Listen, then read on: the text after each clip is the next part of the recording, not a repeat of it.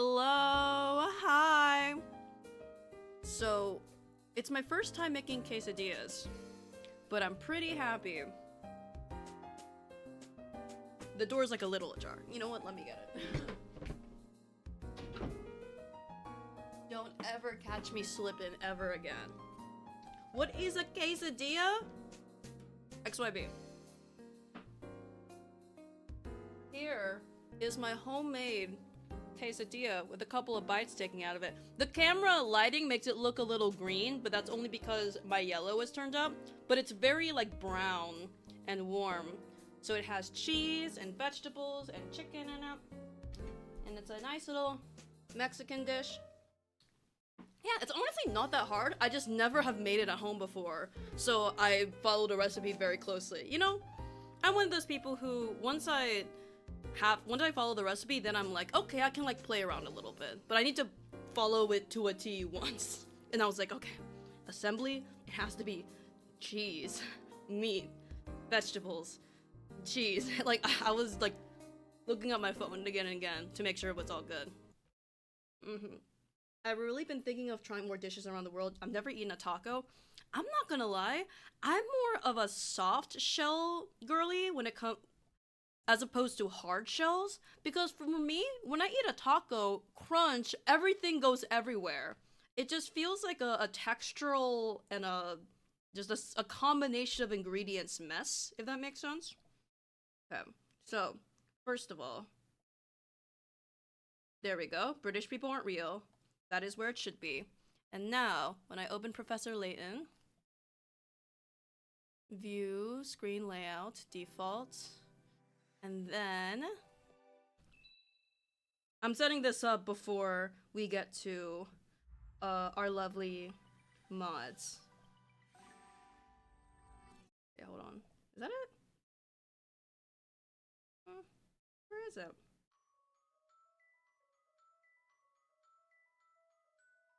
There we are. Alright. And then I open it to make a big... Yeah.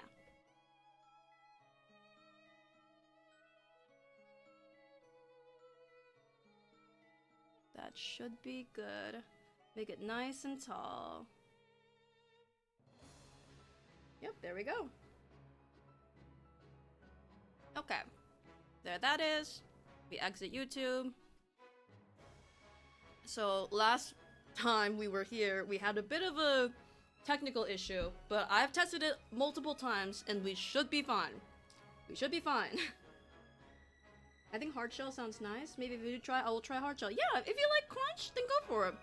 XYB, I think it's very commendable for you to open up yourself to new cuisines, because food, I think this is a universal opinion, food in general, pretty good. So, you know, if you ever find yourself like stuck and like, I should try more experiences, trying like other foods is always good. It also just makes you more just like cultured. What if it only happens while streaming? Well, guess I'll fucking die, Eldridge, you know?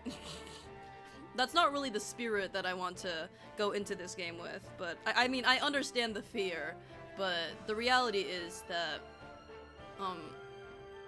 we will have to deal. I appreciate the concern though, but, okay. And another thing about saying Sangled, oh hi! Hi! Speaking of which, Hey! Oh my god, were you thinking about me? oh my god, I was Oh right my when you hopped in. god. Oh my god. It's for the bit. Oh my god, they like me. Yeah. That's my friend saying Sangle. Hello, Royal. Hello, Safi. Hello, friends. Hello, Sang Hello, friends. hello. Can you all see what I am streaming? I've never been able to see a day in my life. Yes, I can Well, see. that would make this very That's difficult. not All right, the cool. question. Yeah, I can hear it just fine too. Oh, excellent. Okay. It's like a little louder compared to everyone's voices. It but is, then again, but can just I am turn manually people lowering up in stuff. Discord. I feel like Yeah. volume-wise, wait, configure audio. I think I think the that's volume just- is about the same as it was before at like 50%. So y'all do what you gotta do. Yeah, for some reason, like, every audio source is weirdly loud, so I'm just turning everything a little bit down and I'm Yeah. good. Y'all sound good though.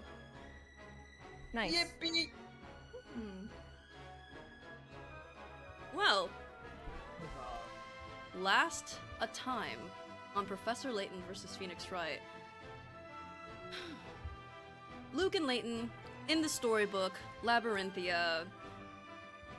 The vibe is that there's this author creator character who is dictating the rules and story of what is happening.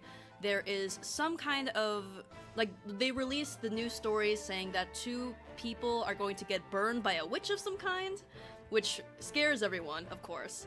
And so our people, Luke and Layton, go to a bakery where they hide from the guards with Aspella, who is in there.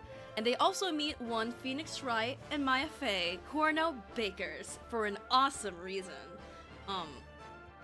The reason is that we still haven't really known why they were integrated as characters like that, and why Luke and Layton weren't.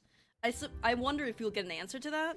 But basically, they sort of lost their memories prior to Labyrinthia, so they thought they were bakers. But then, after a certain point, yeah, we went to the great... What is it called? The great something. We went to a great library somewhere. The Great Archives! The Great Archive, yes. And then... The Great Archives? Yes, because we wanted to see the... We wanted to solve the puzzle that was what Carmine was looking for. And then I think we got some lore about the witches and some potential connection between the witches and Aspella because she was reacting in a way. But ultimately, we come back to the bakery without her because she was going to fetch milk.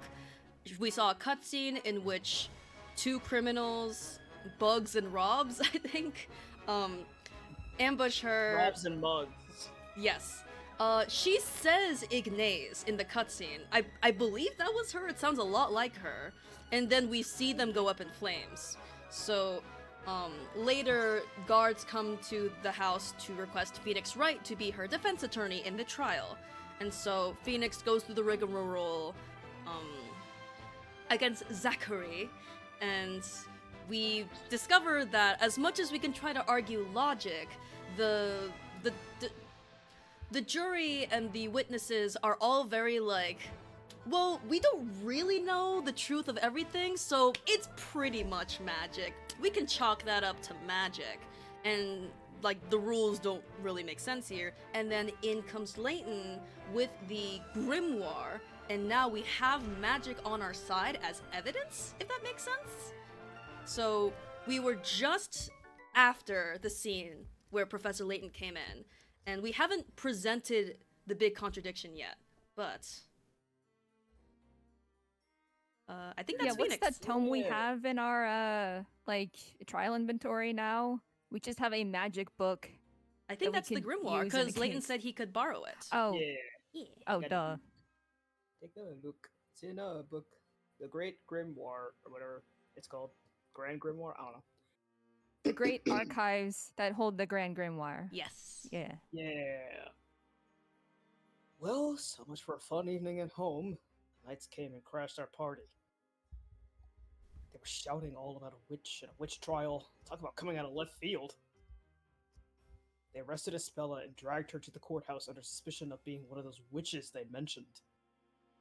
And if she's found guilty, oh, you know, they'll only throw her into a pit of fire. They're joking, right? The stakes have never been higher. Mm-hmm. Mistakes. All I have The to do- Grand Grimoire button, Ah, that's yes. right. All I have to do is touch the Grand Grimoire button. Yes. Huh? So, Yes, circle even with in the this world, magic follows rules, which is an interesting level of logic. So, you know, summons a circle, flame within 1 meter, requires an incantation and a scepter. Interesting. A scepter. Sceptre. Alright. Hmm. Yeah, I think it's just the initial like title volume that was Oh, very wait. loud because now Oh, everything's Wait, quiet. did I turn down the Oh, The sound wait. effects sounds yes, like it. because I skipped through it Let me- previously. Yeah. Yeah. I I remember. was like, where's that wait, gavel smack? wait, where the heck You are should my expect settings? No less from a gentleman. What were my settings previously? Probably this. Uh, No idea. we can Probably. reconfigure. Okay. Well. We'll figure it out. Yeah. The defender has been given more than enough time. It would seem this trial has reached its end. Is that understood, Sir Apprentice Baker? This case is quite straightforward, with very little room for doubt. The witness's testimony, coupled with the illustration of the time of the murder, makes it quite clear what must have occurred. This murder was the result of magic. And furthermore, the caster of said magic was none other than the accused. That, Sir Apprentice Baker, is the truth. Best you go back to baking, for I believe your days in the courtroom have crumbled. Ah! Is everything okay, Mr. Wright? Yes. It would seem that photographs do not exist in this world. Photos don't exist? I guess that makes sense. Ye old time period and all. I can't do the look at this photograph. Fuck. The sketch drawn by the court illustrator. Therein lies your final chance, Mr. Wright. My final chance. I understand that the witnesses have already finished their testimony. However, if you could perhaps Look at find a this sketch. clear contradiction within this illustration. Look at this sketch. There's another contradiction? In that case, there's still hope that I can turn this around. Mr. Wright, you have to hurry! Look! The judge, look at his little animation. Oh. He looks ready to deliver his verdict any second now. This is it. This is my last chance. What should I do? Just give up. Give up! I'm tired of this. Nah. 1 second, Your Honor. The defense requests permission to have another look at the court illustration. I think there might be a contradiction in there. You are already out of time. All testimony and evidence given thus far has been proven to be accurate. I wouldn't be so sure, Inquisitor Barnum. There's just one thing you've overlooked. A piece of evidence within this book. The Grand Grimoire. Absurd. I overlooked something? You are the defender here. You should have examined the tome earlier. I mean, yeah, you're right. I should have. But unfortunately, I was nothing but a simple baker until just now. Interesting. You've certainly begun to show your true colors, Sir Blue Knight. Oh, new name. Let us see what type of knight you truly are. Have at you! How about you? The defender will now show us this supposed contradiction. The court illustration. The Grand Grimoire. Somewhere there's a contradiction between these two. I've got to find it. This is my last chance. Oh. Defender, use this magnifying glass to locate the point of relevance. Waist snatched. Then reveal to the court the location of this contradiction. So, because we checked the Grand Grimoire right at the beginning, I read the description and saw she needs a scepter, and there is no scepter. Yeah, so would it be like her hand? The hand. Yeah. Fuck. I don't think it matters which one. I think it could be either hand. Oh, yeah. do you see that? That's new. I got it. Ooh. The contradiction is right here. The hand of the accused. She seems to be holding a lantern. What is your point? Well, according to this tome, using the spell Ignaze requires the use of the witch's scepter as well as an incantation. Isn't that right? Correct. For witches to use magic, they must be in possession of a witch's scepter, also known as a Talia Magica. If that's the case, then there's one thing that doesn't add up. Take another look at Miss Cantabella's hands. Tell me, do you see the witch's scepter in either of her hands?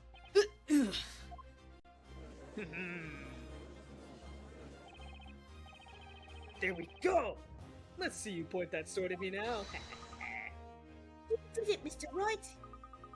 But was that contradiction just a little too obvious? You may be right, Luke. Eh? It would certainly appear that the good Inquisitor is taking this particular oversight rather well. That is correct, Sir Apprentice Baker.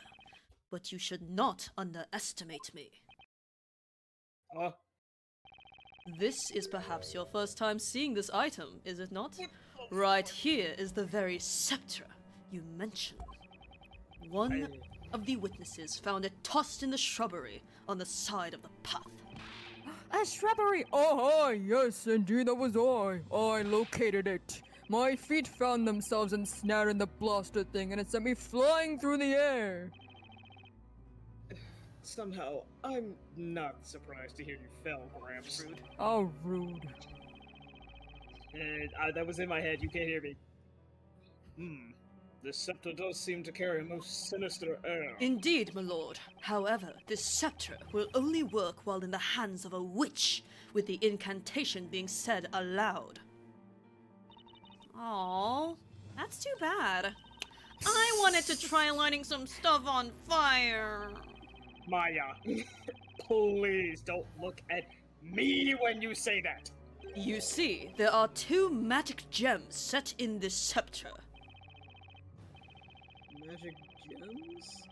It's like a red gem and a white gem. These gems each contain a particular magic spell. By simply looking at these magic gems, one can easily determine which magic spell can be used.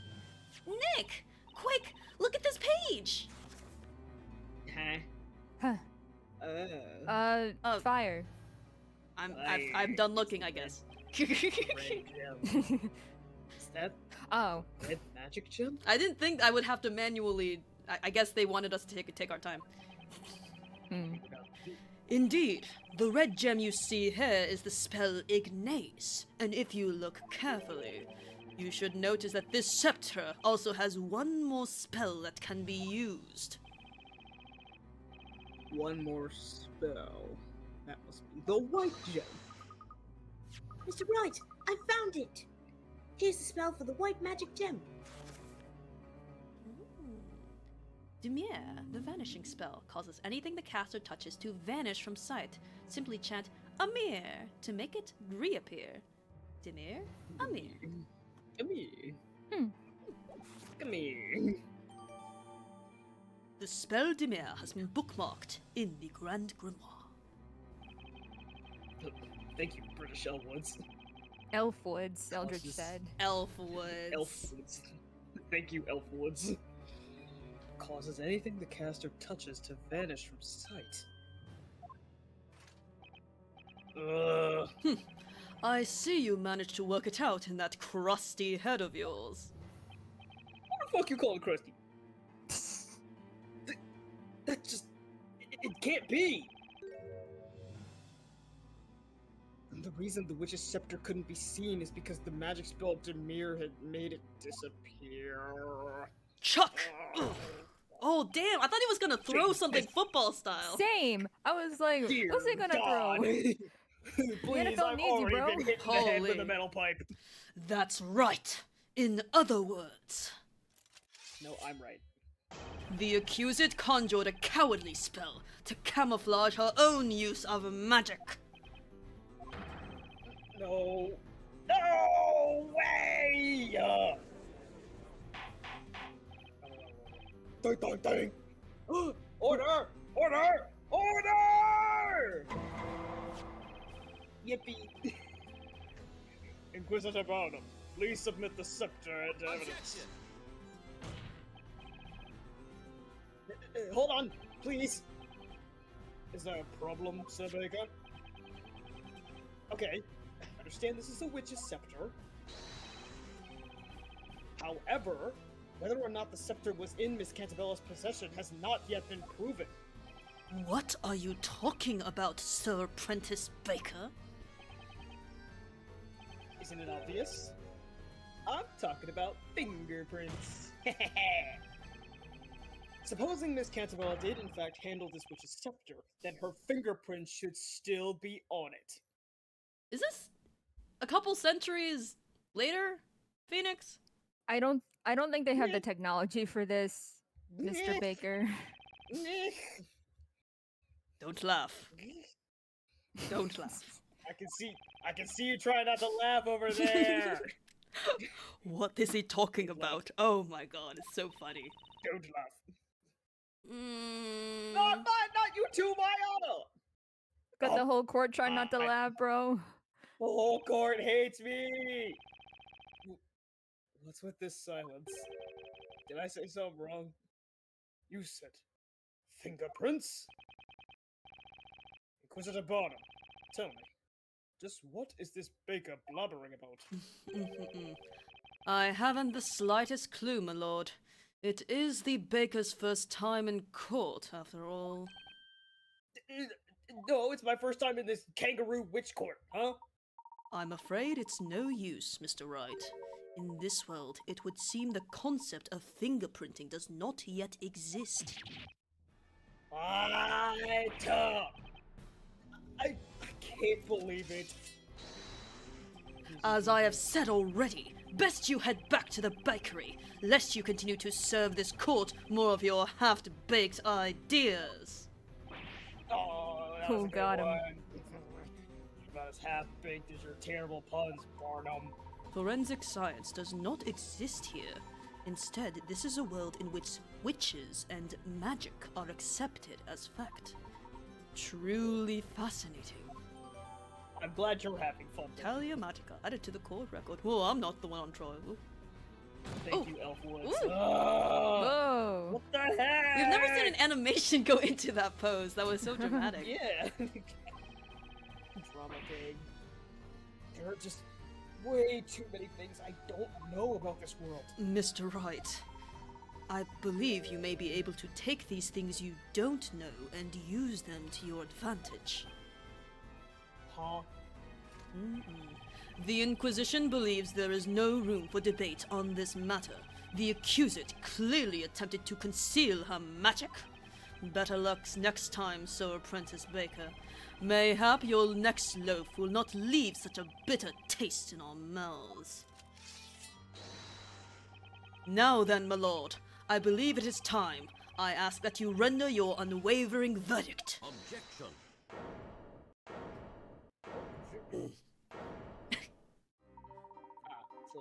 Pardon the interruption. May I have a word, Inquisitor Barnum? What's that? Who might you be? My name is Herschel Layton. I am a friend of the accused. Inquisitor Barnum, please allow me to confirm what you believe happened on the night of the crime. You claim the witch's scepter was made to disappear through the use of magic. Is that correct? Indeed, through the magic spell Dimir. If possible, would you mind providing proof of this particular claim? What? You claim that the scepter was not seen. Indeed, that is one possibility. However, a wise man must always consider every possibility. What say you, Inquisitor Barnum? Can the Inquisition fulfill the request presented by the gentleman with the unusual hat? It is a little silly. It's a little silly. The Inquisition cannot honor this request for proof. If you are asserting that the accused is not a witch, then the burden of proof lies at the feet of the defender. Come on! It's the Inquisition's job to prove that a crime was committed. As I thought. Indeed, it would appear the accepted method of thinking in this world differs greatly from our own. How regrettable, Sir Prentice Baker. And you, Sir Doc Hat.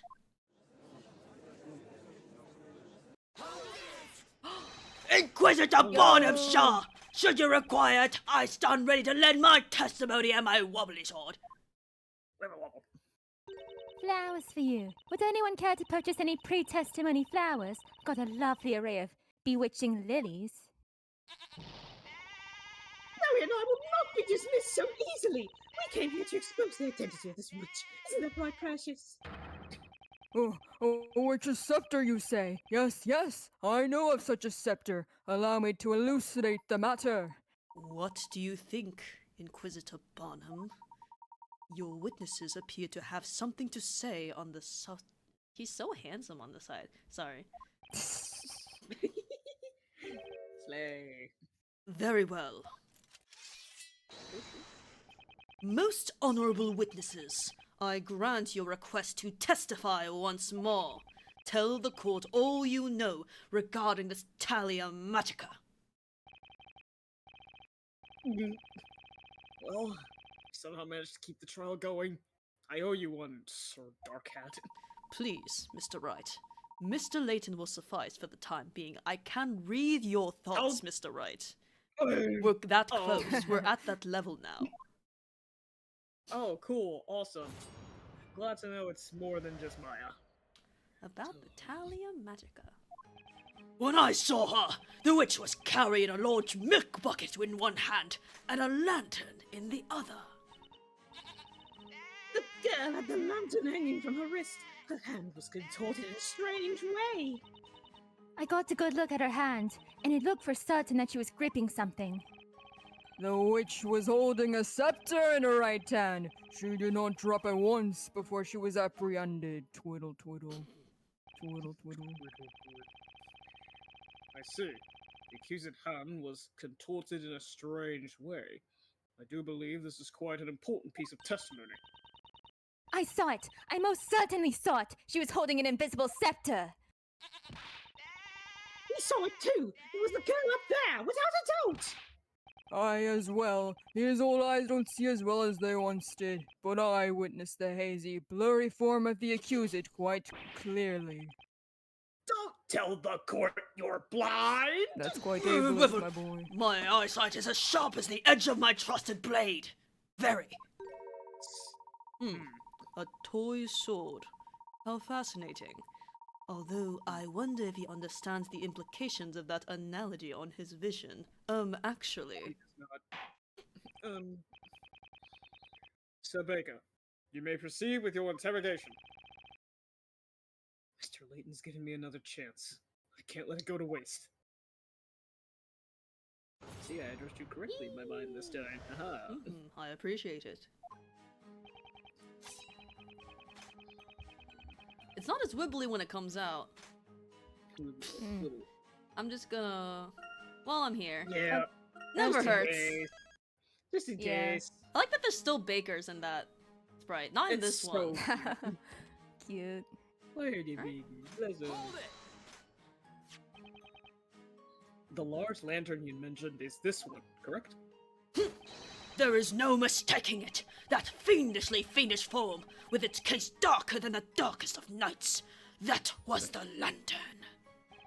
Okay, Francis, come on, Karma, calm down. It's just a normal lantern. What is this? It would seem the glass is shattered. There seems to be a sizable amount of mud stuck to it. On closer inspection, it appears mud has stuck to the bottom...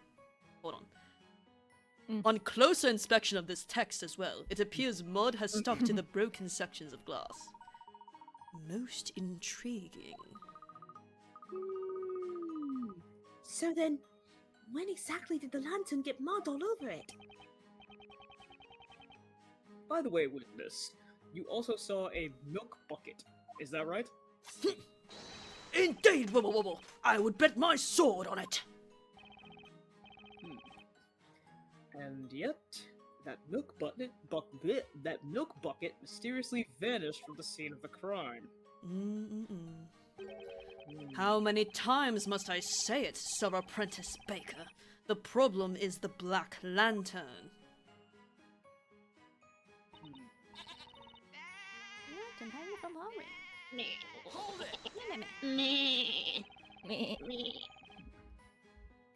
She had the lantern hanging from her wrist.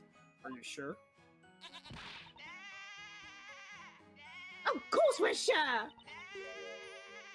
If that wasn't it, then how else would the girl manage to hold an invisible scepter?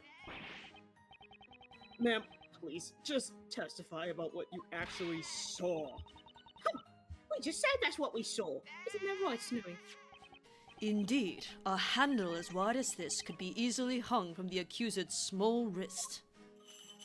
Tiny dainty wrist. Yes, that's what we were telling you. Isn't that right, Mummy's little snowball? Aw. That poor sheep is so distraught. Save them! Save that baby. It's no good. They're all bent on assuming Espella was holding that scepter. It seems it may be best not to pursue this particular line of questioning any further. Well, that's just super! Yippee! Wow, yay! Look at it. What exactly was the defendant gripping?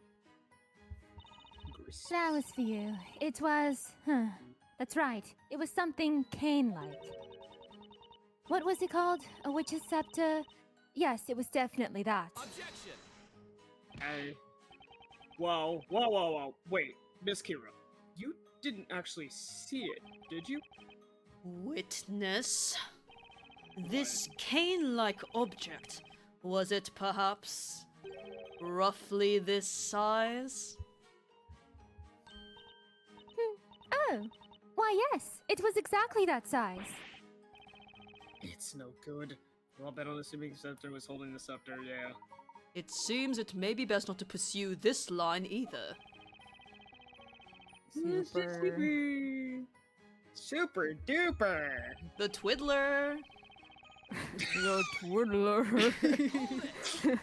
Twiddle me this, Mr. Wright. I hate this. This is awful. Oh, I love this. Oh god. Let me get this straight. There was no way for you to see this invisible scepter, was there? Well, now that's common sense, boy. One cannot see what is not there to be seen. Yes. Oh my god. In that case, there was also no way you could tell whether or not she might have dropped the scepter. Well, these old eyes of mine honed in on her hand like a hawk until they couldn't see straight. The young lady was most certainly holding an invisible scepter in her right hand, while at the same time also carrying the lantern. Or do you perhaps possess some piece of evidence to suggest she dropped the scepter? Why, yes, I do. There hasn't been any evidence so far to suggest Espella was holding the scepter. Evidence suggesting the scepter was dropped. Now, that is an interesting idea. Finishing my thought sentences now, huh? If Espella did not have the scepter in her hand, it would have been impossible for her to have used any magic. Well, yeah, that's true. I don't suppose. Might there be a piece of evidence that could prove this? Something to prove that Espella was not holding the scepter at the time of the murder. In other words, evidence to show that even if Espella had been holding the scepter, she would have dropped it. Is everything all right, Mr. Wright? The truth about what happened in that brief instant will likely decide Espella's fate. I have to do everything I can to find a contradiction in these testimonies. Guess I should take another look at the court record. I'm gonna leave and come back. There's some weird latency issues. Professor Oh. Latency? Oh, damn it, they didn't catch my joke! No! No! Darn! Anyway, it doesn't matter. Some latency issues, I assume, is what the joke was. Ah, you so smart. The available cells, details. Okay, thank That's you. a cool scepter. Now that I can see it up close, It's the, kind of sick as fuck. entwined snakes. Yeah. What's that called? The caduceus? Yeah. Yeah. Yeah. Sick. Yeah. Dare I say that it's a bit of a commentary on old times that modern medicine could be seen as witchcraft? Mm. Perhaps. No, I'll drop it once. I think it's gotta be the lantern. But it's got but the mud. Yeah. Yeah, See, the so thing is, shouldn't the scepter also be covered in mud? Yeah, unless like Barnum washed it off, which I doubt. Yeah, but right now, like, we're more of just trying to prove that she dropped the scepter at some point. And if we're saying that the lantern was on the wrist that she was holding the scepter with, that opening can't go over the scepter, so it would have to drop. And I'm probably the missing mud on the scepter is probably going to be the next thing that we deal with. Okay, let's try this. Let's go! There is a high probability that Miss Cantabella was not holding the scepter. But if, for the sake of argument, she had been holding it, she would undoubtedly have dropped it at the time of the incident. What do you mean? I point at you. What I mean, Inquisitor Barnum, is that this lantern proves the defendant was not holding the scepter. What foolishness are you spouting, Sir Apprentice Baker? The lantern's handle was around the accused's wrist. Meaning she could have held the scepter? I'm afraid that's not the problem here, Inquisitor Barnum. The problem is with the broken glass, and the mud plastered all over it. What? The rain had ended just as the murder was taking place. That would make the path fairly muddy, don't you agree? When the thieves grabbed Miss Cantabella by the arm, the lantern must have fallen into the mud. The lantern. Fell into the mud. I'm shocked. Shock and awe! Of course! That makes sense, doesn't it, my little snowy wowie? Oh. Well, what do you say, Inquisitor Barnum? If she was holding the scepter at that time, that would mean that when she dropped the lantern, the scepter would have fallen right along with it. Inquisitor Barnum seems speechless. That defender's managed to turn the thing around, even though he's just some baker. No way. Pay the witch's accomplices no heed. They're just trying to trick you. Coop! Coop! Coop! Coop! Copium! Copium! Copium! Coop and seethe! Coop and seethe! That... just what is this? 1 moment, please! Uh, Everyone, please listen! Didn't we all just stand here and explain to the court what we clearly saw? It's a lantern, so what? What's so special about it? Explain it to me so I can understand. so that you can understand? Well, I mean, it's pretty obvious just by looking at it. Mr. Wright, Yep. What is it, Mr. Layton? there is something about this witness. So she does have blank eyes, like how Espella was in the real world, but she's acting a lot more animated. But her name is Kita, which, if we follow Death Note rules, does have allusions to the killer. So, just throwing that out there, I guess. Dakita. Kita. Miss Kita, was it? Tell me, Miss Kita. How good is your eyesight, exactly? Huh? As you just heard Mr. Wright explain, the answer to your query is quite obvious at a glance. Tell me, are you able to see the mud present on this lantern? Mud? What mud? What are you talking about? Your shit. Honor, did you hear that just now? Hmm? Ah, yes, indeed. I was taking a sip, sorry. What does it mean, exactly? It means that Miss Kira's poor eyesight is the reason she cannot see the mud present on this lantern. In other words, the validity of Miss Kira's testimony is questionable at best.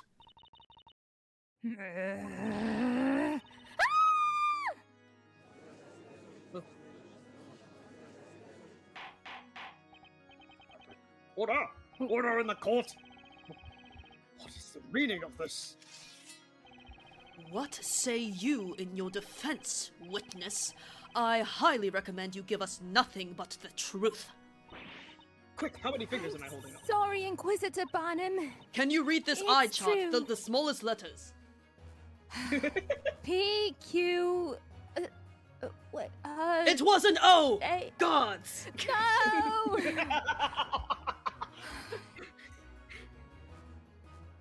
It's true. I need to wear glasses. All the time, in fact. You need to wear glasses? Now that you mention it, I did notice something odd about you today. Oh ho! I thought you looked familiar. Gone is the mist that clouded my mind. In its place, clarity. Fair maiden, a pair of spectacles are as valuable as a shield to the night. Will. Make haste and procure another pair. They're expensive as shit. Now then, Miss Kira, at the time of the incident, were you wearing your glasses? No, I was not wearing them. Well, The truth is, I lost my glasses a couple of days ago. You Girl. lost them. Girly-Top. So, her glasses were missing during the time of the incident. Mr. Wright, might I recommend that you keep note of this fact? It could prove useful later. Oh, got it. I'm already ahead of you. Glasses added to the court record. Actually, you know what? Layton can be Thank the you, court of record course. reader. Yeah, because I do Yeah, basically the okay. same Thank you, voice. Mr. Layton. Thank you, Layton. Of course. Kira has poor eyesight and wears glasses, but she lost them a few days before the incident.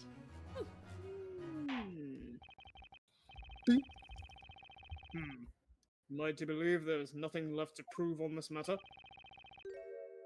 the time of the murder, the accuser did not have a witch's scepter in her possession.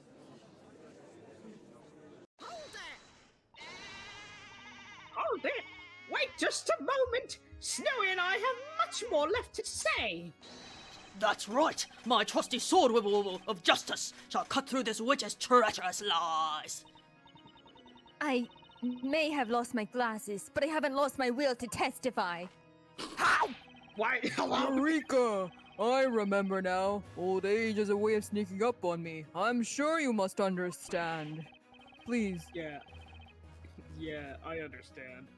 I understand you're all completely ridiculous! Ooh, get him.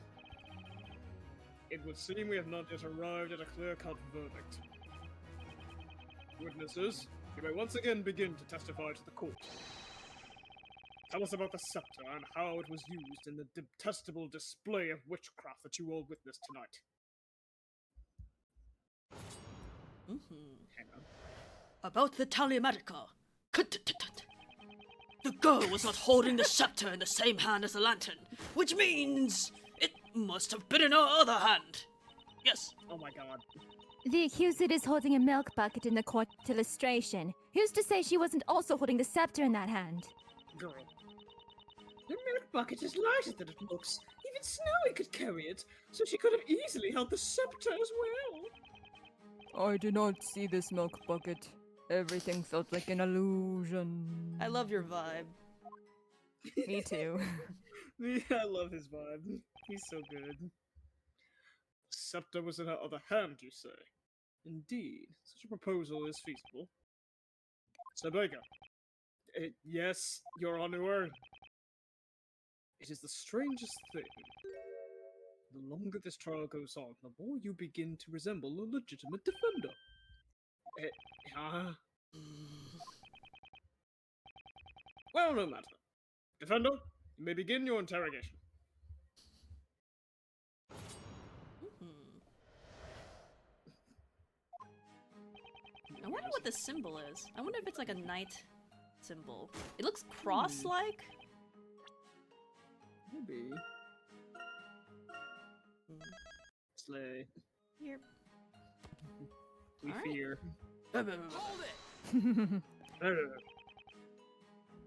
But did you actually see that with your own two eyeballs? Alas, Matic's vile embrace hid the scepter from my sight, so I did not see it per se.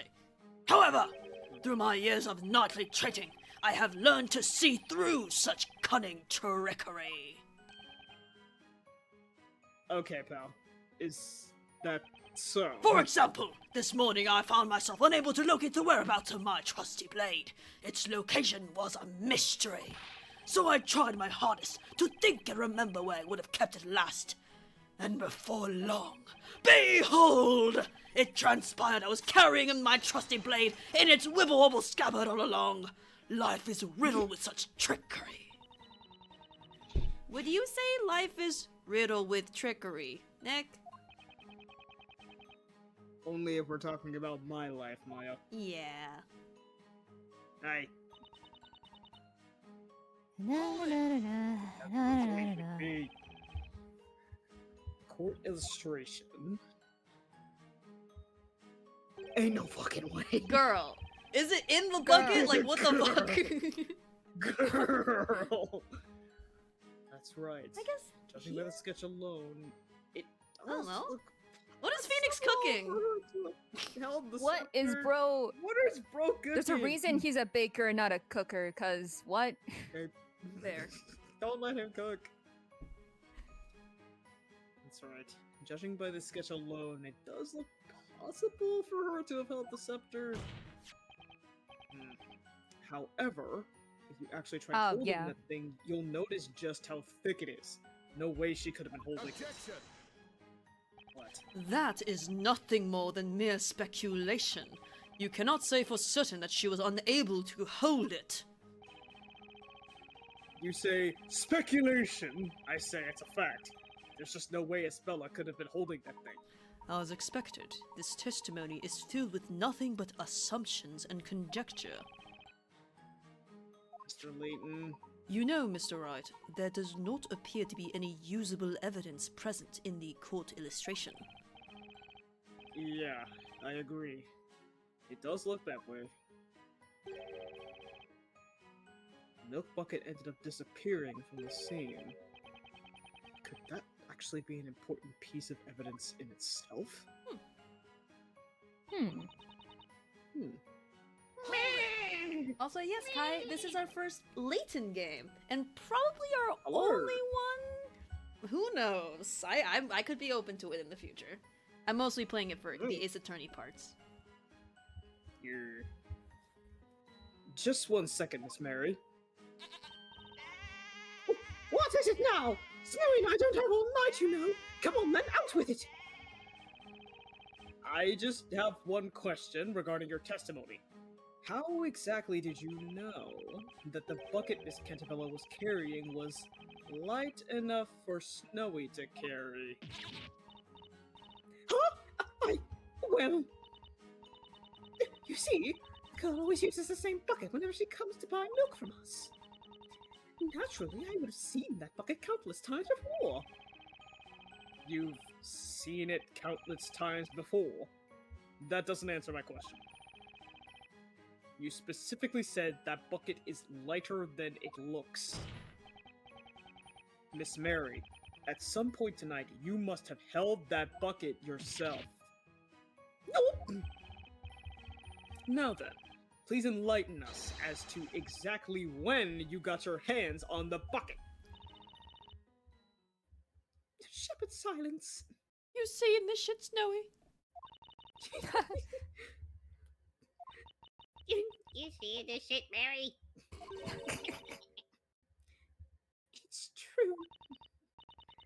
By that time, doorknobs and mugs have already been burnt to ash. And then I noticed the milk in that bucket that the girl had been holding in her hand. The milk. Then, when those two went up in a blaze, Snowy and I made a dash for the bucket. Why?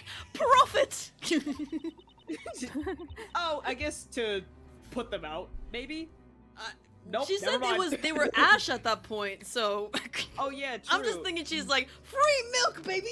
Robin, free milk! Free milk from my own farm! Okay. As the girl stood there looking confused, we took the milk from her to make sure it was okay. Oh, me too, Felix. Unbelievable. Witness you. Well, it was just so wasteful. The thought of all that disgusting ash falling into such precious milk. I felt I just had to protect the milk, so I took the bucket back to the farm with me. Madam, do you mean to tell the court that you took evidence from a crime scene back home with you? Girl, are you okay? That explains why we were unable to locate the milk bucket at the scene. Oh my! You're scaring poor Snowy! Here! I brought the bucket with me anyway. See? I didn't even tamper with the milk. I'm sure you didn't. The court shall accept this milk bucket as evidence. Bucket of milk added to the court record. Thank you, Layton. Thank you, Yes. Mr. Layton. The milk bucket Espella was carrying at the time. Mary brought it back to her farm and brought it to court again. Oh, How sorry. convenient. Looks like, oh, well. Uh, I don't One know more what that piece of was. evidence for Looks us. like one more piece of evidence. Yep. Yeah. Now, will the gentleman with the impressive beard proceed with his testimony? I'm totally not. Oh, thank you. Very impressive. I did not see the bucket. It was an illusion. You didn't see the bucket. Indeed. Naturally, there was no way of me noticing the witch before the crime occurred. My mind was placid as the most placid of placid lakes. But like the early bird on its morning hunt for that elusive worm, my senses remained vigilant. You do realize the other witnesses have all testified to having seen Miss Cantabella carrying that bucket, though. And when you have journeyed as far as I have through life, you find all is but an illusion. Is this guy like That high or is, something? except for Lord Storyteller, of course. Of course. All right, Nothing thanks. to add about that. Okay, well, that's it. I love when Ace Attorney characters do that. Someone just says something, and then it cuts to another person, and it's just ellipses, and then they cut away. It's like, okay, no. Yeah. Very cool addition. That's it for the testimony. Still, something is bound to be there. I can't believe Mary took the bucket home with her and then brought it back to court. Ugh. Miss Mary must be one of those thieving forest wolves we've been hearing about. Let us hope she doesn't eat like a wolf as well, Luke. For her Snowy's sake. Uh-oh. I've got this new piece of evidence, but the question is, how can I use it? You know, looking at this milk bucket now, it does look sort of different from the sketch, don't you think? Oh. It might be a good idea to get a nice good look at the actual milk bucket. Done. Okay, well, Let's take a look. let's take a look, yeah. So, Let's take a look at that. So it's square. yeah, it's just like a... Do we have the sketch? It's got double. I don't think so. Ah. It would be Okay. very helpful. Is there to something have right referencing now. the sketch? In the illustration, there we go. Yes. Ah. The legitimacy of the illustration is in question. Yes. All of your testimonies have come to the same conclusion. The scepter was not in her right hand with the lantern. Therefore, it must have been in her other hand that was holding the bucket. Mm-mm-mm. However, comma, that's not it. Not by a long shot. What do you mean? Who says a comma out Oh. loud? Not Just the a habit punctuation. No. Just a habit I've picked up from a friend of mine. Haha. Contrary to what one of the witnesses stated, the milk bucket was, in fact, at the crime scene. I've also just remembered what the milk bucket looks like now. It had like a rope handle. Yeah, it's like not it was like a loop. Yeah. Yeah. And you'll also notice something about this bucket. Take another look at the cord illustration. Something about the bucket seems a bit odd, wouldn't you say? Not the same thing.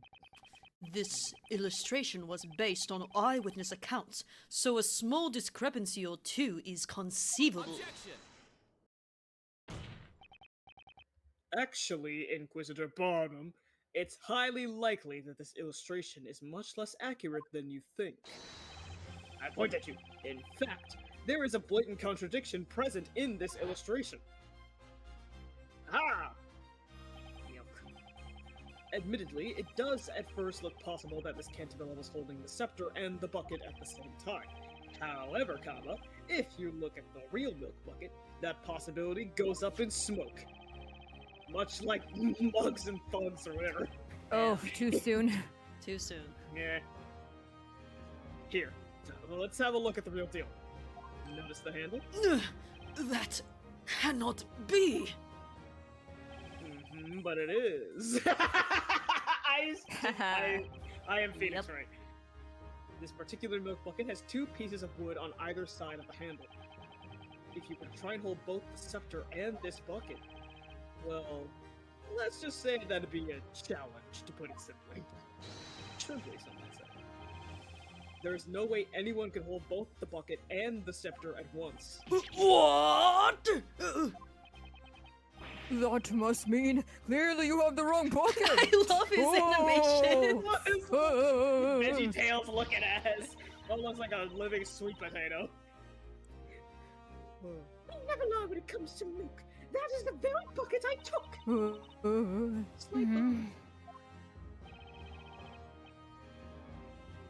It looks like the witnesses are as surprised about this as Barnum. The defendant couldn't have been able to hold the bucket and the scepter at once. Also, we have already established that she was not holding a scepter in her right hand.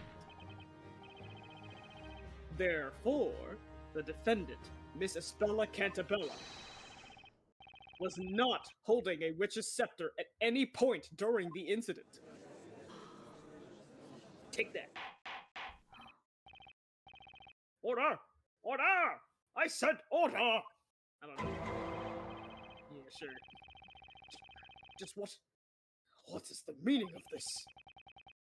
In all my days as judge of this court, I have never heard such an argument.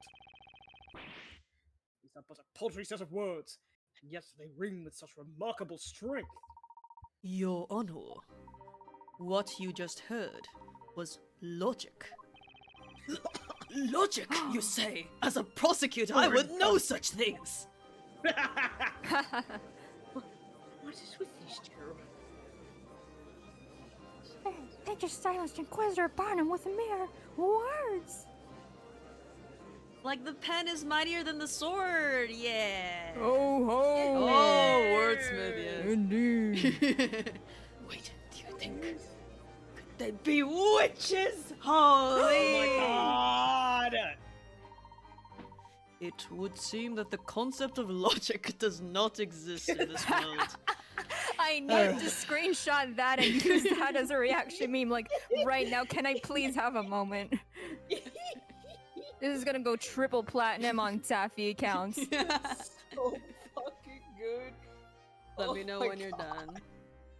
Oh, Jesus. No Christ. logic.png. All right, go ahead. Gotcha. No logic type PhD. Alright. Oh, amazing. Right, then let's take this chance to knock the case down a peg or two. I'm worried if we keep this up, we'll all be joining Espella in a one-way trip to the flames. Oh god. Go long. I Never keep mind. thinking he's gonna throw something. Please do Most not! intriguing. Like, who? I guess it's just he's winding up Those are for the weird desk enough. pound of all time. It's just the form is immaculate. One day he's gonna break that thing. A knight allows his sword to speak for him during battle. You have spoken with a sword of words. So be it. I too shall wield such a blade. What do you mean? You're just gonna talk at me? Sir Blue Knight, there appears to be a hole in this logic of yours. A hole? According to the earlier testimony, it was believed that the accused had the lantern hanging from her wrist by the handle. However, she supposedly dropped it, hence it being covered in mud. That's right. While that may be true, it does not necessarily mean the accused was therefore unable to use magic. What? Huh? It is merely a question of when she dropped the witch's scepter. What do you mean, Inquisitor Barnum? It is very simple, my lord. The accused, while first holding the lantern and the witch's scepter, cast her magic. Then she dropped both the lantern and the scepter. Oh. The witch's scepter was dropped after the spell was cast. Of course. Yes, that must be it. What say you, Sir Blue Knight? That is but a taste of the knightly knowledge of the Inquisition. Well, Wow, Sir Barnum cut through that baker's witchery like a hot knife through butter. There's a southerner here for some reason. Exemplary. I expected nothing less of the hand of Barnum. Ooh, to be able to shake that powerful hand someday. Oh, I'm in here, remember? Oh, yeah. That Inquisitor isn't quite what he first appeared. Yeah. Sure seems that way. Just a moment ago, it seemed like he'd never even heard of logical debate. And now he's suddenly using it against us? Huh? This guy's no joke, that's for sure. Go long! God! Now then, most honorable witnesses, I ask that you lend us your aid once more. oh, Ugh. I request that you all testify to the court once more. Tell us which occurred first, the dropping of the lantern or the casting of the spell.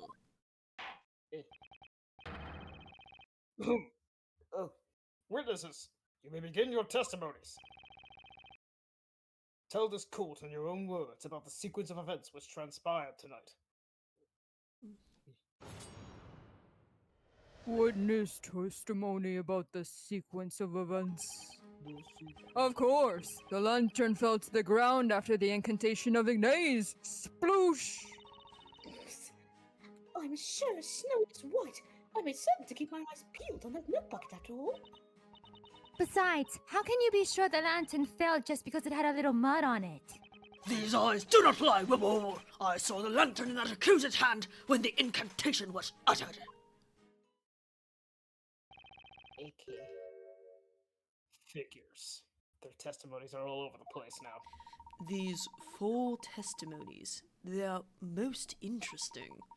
The witnesses all saw the same thing, and yet, people's memories are evidently quite fickle. They can never be a truly reliable source. Well then, Professor, with enough poking and prodding, I bet we can really cause their testimonies to crumble. Of course. We need to exploit their fickle memories to turn this thing around. We've got this, Nick. We'll press them so hard, they won't even remember what they had for breakfast. I can't even remember what I had for breakfast. Bro, me too. Judicial silence. Now, Sir Baker, you may begin your interrogation. Twiddle, twiddle. Twiddle, twiddle. Oh, it's the Twiddler again. The Twiddler. yes. The Twiddler. They love it. They love that word, Sploosh. actually.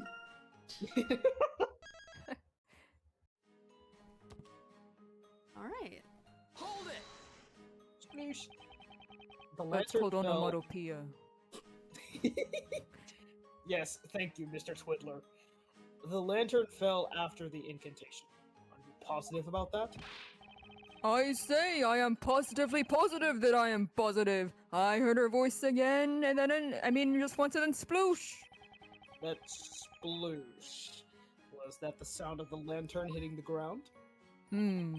Indeed, but of course. Do you see? I don't. But if you look at the lantern, you'll notice that the glass is shattered.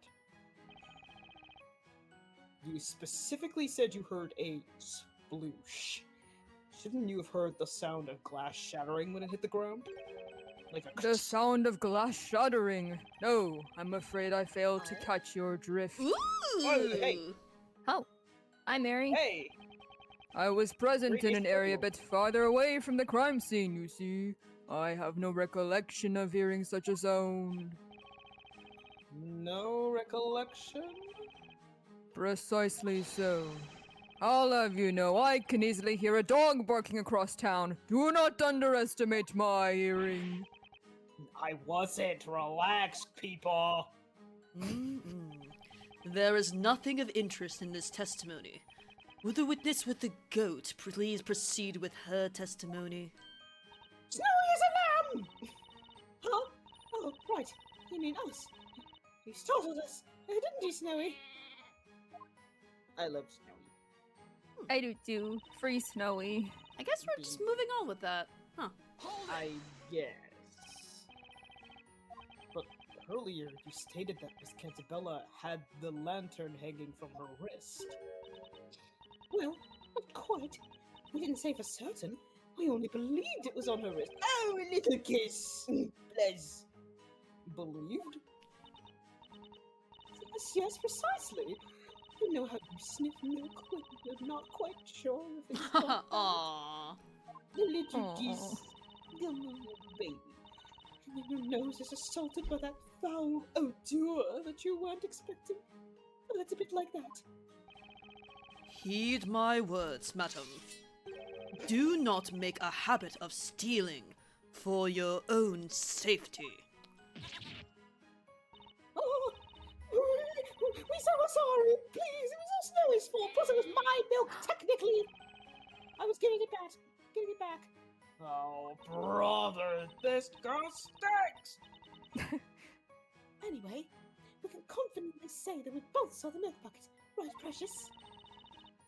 And as for the lantern falling, we don't know much about that, now do we now, Schnookums?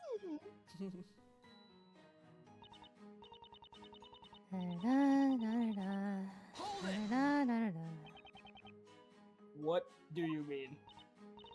Well, maybe the mud was already on the lantern before any of this happened. Did you ever think about that? Before any of this happened? Like, maybe it's been there since last week. It did rain last week too, after all.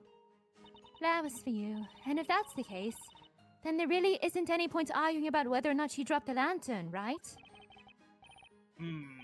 Indeed. What say you, Defender? I say, take a closer look at the lantern. You'll notice there's mud on the glass. Mud on the glass. The lantern wouldn't be very useful with all that mud blocking out the light. Miss Kira? I'd say your little theory regarding this lantern is muddy at best! We all got jokes. We all do. I could point at witnesses till the cows come home. But that wouldn't turn this testimony into anything I can use. I've gotta find a lead somewhere. Nigel. Yes. Lytle. Goofy. This is important. Are you sure you really saw that lantern? You are but a petting baker, are you not? It is not your place to be telling me what is important. There is but one thing of importance. Wibbling and wobbling and ridding this town of its witches as quickly as possible. Objection! Okay, hold on. Hardly. I'd say this is far more important. What? You heard me? We're trying to find out the truth here. How absurd! That girl is a witch, I say! A wibble-wobbly witch! I would stake my entrance into the Knights of Inquisition on it! Oh, don't do that, buddy. Listen well, whelp. Oh, Yes, Sir Barnum. Many young men within the ranks of the knighthood share your level of passion. However, you let your ambition completely blind you, the same way that a muddy lantern leaves one blind and helpless in the dark. What? Huh? This guy... Yes, indeed. I would say he is quite the tough motivator. What do you think, Nick? Did you notice anything fishy? Well, there was that one moment where a thought bubble came up next to Mary's head. Yeah, possibly. I think there may be something I can use. Really? Wow! I didn't hear anything special. There was definitely something out of place about that one witness's testimony. It was something I haven't noticed from any of the other witnesses so far. It appears you may have found something, Mr. Wright. A 4-witness cross-examination. This is something I've never done before. But then, maybe there's another way I should be tackling this. I believe it is worth trusting that intuition, Mr. Wright. Okay, got it. Alright, let's try pressing that old man one more time. Ooh, thank you for telling us, game. Yeah. I wonder if it's going to be the same dialogue? The lantern fell after the incantation. Are you positive about that? I say I am positively positive that I'm positive. Positive! The sploosh! The lantern? Indeed, do you see? This shattered, you would have heard so this is sploosh. The sound of glass shattering. No, I'm afraid I failed to catch your drift. Oh, you. Hold it! There it is. Right there. I knew I heard something strange. Huh? But old Greybeard didn't say anything weird. Maya, it's not the old guy that said something weird. It's the person next to him. Next to him? Mm-hmm. She's so silly. I love this Wright. Look! Oh God! Ah, look there, Professor. The goat lady. She seems really deep in thought. It would seem she has noticed something odd in this elderly gentleman's testimony. Ah! That's right! These cross-examinations have 4 witnesses. Hey, Nick, it looks like we're not the only ones paying attention to these testimonies. Mm-hmm. You're right. Which means, if they're all listening to each other's testimonies... Correct, Mr. Wright. Each witness is fully aware of themselves and their own actions when in the middle of their own testimonies. However, it is while listening to the testimonies of others that the witnesses may sometimes reveal the most valuable information. I see. It's habitual.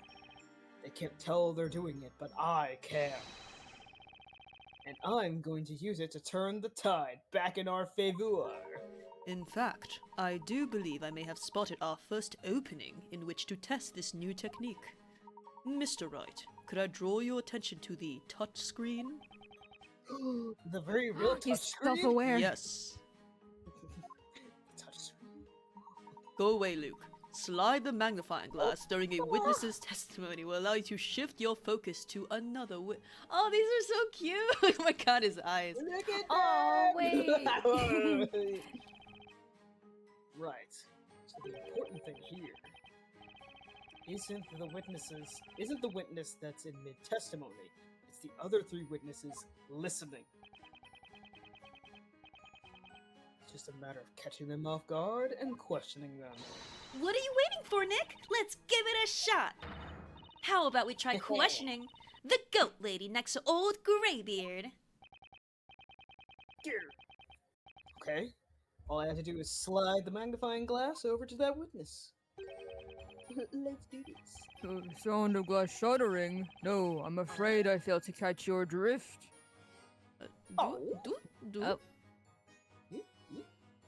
I love these icons. Nice. They're so cute. Me too. Really, the top of his head looks like a scroll? Obviously, we can't see it from this perspective, but that's neat. A little bit. Stay there. Stay there! Wordsmith looks like a Stay pencil. there! Oh! Okay, there we go. Huzzah! The way his voice said, "Hang on!" Excuse me, Miss Mary. Woo! Do you mean us? But Snowy and I have nothing else left to say. I knew it. I caught her completely by surprise. Mr. Wordsmith just gave his testimony.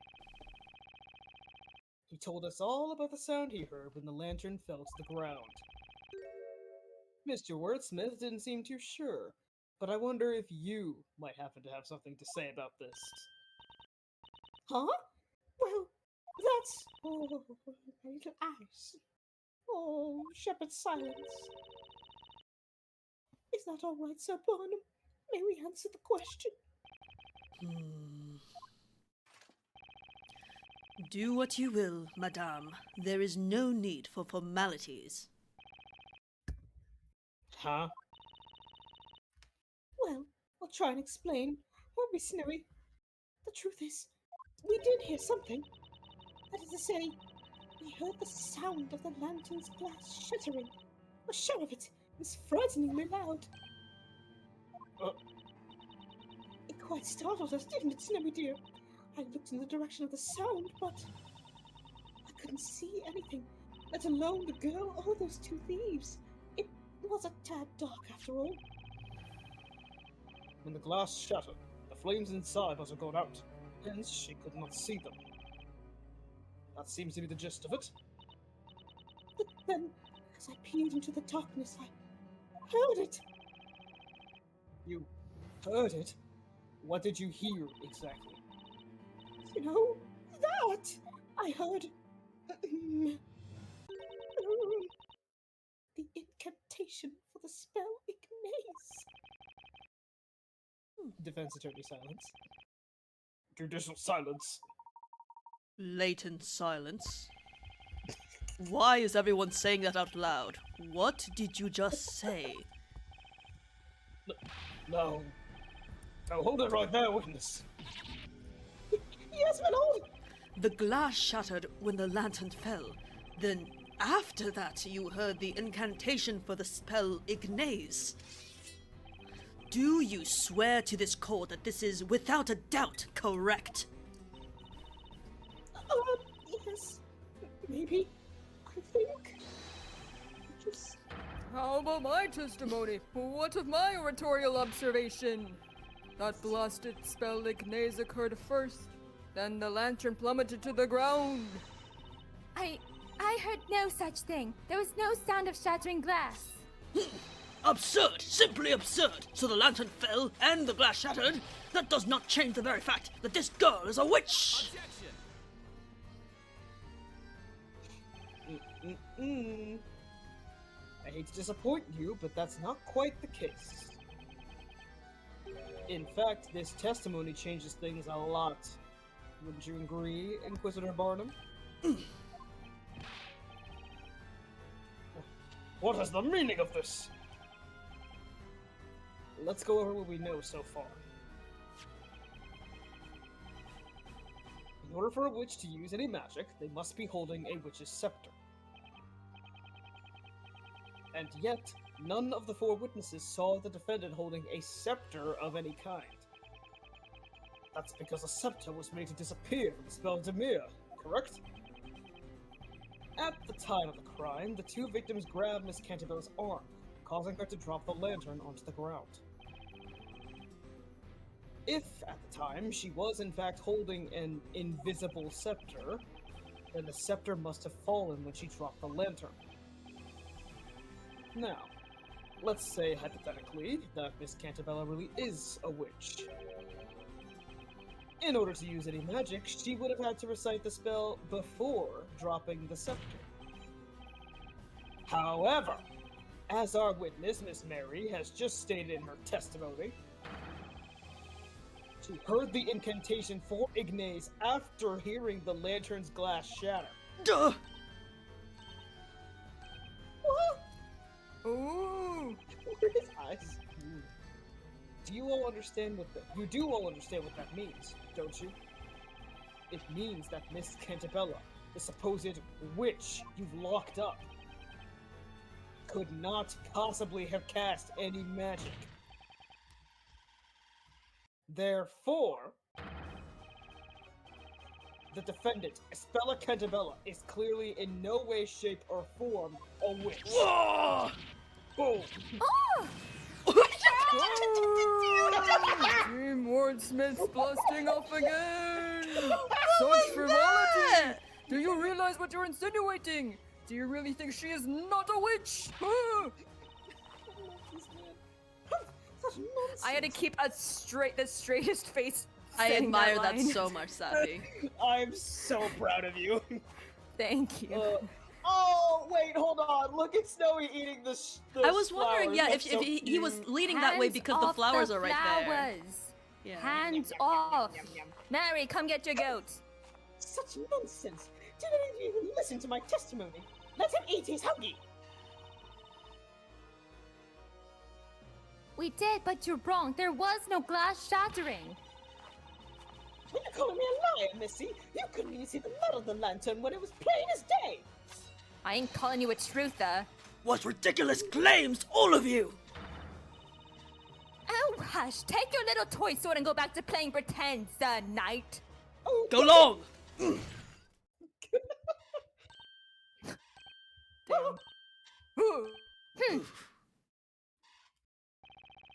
Witnesses. This is a court of law, not a playground. Must I remind you of the importance of these proceedings? Witches and their magic threaten our fair town of Labyrinthia. Your words here today could decide the fate of every single citizen within our walls. Do you understand? As such, I expect each of you to take your roles seriously and testify honestly about what you saw. Shepherd silence.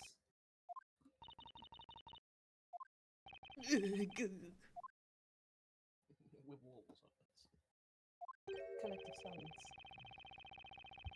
All my days as judge of this court, I've never seen such behavior.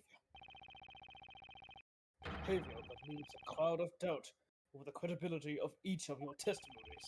Indeed, my lord. Quite a miserable set of witnesses, this lot. I see.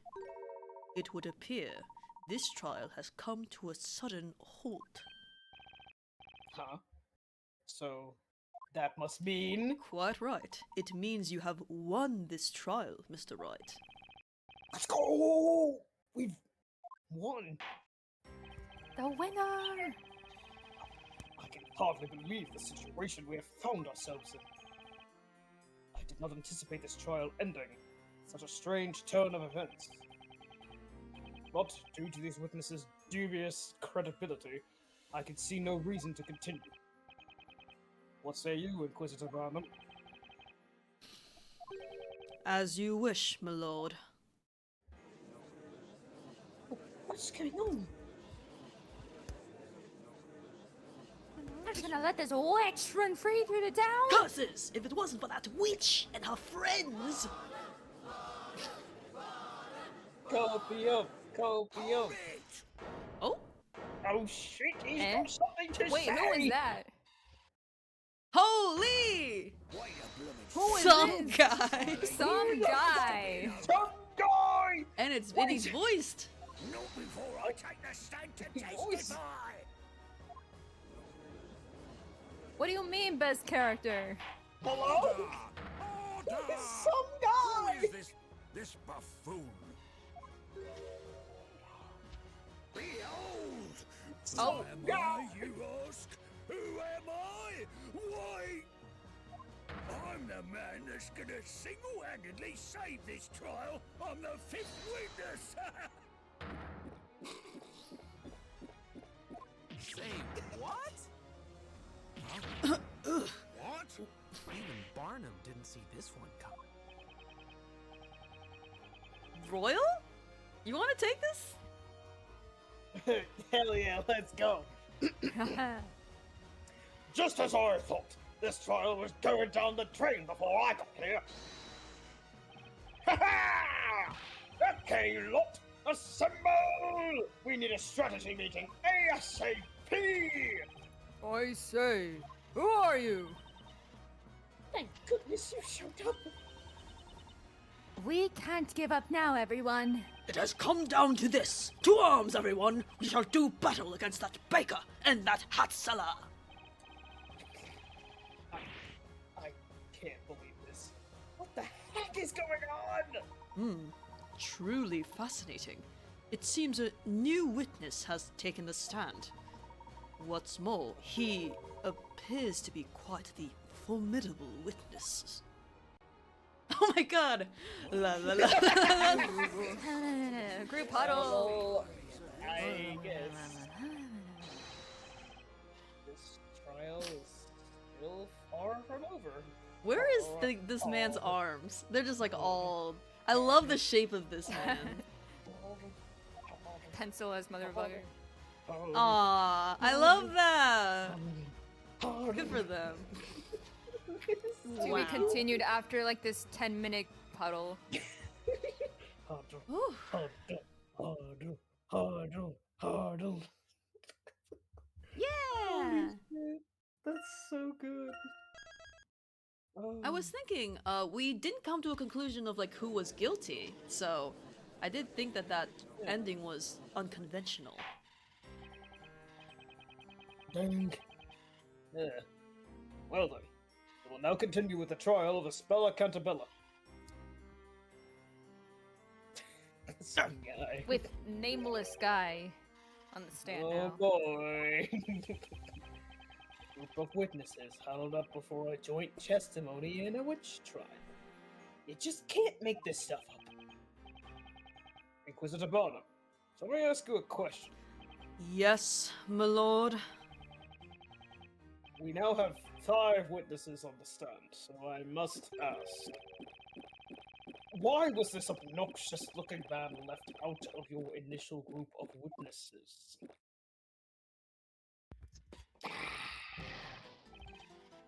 Baldy's right, Barnum! That's just cold-blooded. There is but one reason, my lord. I did not know this witness even existed. Eh? You, sir, failed to come forward. When we were asking for witnesses for this very trial, you were nowhere to be seen. That's cause I didn't hear peep about it. Hein's usually around at night, except for maybe a Rouge's Tavern rogues. Rogue. Yes. So you're basically telling us that you were up all night drinking. Cool. Anyway, this is all under the bridge now, as far as I'm concerned. Just leave the rest to yours truly.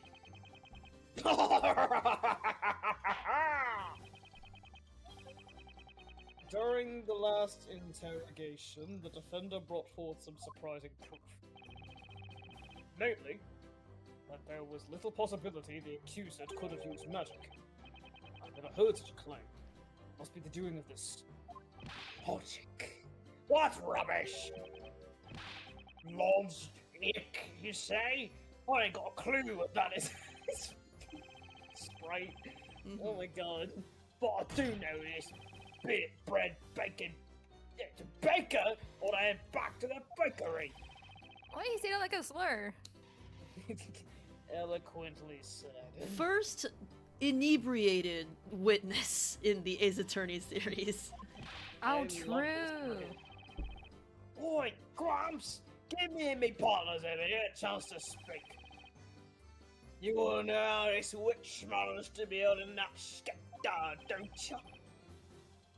Judicial silence. Oh, when you say Grumps, you wouldn't mean me, would you? I fail to see anyone else meeting such a description! Says you! We'll show you she's a witch. I bet Snowy's beautiful white coat on. On guard, Wibble! Alright, group huddle 2, whoa! Let's do this! Witnesses! Oh! Judicial silence. Yes, well, let us proceed with the testimonies. Why do I feel like I've totally lost control of the situation? Goodness.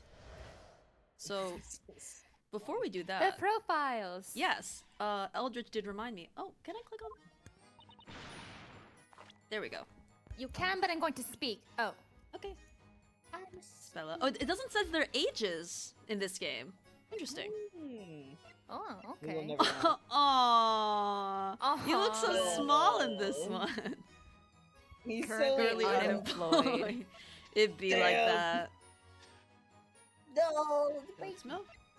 Oh, wait, she's Kira cute. has her glasses. She's so cute. I feel like, yeah, the coloring is a little different, but she's so cute. Oh yeah. Delusion. I wonder if they're Totally related. says. They look like Stotler and Waldorf. They're like Muppet ancestry. do a That's little true, but bit. Wordsmith was just like, who are you? Yeah. He's Maybe still they're some guy, by the way. Estranged. Forgotten fifth witness. Some guy. I mean, it's said in the thing that that Wordsmith has like clearly detached from reality. So Yeah. maybe. Oh my god. that'd be hilarious. It's clear as day. Espella is a witch. We are not backing down on this. When she dropped the lantern, the scepter was not yet in her hands. The scepter must have been hidden by magic and carried on her back. The rogues grabbed her by the hand that held the lantern, so she must have had another way of holding the scepter. Oh, so you see, the girl just put the bucket down on the ground and picked up the witch's magic stick. I love this man. Oh, I understand why he's best character now. So she had the witch's scepter behind her back. She then dropped the lantern and reached for the scepter after it fell. If that is the case, then it must have been possible for the accuser to have used magic. Look how everyone's warm-colored and then there's the night. This is bad. Thanks to this guy, now all of the witnesses seem extra determined to pin this thing on a Spella. They each harbor a shared anger towards witches and magic. Such is the cause of their strong desire to see a guilty verdict passed as quickly as possible. However, such confidence is undoubtedly bound to cloud their better judgment and thinking. Yeah, I think you're right. I don't think these guys mean me real harm, but they're all riled up. They don't even realize how distorted their idea of what happened tonight has become. At least, that's how it seems. This isn't good, Professor. The witnesses aren't thinking straight. are completely blind to the truth. Dunk. Judicial silence. Sir Baker. Rather. Sir Wright. Shit. Yes? You do not appear to be a mere shrimple baker. That much is clear. On the other hand, you are no ordinary defender either. Never before has a defender managed to clash and do battle with me here, on this battlefield, as an equal. Defense attorney silence. Sir Blue Knight, this trial has not yet been decided. If there is any doubt in your interrogation, I will not hesitate to strike your case down where it stands. I understand. Defender, please begin your interrogation.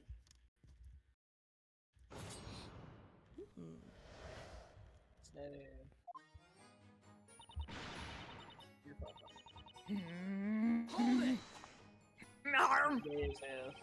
Nom nom nom nom. Not backing down, you say? That's right. Isabella is a witch. That's our story, and we're sticking to it. It's pretty good. This is a courtroom, Miss Kira. We're not interested in your story. We're interested in the truth. You know what I think? Oh my god, what? I think stories have the power to touch our lives in really meaningful ways. So true. What do you mean? Last year, I read a book about a flower girl who brought peace to the world with all the pretty flowers she sold. Because of that story, now I tell myself, Kira, one day you'll fill the world with beautiful flowers of your own. Flowers for you. That story inspires me to sell more flowers. Pretty much the same as this trial.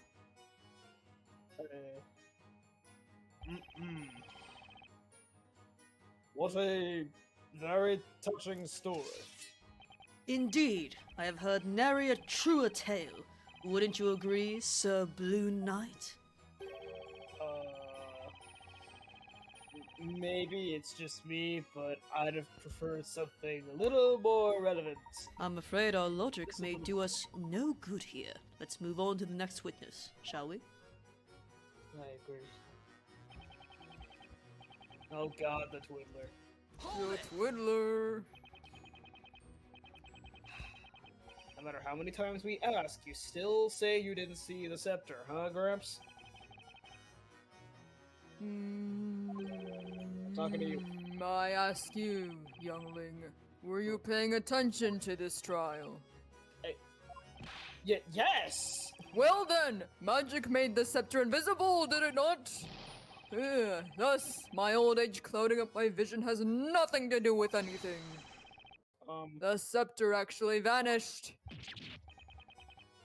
No, what I'm saying is, if it really was invisible, you wouldn't be able to actually prove it. Not so, young one. We can prove it. The girl is a witch. There is her proof. But So, my old age clouding up my memories has nothing to do with anything. The scepter magically vanished, you see. Okay, we get it. Thank you. Thank you, very cool, Mr. Twiddler. When the lantern fell, you claimed the scepter was still not in her hand yet. So that means...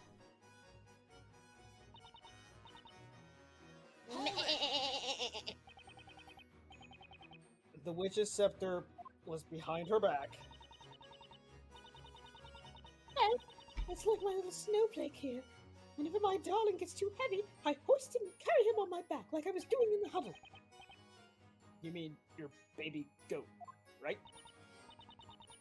Yes. And a cute little goat in this entire courtroom. Why, yes. Ooh. I know it's been asked already, but you didn't see the witch's scepter, did you? Well, no, but it must have been made invisible by magic and then put on her back. You know, Snowy is still such a tiny little thing. If I put him on my back, you can hardly see him. I hardly see the point of that comment. So the accused grabbed the witch's scepter after the lantern fell? The road grabbed it by the hand. Hold it! The defense attorney silence. Are you alright? What? Why? Why? Well, for one thing, you're hiding behind what I assume is a shield. Why'd the music stop? Well played, Blue Knight. You managed to see through my steel guard technique. The what? Your steel what technique? You tried to penetrate the depths of my mind and deceive me once with your witchcraft of words. But you will find your words are futile against the strength of my shield, crafted from wood harder than steel. Now then, have at you! Attack me if you dare. No. Just listen for a second. Looking at this sketch, it's quite clear the accused could not have held the scepter in the same hand carrying the lantern. Witness, explain to the court just now how the accused held the scepter. No, the power stick. She what? Figuring out what you said from that, she put the milk bucket down? Yeah, that's what I said. That's right. Reckon if she did that, she had no problem with that thing. Bro moves like an animation meme. But none of the other witnesses have said anything about seeing her put the bucket on the ground. Oh. Hey. Oh, but no one said anything about not seeing her with the bucket down either, right? Oh, Everyone? Brother. All of them! Thank you for popping up in the right spot. Hi, Wordsmith. Hang on! Excuse me, Mr. Twiddler. What is it, oh boisterous blue one? Tell me, what do you make of this witness's testimony just now? He has stated that the defendant put the bucket on the ground. The other witnesses never mentioned that. Let me tell you something, young man. Long have I lived and prospered. In that time, I have forgotten much. Dreams, aspirations, even love. I simply forgot about that milk bucket. Like one forgot about a single drop of water within the bucket. That is life. Defense attorney silence. Thank you for that, Mr. Wordsmith. No You're further welcome. questions. Yeah. I still don't understand a single word that comes out of his mouth, Nick. Me neither, Maya. Sheesh. I guess it's back to the drawing board. Okay, so it's picking the right witness. Yep. I guess the most credible witness, because a lot of them are just kind of saying shit. Yeah. Wordsmith included. So I'm gonna pick another one who is just saying shit, because it'll likely be wrong. Either of the two on the right, I think. They were just talking. Yeah, Knightley just kind of be saying. Yeah. Bro provides nothing of worth. Truly. Excuse me, Mr. Knightley. Can you please get out from behind your steel guard, whatever shield thing? Tell me, what do you think about this witness's testimony just now? He claims the accused placed the bucket on the ground. No one has said anything about this until now. I am reminded of but one thing, sir. A battle tactic important to any knight. Imagine, in one hand you hold your sword, in the other hand, your shield. When suddenly, from the shadows, an itch of epic proportions takes to your back. What doth one do Indeed, what can one do? Well, let me tell you. One must drop one's sword and fell that unholy itch with a well-timed scratch to one's back. Right. A crafty witch would surely use the same tactic, would she not? I call it my signature back scratch attack of great justice. Right. Cool. By the way, be wary when using that tactic in battle. I find my opponents rarely give me ample time to remove my armor and scratch. Defense attorney silence. Thank you for that, Mr. Knightley. No further questions. Mr. Nile sure takes the whole knight thing super seriously, huh? Ugh, back to the drawing board. Alright. Do it again. Yep. One more time. Wasting time. Who do you think it Wasting is? time. Probably Mary. She was talking about It the does milk have a to do with the bunch. bucket, and she is related to the bucket more. Yeah. And Kira was just truly saying shit. Yeah, she can't see. There's not seeing it, but I read a yeah, story yeah, like okay. years ago. It's very relevant. Excuse me, Miss Kira.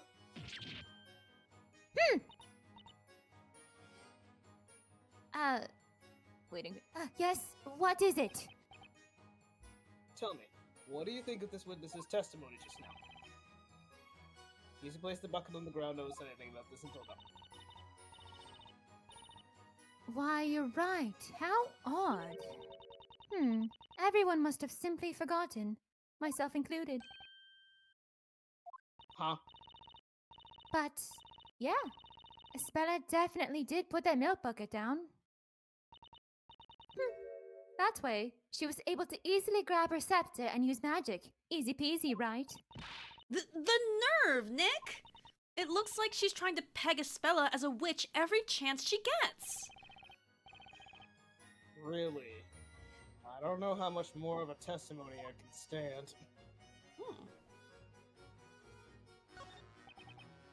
Interesting how that followed a different formula because she wasn't, like, elaborating on some deep thing. Men do be talking. Alright. Alright, I can slam Mary. the desk too! Yeah, no see you, baby. What is bro saying? Bro, just say it. You know that like TikTok like comment meme section? Like, what is bro cooking? Get What back is to the bro studio. Yeah. Oh. Yeah. Huh? What do you mean? Snowy and me? What do you think of the testimony? Bucket on the ground. Placed the bucket, no one said they still there. I'm southern now. Ah, that. Why did you... Okay. That must be how it happened. The girl probably placed the milk bucket on the ground. Miss Mary, you did not mention anything to this effect in your previous testimony. And yet you clearly stated that the one thing you were specifically focused on more than anything else was the milk bucket.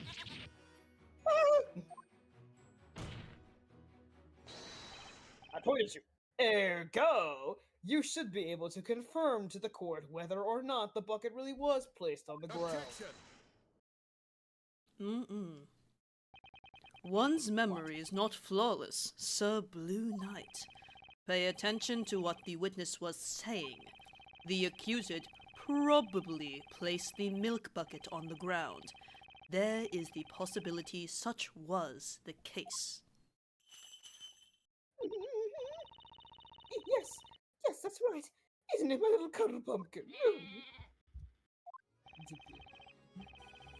I knew it. Something fishy about her testimony, but Indeed, it would seem we require a decisive piece of evidence if we are to expose the contradictions in these witnesses' testimonies. yeah. I just have to think of what that could be. Has anything All changed? right. I guess maybe we could be presenting on this, but Mm-hmm. Maybe. We also haven't finished the rest of his statement, technically. I suppose We just saw everyone react to it. We're yeah, like, we can try "Oh, that. Just for progress's sake. Yeah. Just listen to the rest of whatever bullshit he's trying to say. And think about not sitting up with the bucket down either, right? Well, yeah, but there you go. He's not probably just didn't sit it up, and it's all. Never question a witness. That's what me pappy always said. I tell everybody, I always put the bucket down before using the scepter. If that is indeed accurate, then it would seem we may have found our truth. These testimonies, something's definitely not right. What do you think, Nick? There's no way this disappearing scepter explains what actually happened. I mean, no one saw anything. How can anyone prove it was there? This is starting to get really annoying. Real. They can talk all they want about an invisible scepter, but no way is anything slipping under my radar. I do believe that is correct, Mr. Wright. Somehow, we must find a clue that can lead us to another opening. Yeah, right. And I think Mr. Personality over there may be the key to doing just that. Oh, maybe we present on him. Oh. So the Well, other four were just Mr. wasting our time. Well, no, because I think the opening thing, I think that's in reference to the thought bubbles. I see. So we could... Let's look at our evidence. Yeah, let's take a look. Let's Hey, see. but back to the forward. Lost them days before. That's Spellable spells and the magic charms. broken. Everything else is broken. It's covered in mud. And what is he saying? Put the bucket down and picked it up down. the scepter. Pick up the scepter that's supposedly on her back. Wouldn't... Yeah. Yeah. But then how do we Yeah, what's the evidence? like cross contradict two statements? Yeah. We can't. We need evidence. How did she know Holding if she didn't have her eyesight, then how would she even know where the scepter was? I mean, Mary is arguing that it was on her back, but Yeah. maybe?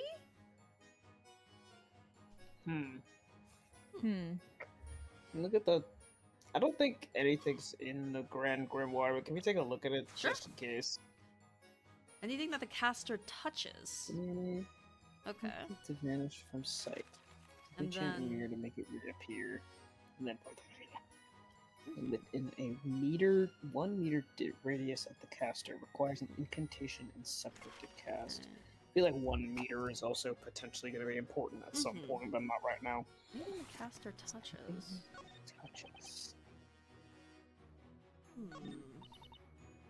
Grabbed her glitter. Hidden by magic and carried on her back. Hold on. Technically, if the caster was under the vanishing spell, and then wouldn't anything that she touches be also vanished? Is that how the... I Yeah. may not know entirely how this spell works, but when Demir works is like active, then anything she touches disappears. And so that... So Well- she wouldn't be able to hold anything. Does that make sense? I don't. I Hmm. but nobody has I don't heard think so. anybody say because Demir. That's true. That is also. So the I don't think thing. that's ready yet. Yeah, because I I mean, think what it is not yet. is that Demir causes anything the caster touches to vanish from sight, Mhm. and simply chant Amir to make it appear again. So there's the implication that if you touch something and say Demir, the thing that you touched while saying Demir is the thing that disappears. Gotcha. not- Okay. So it's not like a anything Midas that- touch Oh, okay. situation. Makes sense. Yeah, Okay. Oh. it's an Alright. active thing that you have In to that do. case, then Rogues and grab picked her up the thing. So then you're right. Shouldn't they have heard her say Amir? to make it reappear? Yes, but I'm just not sure this whole spell is relevant right now.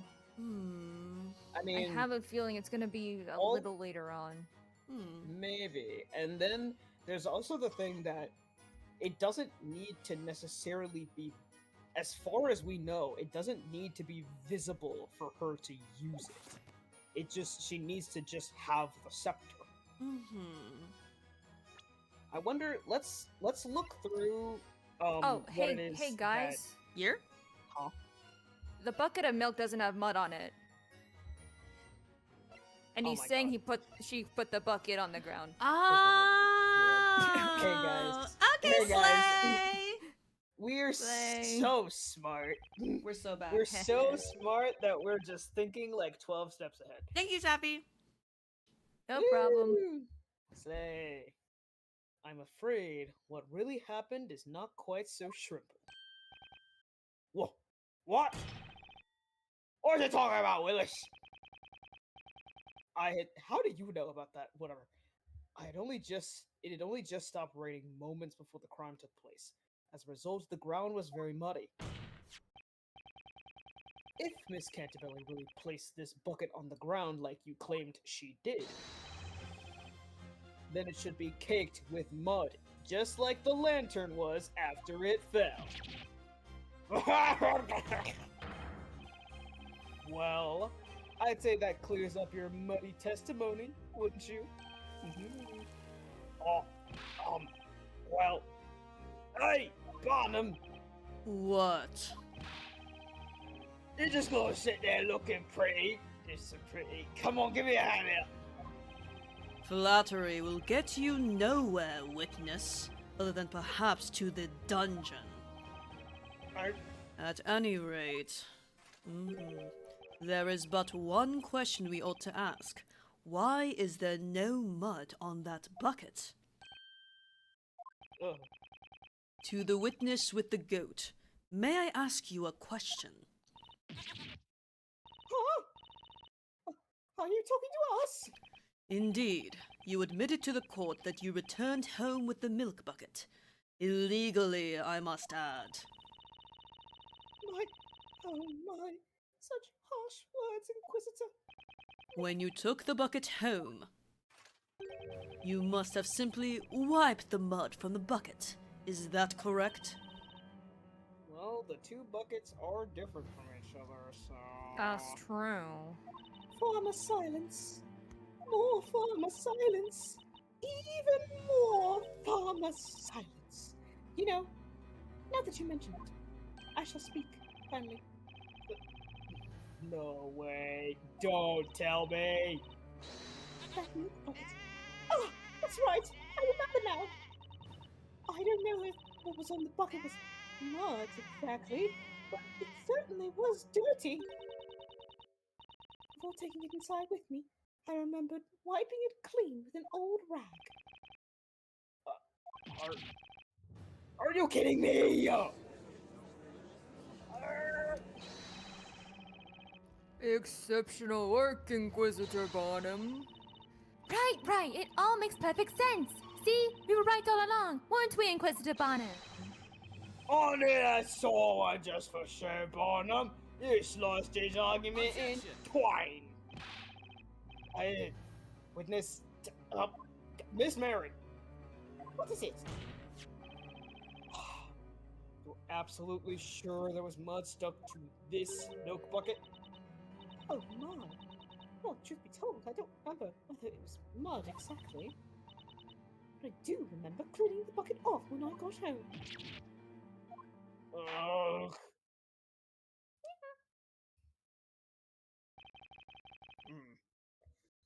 It would seem the defense has failed to disprove the witness's claims. Of that, we can be quite certain.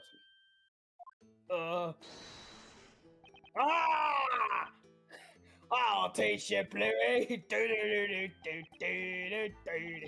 You got that right?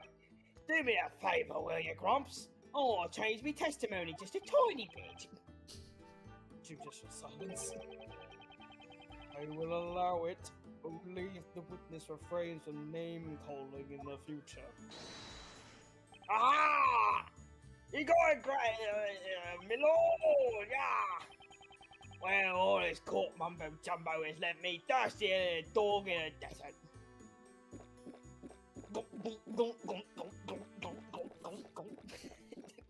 Bro, They call him the gulper. What can I say? they call me the guzzler.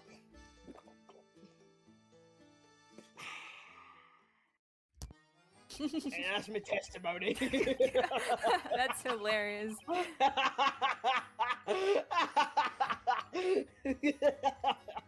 Oh my god. I wish there was only this stick. I even heard her say an incantation thingy. That's right, I witnessed it all. What? But no one knows for sure if Miss Cantabella dropped that milk bucket on the ground. Because there's no mud on it. Is that what you're saying? Aye, we know this alright. We know that goat lady wiped off all the mud. However, Miss Mary doesn't clearly remember whether or not it was mud that was stuck on the bucket. I really don't remember. But maybe? I guess maybe there was mud in it. I mean, she couldn't hold the scepter without putting the bucket on the ground. That's right, Snowy. Talk your shit. Miss Mary, please give a definitive answer. You all done, Bluey? Take all you want, cause it ain't gonna help. You see. Ha! The four of us, we saw what that witch went and did. We saw it clear as day. The words, man! Look at What him is he spinning doing? around! Good. I love his wibble Spinning wobbling! right round like a record baby. I love him so much! I do too. He is so fun. Excuse me, Mister, why are you spinning? Okay. He's like, he's in Spain without the A. He's in Spain. His microwave impression is impeccable, Mr. Wright. Amazing. Earth to Gramps. Defender, when you say Grumps, might you by any chance be referring to me? No, of course not, Your Honor. I'm talking to the Beyblade over there. Mr. Wordsmith, are you listening? Oh my god. Oh, he's locked in. I heard you quite clearly the first time, young man. These ears. 1 second. These ears hear all the crackling of the fire, the whispering of the crowd, and now your annoying little voice. Damn. Hey! If that's the case, then allow me to ask you a question with my annoying little voice. You were clearly deep in thought just now. Do you have something to say about this man's testimony? Indeed so. I felt something was amiss.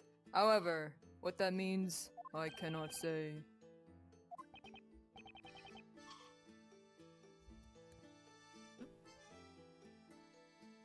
Royal, did you say that? I have no idea. Royal? Wait, Royal? Oh Wait. shit! Oh, Hi! oh, Hello! hi. I muted my mic to cough, and then I thought I unmuted it, but apparently I didn't. I see. No, it's okay. But we're good now. A miss? Witness, could you tell us what precisely was amiss with this third-rate testimony from this third-rate witness? What a burn, Barnum. A burn up, if you will. Yeah. 5 heads are better than 1. 10 eyeballs are better than 2. As I listened to this man's testimony, I could not help but become aware of something most odd. Oh. Twiddle Oh, twiddle. shit. New thing. Tonight, when the crime occurred, we all made haste to that terrible scene. The delicious scent of mid-evening dinner permeated through the air, the shadows of those present cast through the dim light. And yet, there were but 4 figures standing in that vicinity, myself included. 4? Hold on one second. You're saying there were only 4 witnesses at the crime scene tonight?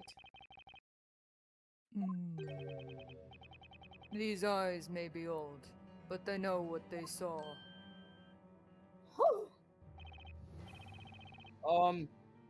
Is something the matter, Miss Mary? No, it's just that Snowy and I are trying to remember what happened at the time. I remember the flames erupting into the air. That's when Snowy and I made a mad dash to save the precious milk. And when those 2 ruffians were set ablaze, the flame filled the area with light. In that sudden flash of light, we could see that there were other people around besides ourselves. And that's when I saw them. The other people that scrambled to the scene along with us. I'm quite sure of it. There were only 4 of us there at the scene of the crime. Hold it, madame! What in blazes is going on? We have 5 witnesses on the stand, all claiming to have witnessed tonight's events firsthand. That means we have 1 witness too many. Don't be No, wait, no! Don't That be was an NPC, never stupid! Sorry, the estrogen! Or you look better stop speaking out of turn. All for 1 and 1 for, remember? We all promised to take this wish down together, didn't we? It's not quite that simple. We saw what we saw. Oh, well, I say it's all about the numbers, and I count, and I count, and I say, I'll have you know, my counting is flawless. On nights when sleep eludes me, I can count sheep from moonrise to sunrise. 4 witnesses, 5 witnesses, what difference does it make? Things all started getting muddled when you showed up, by the way. What the? You're saying it's my fault? I was there, you fool! Didn't I just finish saying that? My testimony is strong as steel. Even if it's not completely stainless. Order! Order! I said order! What? What is going on here? You claim the number of witnesses does not add up? I've never paid witness to such an outrageous conflict. There is but one answer to this puzzle. A single possibility. What do you mean? Without a doubt, magic must have been used at the scene of the crime. Furthermore, it would indeed appear that there were only 4 witnesses present at the scene. And yet, currently, we are faced with 5 witnesses testifying to the court. That certainly is quite a fatal contradiction, with only one possible answer. Would you not agree, Mr. Wright?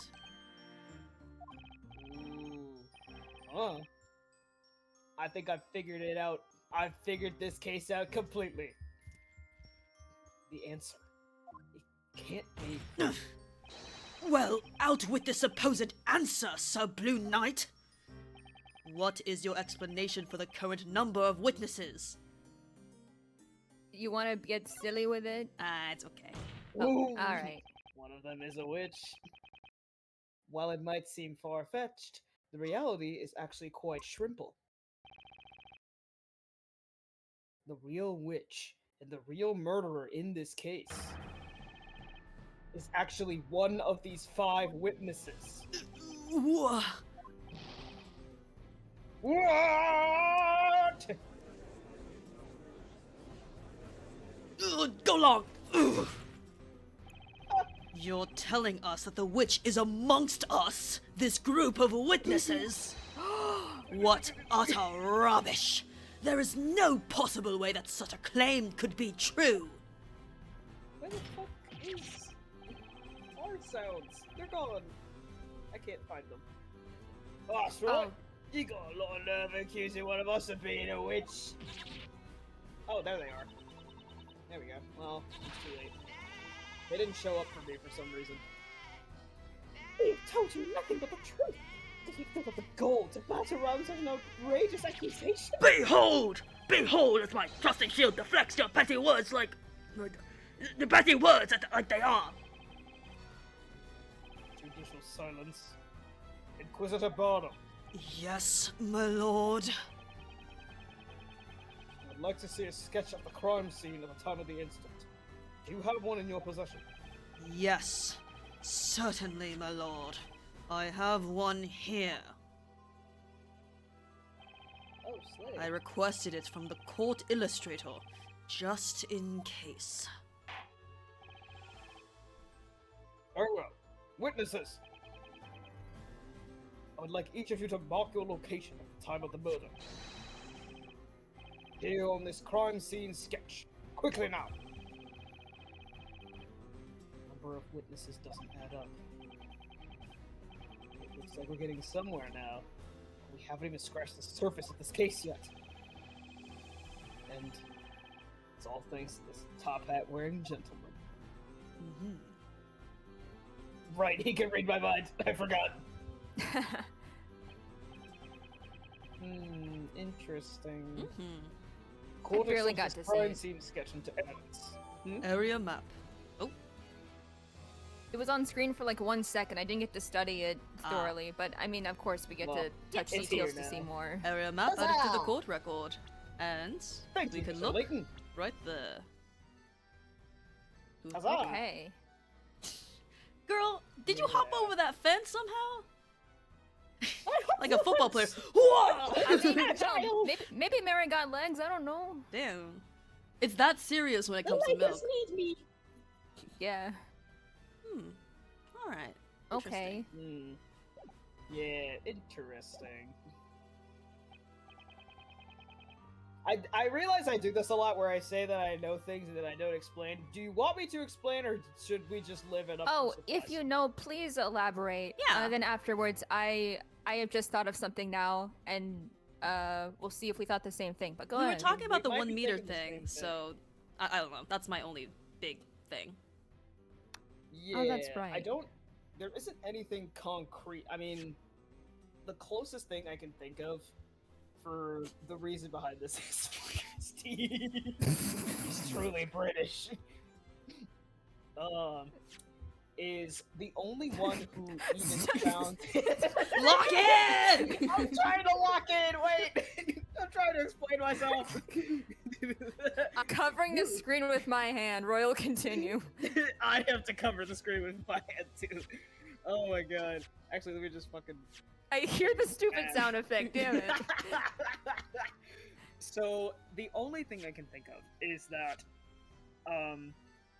Kira and oh my god, Espella kind of have similar sounding voices, and there is the fact Mhm. that with the Demir spell, anything that the caster touches goes invisible.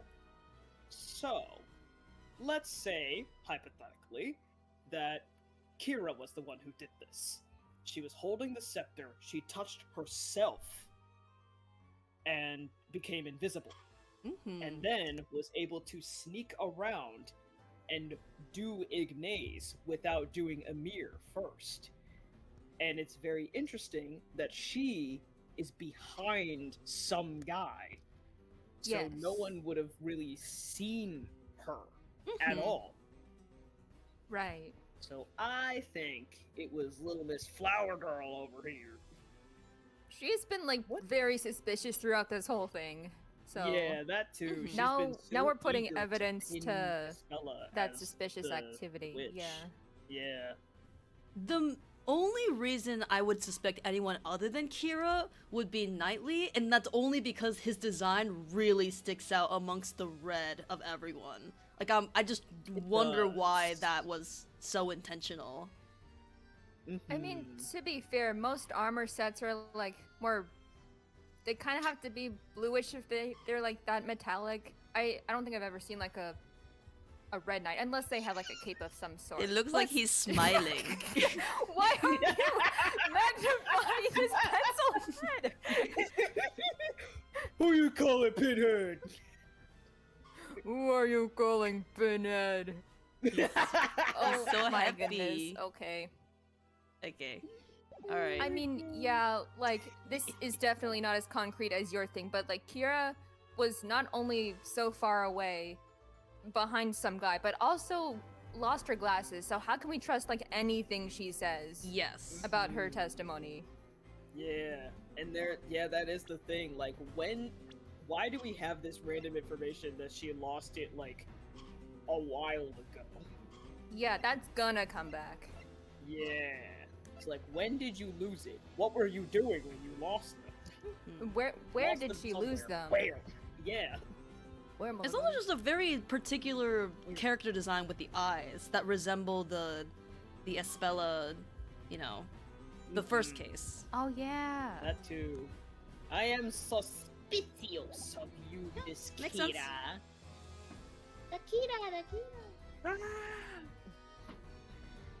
Anyway, if one of the witnesses is the witch, that can only mean one thing. Somebody here isn't telling the truth. That would indeed appear to be the case, Mr. Wright. Listen well, Sir Blue Knight. The path you tread now is a dangerous one. Claiming that a witch is amongst these most honorable witnesses. They're what?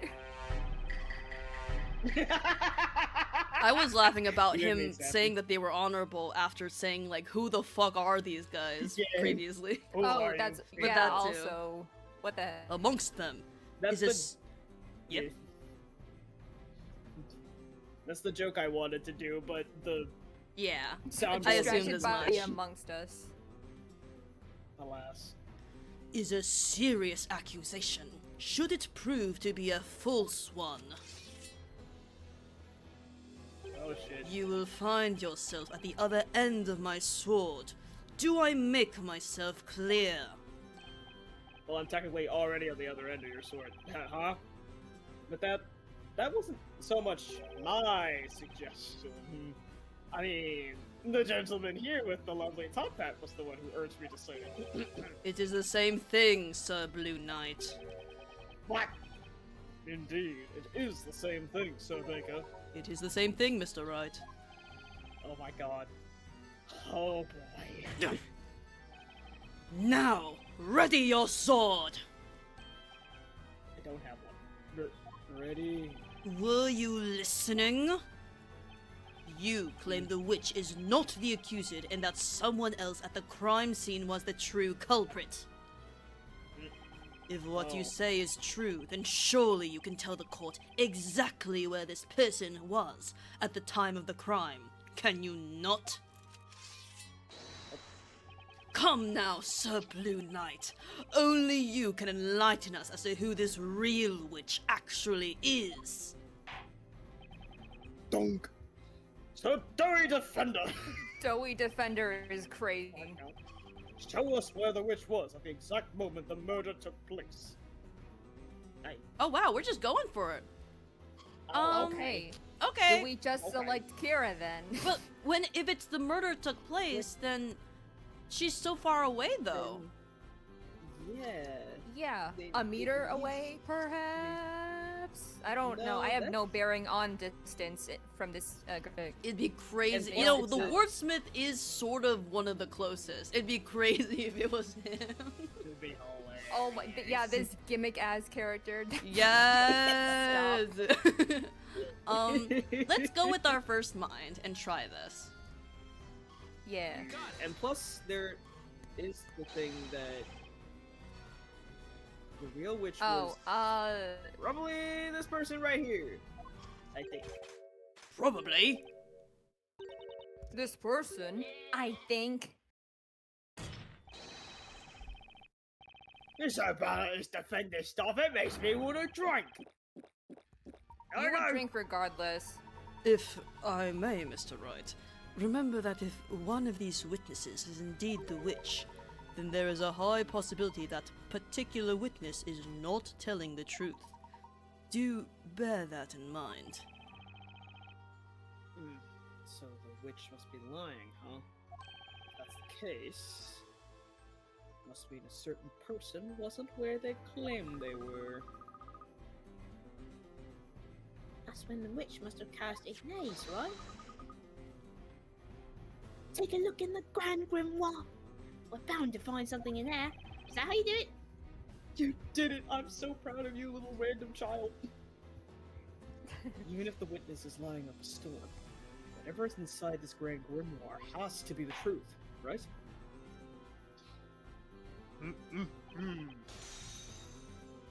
So do we defend it, right? Do not waste the court's time with any more such ridiculous answers. Darn it! So do we defend it? Okay. So someone was lying about where they were. So it can't be a person. It has to be like, Yeah. I don't know, fucking, like here? Or like somewhere? Here? Here? I mean, Royal was kind of cooking when they said possibly the witch was invisible and then like stuck up to where Rob and Mug were. So if we literally just select the area near Rob and Mug, will that do it? It's talking about the location of Yeah. yeah. Which is like, What? That is my second guess. Okay. Yeah, which is But here-ish. but if you have anything else, after all, I did lose us a shield just now. It's But- okay. We're nearing the end. I'm just like I don't know, like just freaking. It's so vague. Okay. I guess Maybe in the think as long woods. as it's... Maybe they were hiding in the woods. The woods. Maybe. Well, that centers on the 3. The witch must have been standing here. What is the meaning of this? Unfortunately for you, that spot has absolutely nothing to do with any of these witnesses.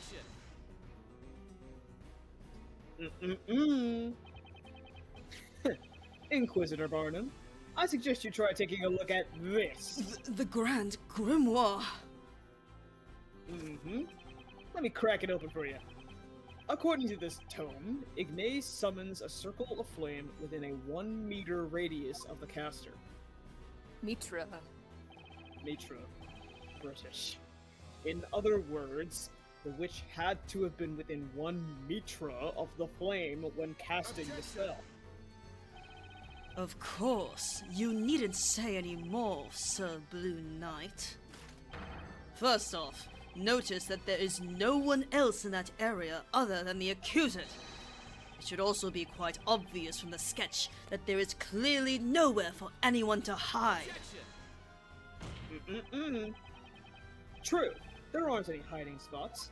However, there is one other possibility. If a witch wanted to stay hidden from sight. Go along! Good Ugh. Most intriguing. Since you seem to love showing evidence, prove it. How was the witch able to hide in plain sight? Grand Grimoire. The Grimoire comes into play! Boom! This Talea Magica contains 2 magic gems. Ignace and 1 other spell. That's right. The spell Demere. Demere. Ugh! It Demere, cannot Demere. be! That's right. There was most certainly a witch present at the crime scene. Only, they were completely invisible. All thanks to the magic spell Demere. What foolishness is this?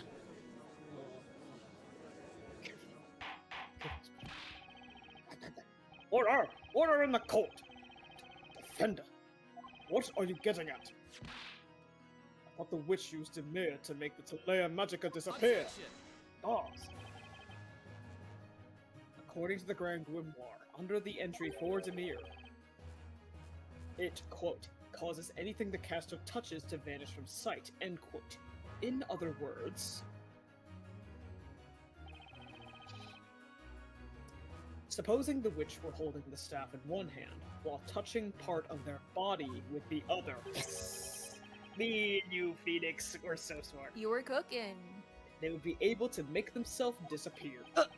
Are you implying that that is the reason for the conflicting number of witnesses? Mhm. Indeed it is, which means witnesses.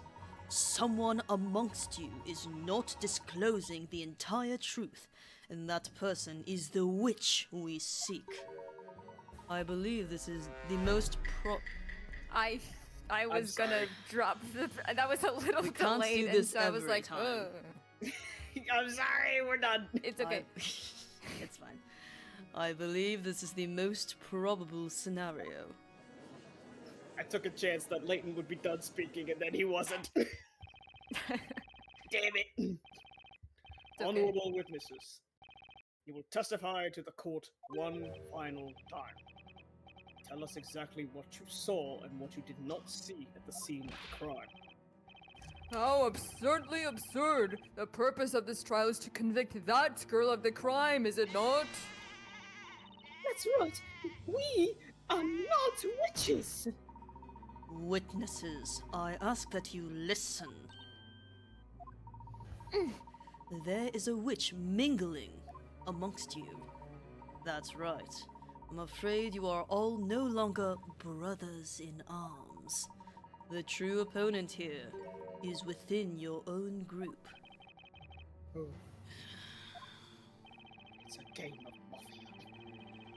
The real witch is one of these 5 witnesses, huh? Fine by me.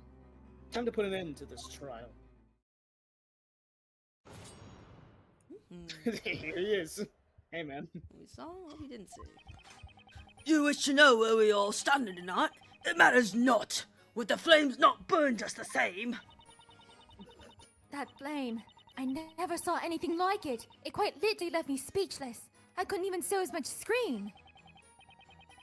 I the tiniest kite, and then when I turn around, the blighters were roasted. So I rushed right over. I heard the incantation, and the flame suddenly erupted. I'm certain of it. I only saw 3 people there with us. As I said, there were only 3 others present.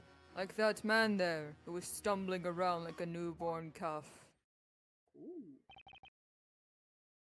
A most heinous act indeed.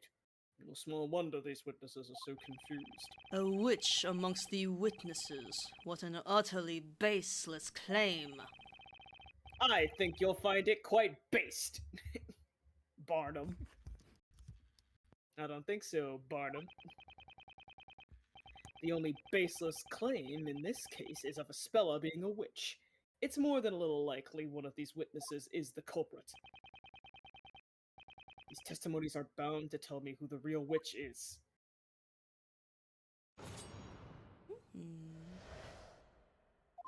Okay.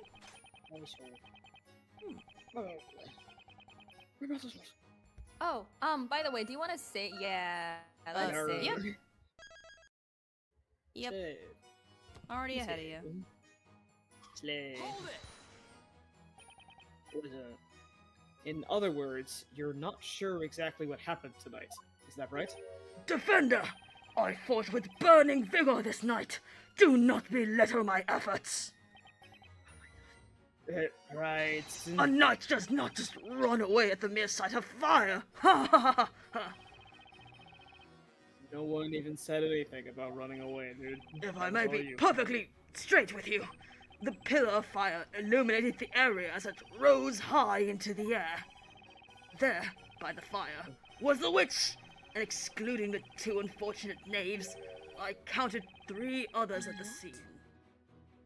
What? Oh. Okay, just you. Anybody else have any? It's just you. What do you want?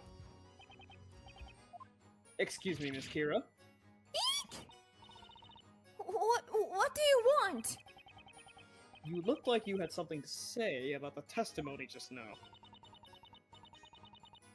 Well, it was about the number of people at the crime scene. Have you ever played the Daisy Petal game? As I'm doing Oh. now.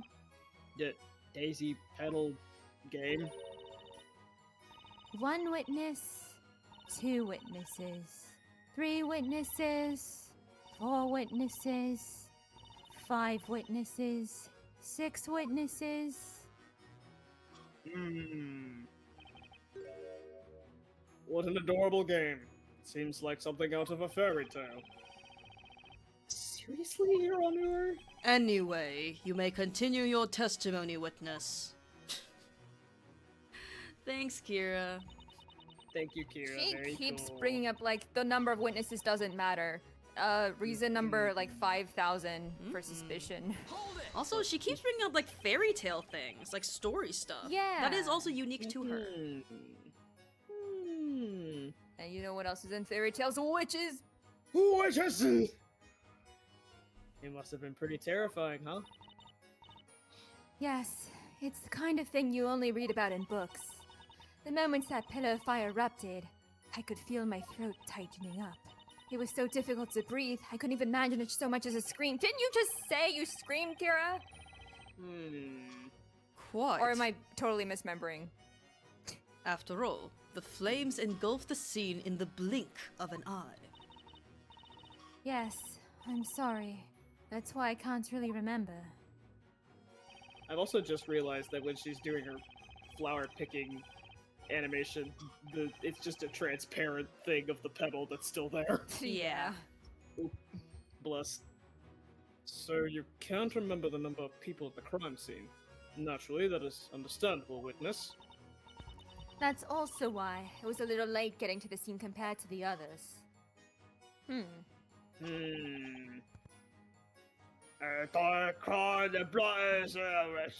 Okay, she said Oh, I she couldn't scream. Mhm. Okay. I forgot. It's okay. The tiniest cry? It might have been someone saying an incantation for a spell. My memory's gone easy on that one. It scared me good though. Never jumped up to me feet so fast in me life. Nearly an heart attack, I tell ya. Jumped up. That's right. It was raining, still raining cats and dogs, and being the resourceful chap that I am, I decided to doze under a tree. Yes! Spin! Is everything alright, Mr. Wordsmith? Here he goes again. What is it that you want this time, young one? I just wanted to know if you had any thoughts on the testimony just now. Ah, yes. Thoughts about slumbering under the trees, you mean? Slumbering? I often find myself weaving the most intricate of dreams under that very tree. Of course, I could not nap tonight, not with that uncouth man usurping my special dreaming spot, could I? Are you using this cross-examination to argue over a napping spot? Yes. Let us hope such arguments do not lead to any criminal acts in the future. Witness, please continue your testimony. Just little pieces of commentary on each one. Very important. Hold it! Are you absolutely certain? Well, I believe so. But then, when you think about it, can anyone really be absolutely certain of anything?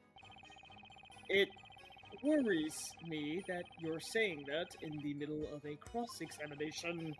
I believe the witness means that there is no way she can be certain whether there were 4 witnesses or 5 at the crime scene. Anyhow, there was a matter of great importance that Snow and I had to tend to. The milk. You must mean... That's right! The milk! If any soot had got into the milk, it would be a tragedy to end all tragedies. Oh god. It's really just one person each time. Come on, there we go. Oh, there. Your cup runneth over. Could I stop you right there, Mr. Some guy? I'm going so nice. Mister! Ah! Whoa! Tone down the volume, Bluey. That's my line. Anyway, does anything come to mind regarding Miss Mary's testimony? Nope, not really. Nothing important anyways. Just I think this old lady is full of it. Huh? Oh, slummy sting on the gas. I'm talking about the milk, man, the milk! You're the second you try the stuff. It ain't nothing the right I'm about, let me tell you. What are you saying, you dolt? Who on earth would let you drink anything as delicious as the milk from my farm? A ruffian like you is better served by whatever unthinkable liquid is in that never-ending mug of yours. Talk your shit, Snowy. Are you guys using this cross-examination to argue over milk? Let us hope such arguments don't lead to any criminal acts in the future. Witness, please continue your testimony. My This is the last turn. one, huh? Hold it! So, including yourself, there were a total of 4 witnesses at the crime scene, correct? That is how it has come to pass. By the way, what do you mean by stumbling around like a newborn calf? Ah, yes, that was a man as inebriated as he was loud. Quite the humorous sight it was, I dare say. He must mean the witness permanently glued to his cup of whatever it is he's drinking. When I saw the flames rise up into the sky, I wondered to myself, my word, whatever could that be? However, I could not simply walk over to check. My knees were a bit weak from shock, you see. That's when the wobbly-legged gentleman came running over. Hang on! Oh. Is something the matter, mister? Not again. Mister! Ah! Down the volume, Bluey. It's my line. Sir Blue Knight, next time please think before trying to press this witness. Well, he hasn't given me a name. Looks like this guy even managed to scare the Bard half to death. Now then, sir, about Mr. Wordsmith's testimony just now. He claimed you were stumbling around. What does he mean by that? Oh, let's set the record straight right now. In no way was I stumbling around anywhere. I like to think of it more like staggering with style. A responsible adult should know better than to go stumbling around in the dead of night. Joke's on you, I'm not a responsible adult. Hey, look, I don't just go stumbling around like some clumsy idiot. I got more sense than that. But anyway, I kinda tripped over a large stone. I mean, when you're running a full pelt, right? So, you can say I put my life out on the line, proving that you really need to watch where you're going when you run. How courageous of you. Someone give this guy a medal. My lord, this testimony is a meaningless waste of everyone's time. Well, defender, is there a point to this particular line of questioning? Is there anything worth pursuing here? What should I do? Considering it's an option, sure. Sure. Why not? The witness stated earlier that he tripped over a large stone. Mister, I have one question for you. Why weren't you watching what was in front of you? Well, to be honest with you, something suddenly caught my attention. Out of nowhere, I sort of heard someone call out my name. You heard your name. Name reveal. Of course I turned around when I heard it, wouldn't it? Am I right? So, you heard someone call out, "Hey you, from behind, you mean? What?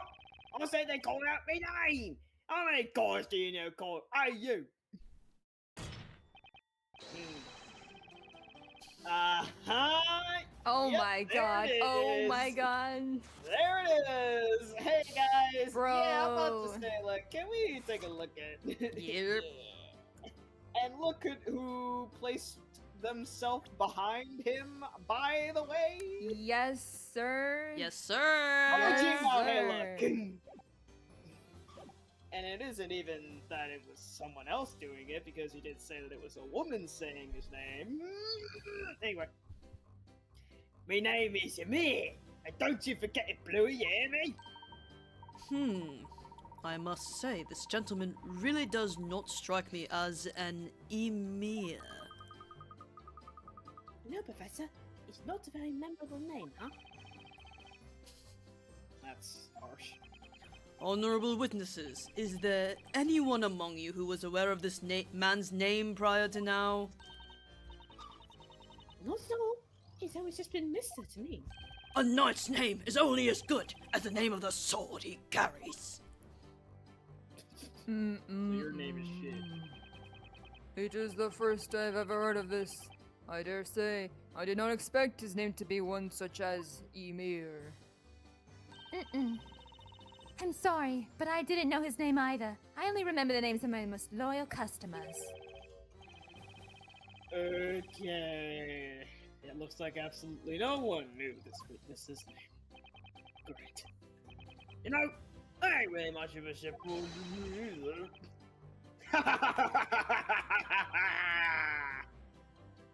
But seriously, I'll definitely have someone call me now. I'll be so serious right now. When you get to be me age, bonk. You really start to wonder when you find that true love, you know? I thought that pretty voice today might have been me sweet. Defense attorney silence. Judicial silence. Whole courtroom Collective is stunned. silence. Courtroom-wide silence. Your Honor, I don't believe we should be so quick to label Mr. Amir's testimony meaningless. Would you not agree? I request that the witness add this amusing anecdote to his testimony. Dink. Understood. Witness, amend your testimony, but please reflect only the important points of your story. I'm telling you, I heard someone call me name, and I was looking around trying to find her. I hurried to the scene, but then I ended up tripping when I heard someone call me name from behind. Hold it! Excuse me, Emir. Oh, don't sweat it, Bluey. Mister, it's always saved to me. You stated that you heard your name being called from behind. Are you absolutely sure about that? Well, wrong. What else could it have been? I would never. Right? Still. Imagine it, huh? But anyway, I remember it came from somewhere behind me. From somewhere behind you? Is something the matter, Mr. Wright? Mr. Is that bit with the drink just completely incomprehensible? No, I can hear you and I know what you're doing. Okay. Yeah, me too. What are you doing to get that sound effect? I'm using my actual water bottle and I'm just. Nice. Just I holding mean, it up to my it's mouth. like the words are on screen, so it's fine, and like we get the bit, so Yeah. carry Okay, on. Mr. Emir's testimony isn't the most accurate, but if what he says is true, then there's definitely something there. Something, you say? Might you mean a contradiction? Yeah, I think so. Although, I don't know. There's just something strange about his testimony. I don't see any decisive evidence in the court record that can help. Do you mean to say you found a contradiction that cannot be supported by the evidence? Objection! Go long! Ah! My lord, this line of interrogation is a complete waste of the court's time. Defender, I must warn you, from here on, any unnecessary questioning will be dealt with accordingly. Ye old yowie paddle! If I don't answer correctly... if I don't answer correctly here, it's curtains for the trial and for Espella.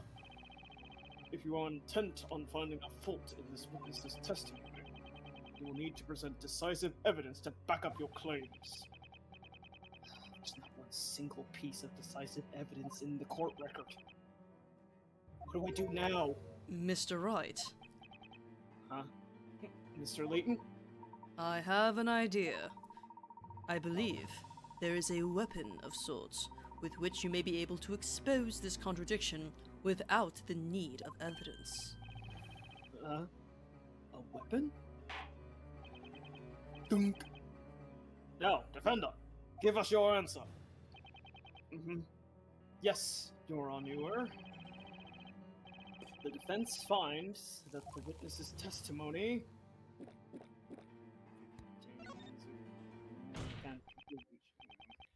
Your Honor, the defense believes there is a huge contradiction in the witness's testimony. Objection! Go long! What is this? You must be an even bigger fool than I thought, Sir Blue Knight. You really do not possess even a sliver of common sense, do you? Objection! If I may interrupt for just a moment, Inquisitor Barnum. Allow me to ask you this. What need is there for common sense in a world that forgoes using it? Accordingly, I must humbly ask that you discard such a manner of thinking. Whatever do you mean? You have my utmost thanks for placing your trust in me, Mr. Wright. Let us discuss the one remaining weapon in this cross-examination. The remaining weapon? This trial has taught us a valuable new technique to be used in the courtroom, has it not? You mean questioning, right, Professor? Indeed it is, Luke. Each of the witnesses in this trial has given their own account of what occurred. Therefore, whenever one witness has testified, the other remaining witnesses have listened. That gives me an idea. In addition to catching a witness off guard and questioning them about another's testimony, there is one more thing. There's something else we can get from a 5-person cross-examination? Oh! That's right! Of course! Indeed, Mr. Wright. Contradictions. Should one witness's testimony differ from another's testimony, then I suppose that in itself can also be considered a contradiction, can it not? Testimony contradicting testimony. I never would have thought of that until now. Enough, Sir Blue Knight. Are you prepared to present to the court evidence proving the contradiction within this witness's testimony? The witness's testimony does not contradict any evidence. It contradicts a testimony. What are you talking about? I know what's happening. Gameplay. It is time, Mr. Wright. Have a look at the touchscreen again. The touchscreen! There, you will see the testimony of the witness in question as well as those of other witnesses. Keep your eyes peeled and identify the contradicting testimony. Oh my god, it's the fucking summation examination. Alright, let's give this another shot, Nick. And make sure you don't forget to take a look at the court record too. And me, I'm helpful. You're so helpful, Yeah. Maya. Yeah. Thank you.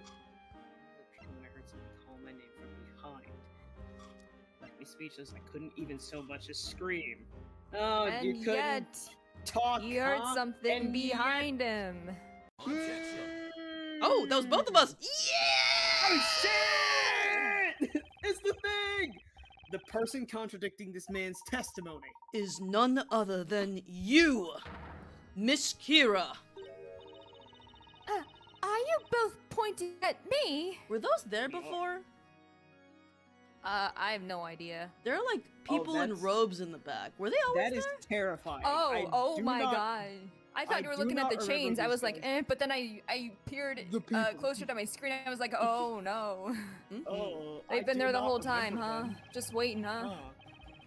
At the time of the incident, that man heard someone's voice call his name. That voice belonged to you, Miss Kira. It could not have been anyone else. And yet, in your testimony, you stated that you were in such shock during tonight's events that you couldn't even speak. This is a clear contradiction. Objection! What? What is the meaning of this, defender?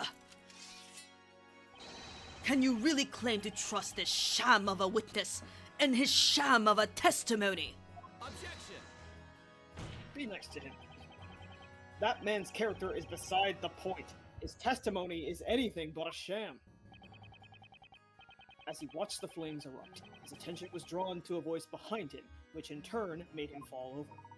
He heard a woman's voice calling his name. A very concrete reason, and reason enough to believe his testimony. Objection! If it is as you say, then explain why you feel this witness is somehow responsible. That's right. Why me? People barely hear me when I'm out selling my flowers. That's how soft my voice is. Oh, And besides, there was another woman at the scene, wasn't there? Me? What are you getting at, young lady? Do you honestly think a woman my age would be out late at night in the forest flirting with questionable men? Besides, I didn't even know this pathetic man's name. How could I have called out to him? Neither did I. And even if I did know his name, do you really think he's the kind of guy any self-respecting girl would want? Oh! Oh! No! come on, ladies. I'm standing right here, you know? I'm right in between you. His little tear. Bless him. As I was saying, the only person that guy could have heard from behind him was you, Miss Kira. The defense wishes to present evidence to prove this claim. I just realized Luke can't fucking see. I have no idea what's happening! Professor, what's going on? You'll grow into it someday. At least give me a cart to stand on. To accuse a witness like this young lady here, why, this is simply unheard of. I must warn you, defender, you cannot prove your accusation to this court. You will see the underside of my gavel. Show us the evidence proving this young lady was the one who called out to the man at the time of the crime. Wouldn't it be the map? Because she's behind Yeah. him? It's just It the map. would. Yeah. It's just the map. Map. It's the map. Take a look at this, and you'll have your answer. This is crime scene sketch. You can see the position of each witness during the crime. The only person that he could have possibly heard from behind him was none other than Miss Kira.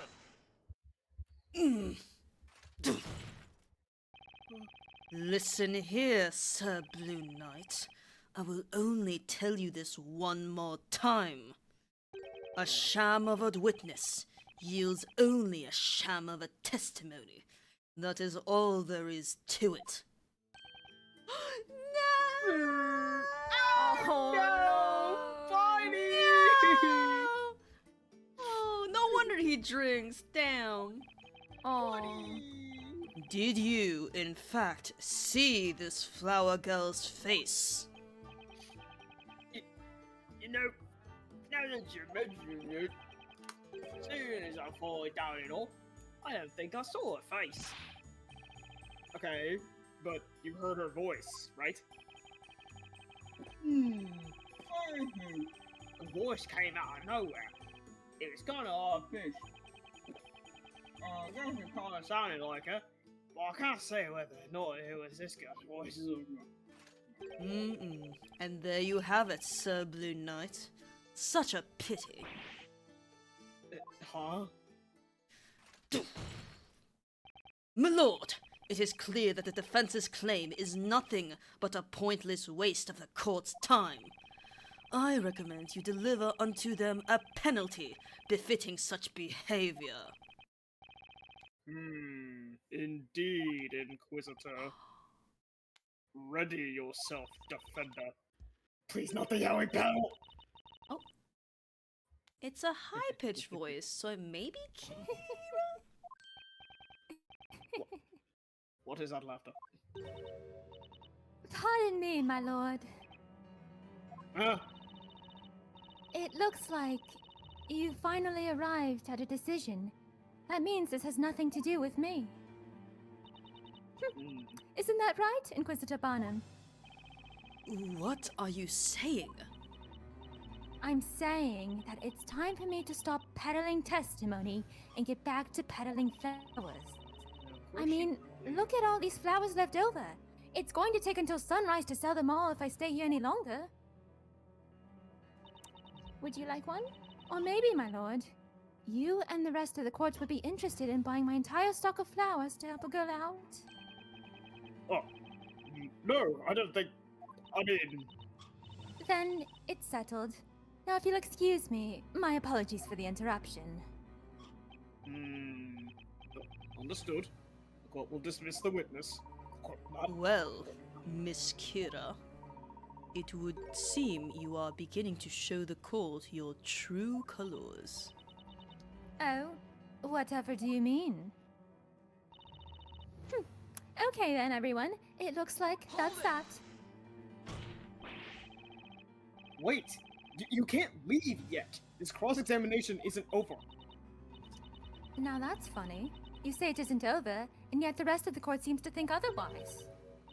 Isn't that right, Inquisitor Barnum? The Inquisition maintains that the real witch is the accused, Espella Cantabella.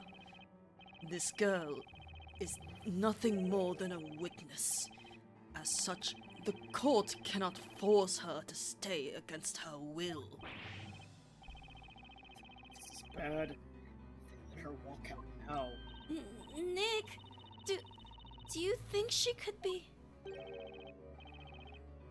The real witch? Yeah, I do. You really like throwing around accusations, don't you, Sir Defender? Let me spell it out for you one last time so even you can understand. Spell. I didn't know this man's name at all before today. I still don't remember it. So, how could I have called out to him? Do you get it now? Now then, until we meet again, don't forget to buy some flowers on your way home, everyone! She woman! Woman! Woman! I'm out of here! Hold it. Hold it. Get him, Layton. One moment, please, Miss Kira. What is it, man? I'm back? Man. Okay. Yeah. Man, is there something else you wanted?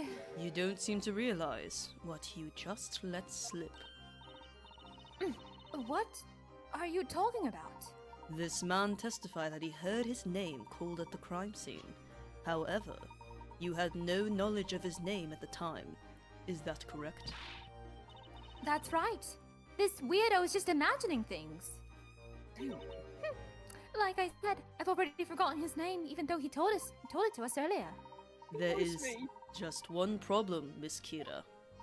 Namely, what the voice he heard tonight was actually saying. Oh, what do you mean? That's obvious. It was a name, wasn't it?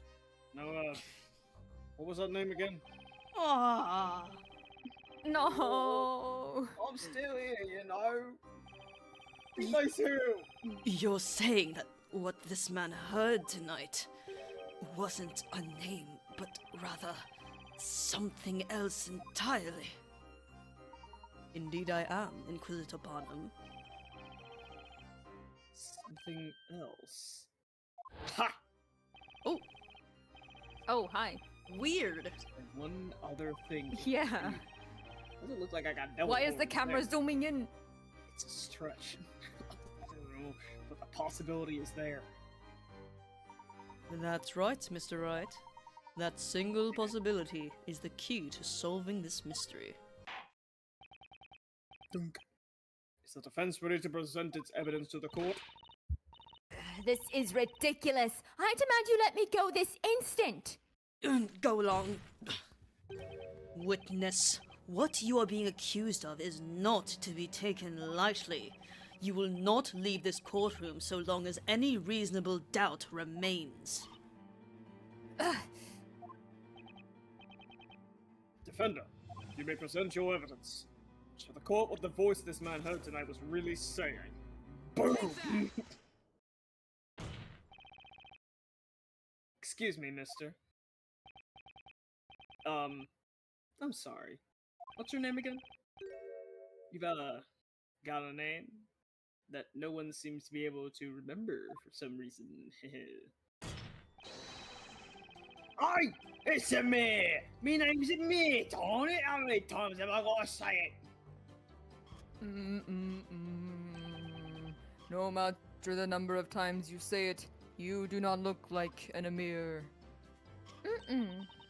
Again, I only remember my most loyal customers' names, and he doesn't look like he can afford even a single daisy. Damn! Come on, guys, stop kicking a guy when he's down! Be nice, mate!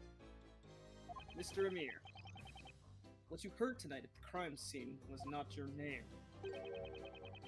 Your name just so happens to sound exactly like a certain other name. Another name? Mm-hmm.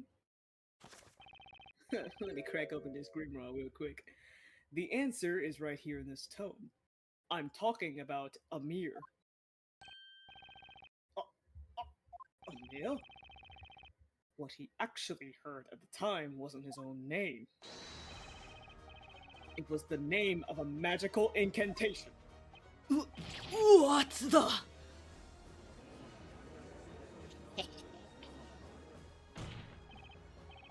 Miss Kira, have you forgotten what you said just a few minutes ago? You quite clearly stated that you didn't know this man's name. Objection! Sir Blue Knight, let me get this straight. You're saying that the Amir heard by the witness was actually said by this flower girl, and that it was not his name at all, but rather the incantation of a magic spell. The defense proposes the following. The true criminal, the supposed witch, is not the defendant, Miss Aspella Cantabella, but instead the witness who was heard uttering the magic incantation, Miss Kira. She's our witch. You used magic to vanish from the scene and try to frame Miss Cantabella instead.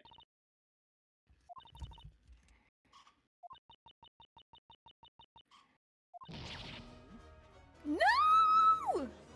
What just happened? Was that girl? Is Aspella really not a witch? Unbelievable. I've never heard anything like this. Inquisitor Barnum? And I'm so really defeated Inquisitor Objection! Barnum. Go long! An impressive display, Sir Blue Knight. It would seem you have finally managed to hone your blade. However, I believe that blade's edge is already beginning to dull. Please don't talk about edges with me. I'm very triggered. What do you mean? I am referring to a contradiction, naturally. Hey, that's my line.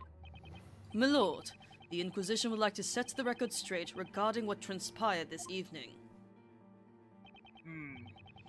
Very well, Inquisitor Barnum. Sir Blue Knight, you claim the following. At the time of the crime, the accused, Espella Cantabella, was surrounded by the two rogues. Then, in order to frame the accused as a witch, Miss Kira cast the spell Demir and made herself vanish. She then moved in closer to the victims. Oh my god. At Oh which no, point roasted she thieves. cast Ignace, thus causing the incident seen by our witnesses tonight. Indeed. That does seem to be the claim. The problem is what happened next. There is a contradiction in the defense's account of Miss Kira's movements. Contradiction in her movements? Allow me to continue. Okay. The witnesses have stated that they each ventured out towards the crime scene.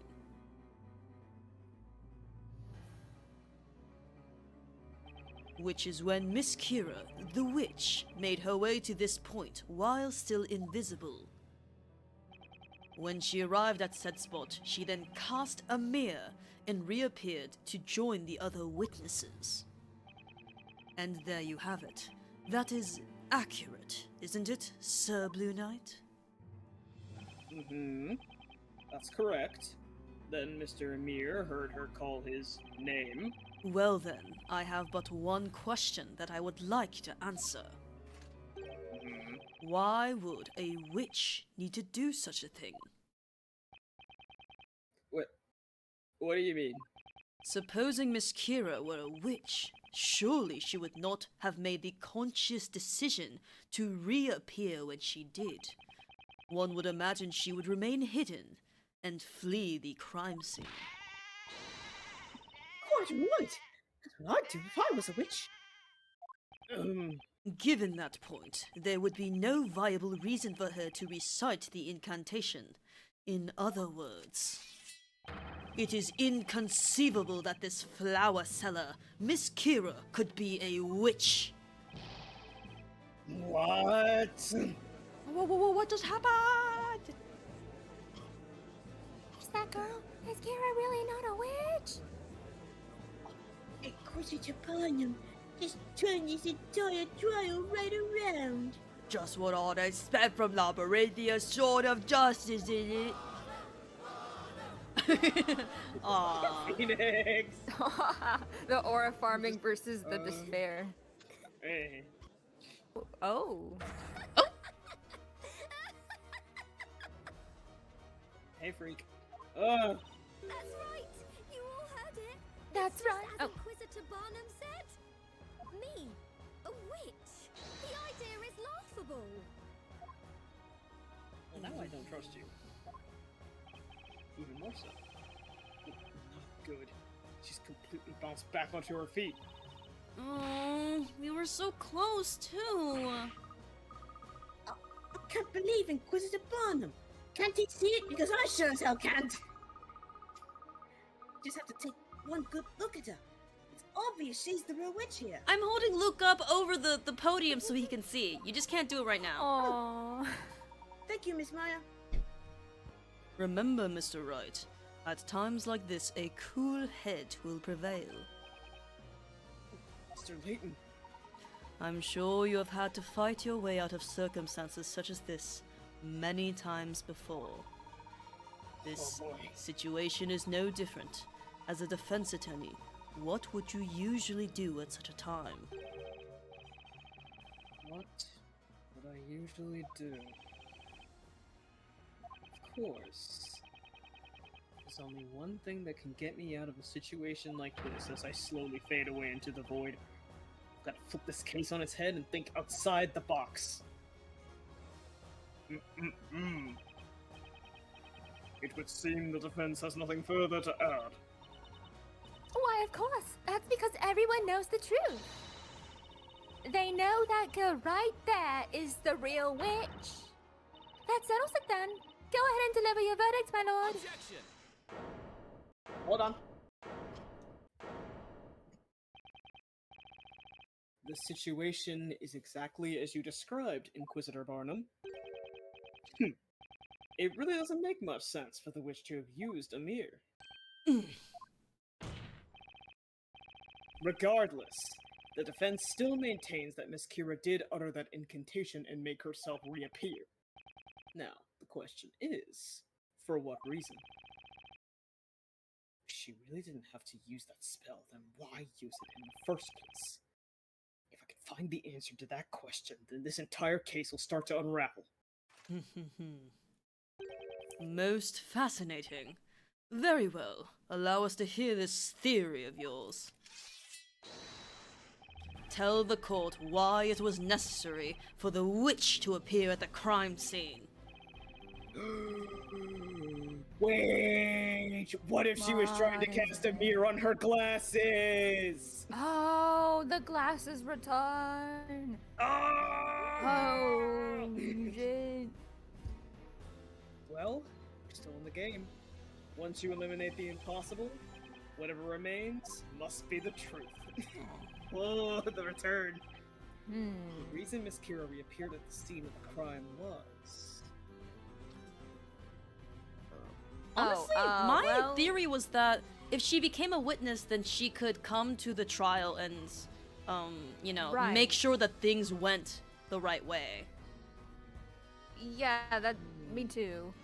Royal's answer is not in here. It is not, unfortunately. I also feel like it can be literally any of these. I feel like technically these two are kind of the same. They Yeah. are. And so by process of elimination, the top one stands out.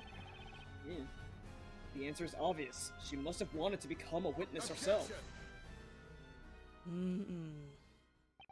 Sir Blue Knight, do not slam your hands down on the desk unless you have a strong point to make. I don't.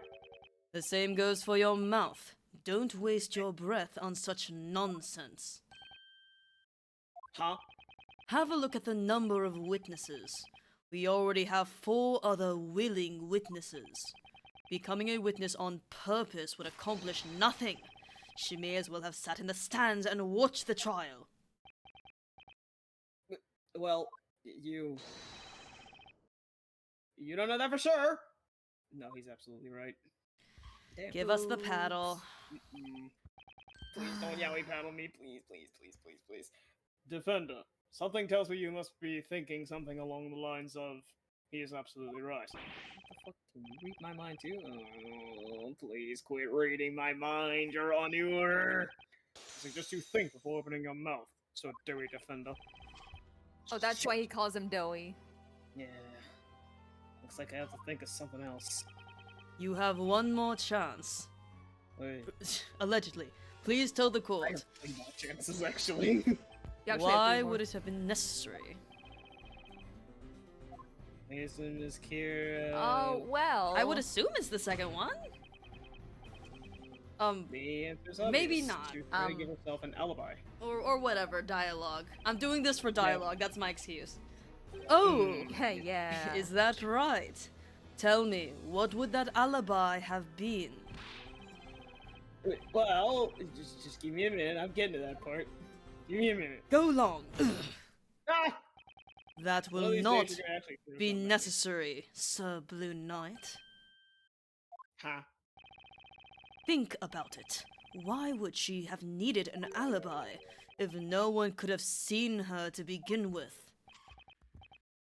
Well, you know that for sure? He's absolutely right. Yep. I'm reading your mind again. You want to get hit with the yaoi paddle so bad. No, they don't. You have one more chance. I I promise. have 2 more chances! I have 2 more chances and 1 more option. I can't think of any other possibility. This has to be the answer. Isn't it obvious? She was trying to cover up her own crime. Oh, is that right? Tell me, why would she do that? Well, give me a minute, I'm getting to that part. Go long. Um?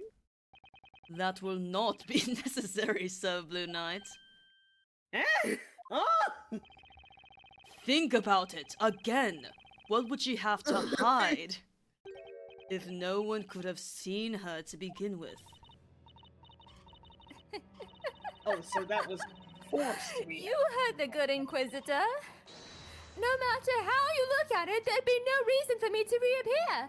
Assuming I was the criminal, that is. Yeah, that's totally what someone who's innocent looks like. Of I course. can't argue with that.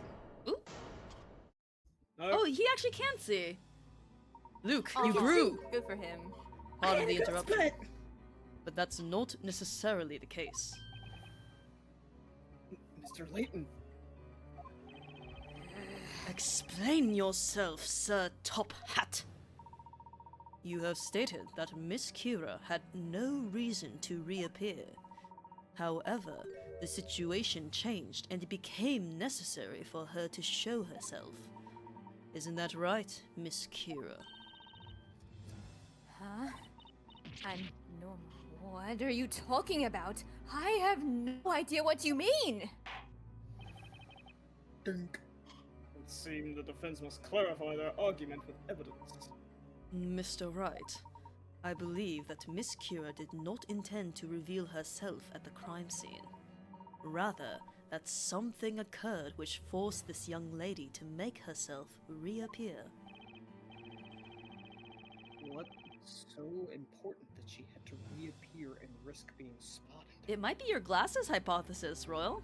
I think it's Yeah. the glasses. I think I'm right. You were like 5 steps ahead.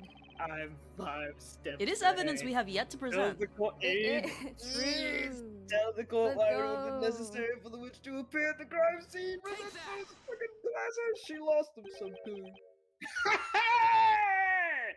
Yes, I am a beacon of knowledge. Miss Kira, you usually wear glasses. Is that correct? Huh?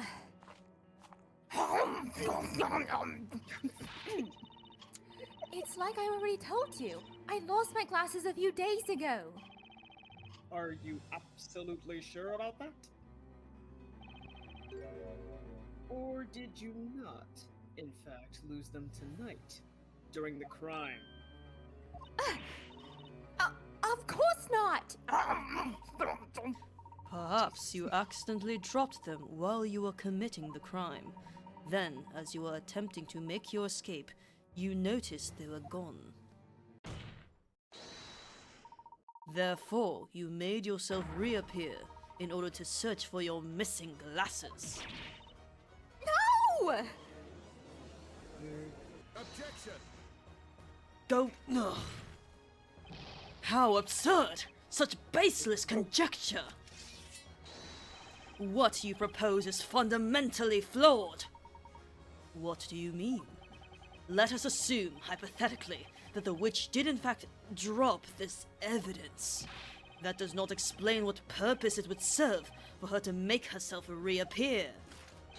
It would still make more sense for her to escape under the cover of darkness. Objection! Unfortunately, Inquisitor Barnum, such a plan was simply not possible. What? Mr. Wright, do you understand what I'm suggesting? Yes. It means the reason Miss Kira made herself reappear at the crime scene. Okay. This is it. Defender, enlighten us. Why did the witness feel the need to make herself reappear? I'm assuming this? Yeah. She couldn't find her glasses? Yeah. Yeah. Why not? The answer is Shrimple, Your Honor. She couldn't find her glasses. She could not find them. Mm-hmm. If you've noticed, she's still not wearing her glasses right now. Objection! She's Hold a blind. moment, Sir Blue Knight. What does that have to do with anything? That's right! It doesn't change a single thing! Objection!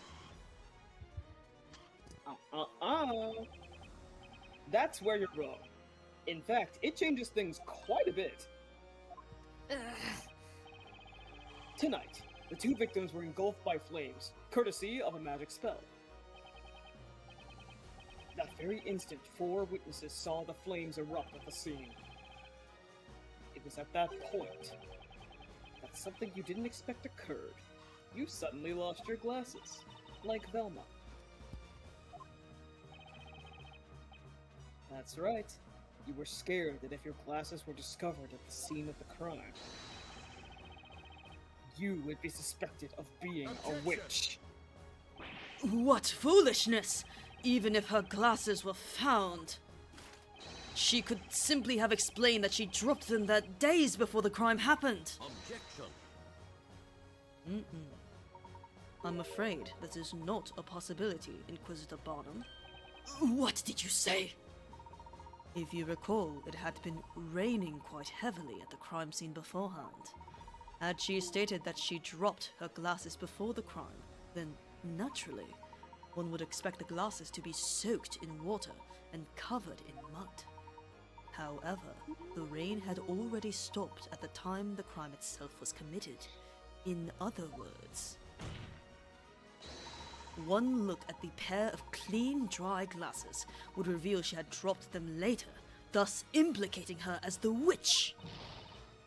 No! I should have known. I was perfecting my rainfall render technique in the forest. And not once during the rainfall did I see that flower maiden traveling along the nearby path. That's not all. In order to frame Miss Cantabella as the witch, you needed to leave this witch's scepter behind at the scene of the crime. I see. That would be the most definitive evidence that she is the witch. The objective here was to have somebody else discover the staff at the scene. Alas, that person was I. However, no doubt you came to realize that one can deduce which spells were used simply by examining the magic gems on the scepter. In this case, one can see that the witch must have used Demir to vanish from sight and make her escape. That's why, Miss Kira, you were left with no option but to reappear at the crime scene. That was the only way for you to avoid suspicion if someone were to discover your glasses at the crime scene. By reappearing, you'd be able to explain that you simply dropped your glasses when you rushed to see what had happened. Damn, double slam! What do you have to What do you have to say to that, that, Miss Kira? You know, I've let you both ramble on and on, but playtime is over. Oh no. Huh? So that's it, then? I'm a witch because I dropped my glasses? I must have said it how many times now? I lost my glasses days ago. Were you even listening? I'll say it again. Over 1,000,000 times! I lost my glasses! I lost my glasses! Do you like evidence, Sir Defender? Do you love proof, Sir Top Hat? Then prove I dropped my glasses at the crime scene. Ha! You can't prove it! In other words, you lose. I love a manic queen. Me love her. too. Slay. Defense attorney silence.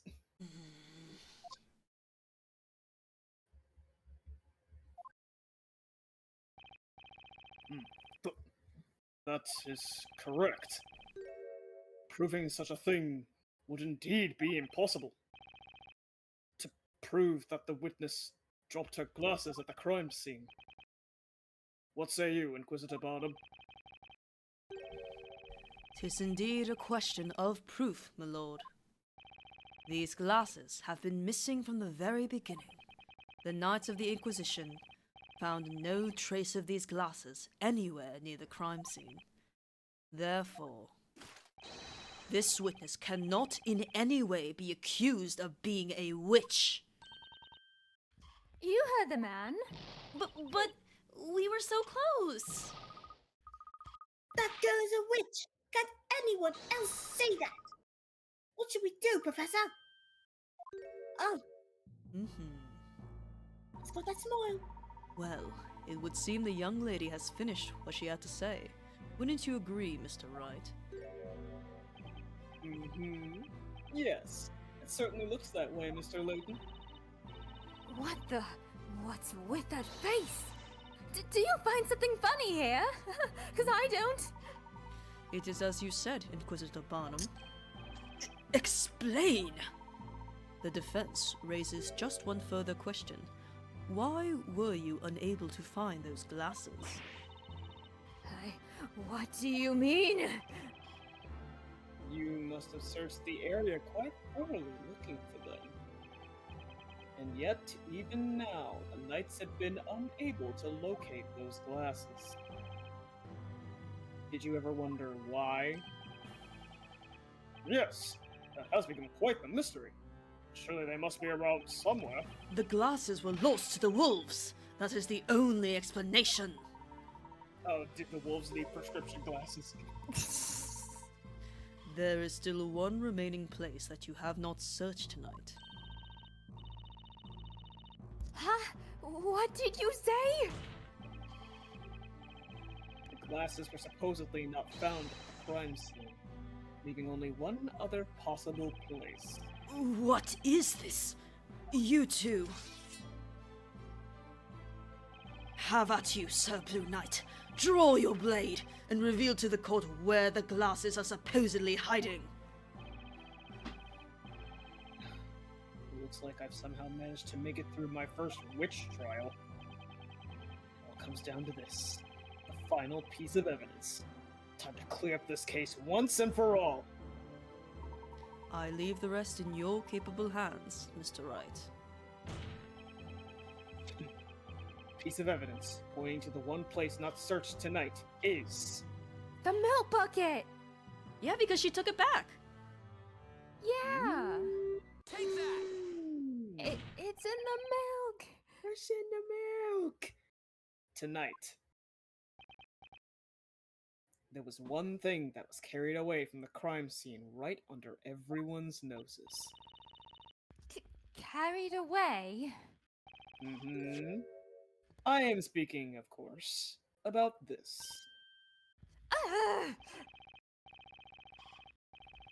That's the milk bucket that disappeared from the crime scene.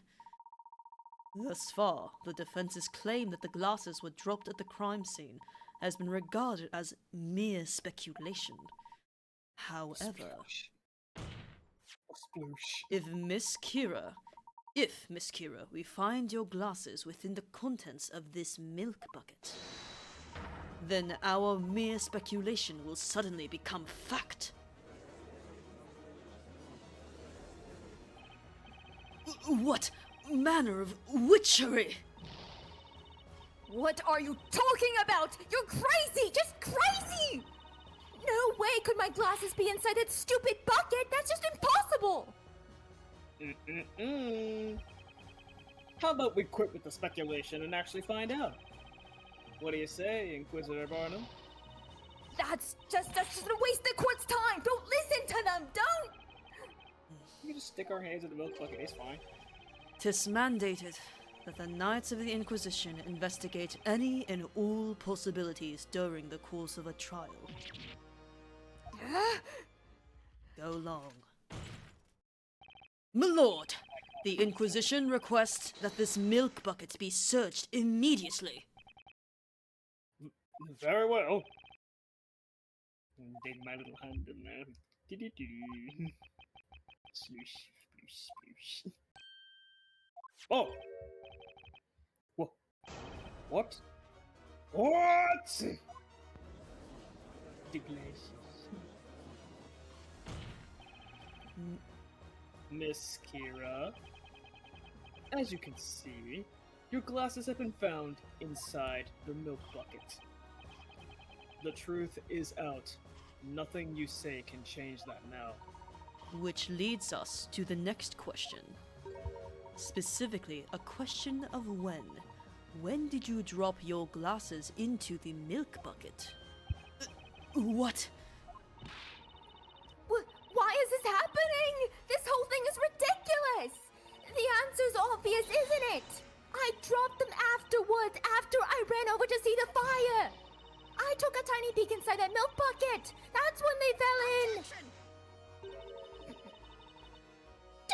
stupid child! Snowy and I were at the scene first. We made sure to take that milk bucket before anyone else could get their grubby little hands on it.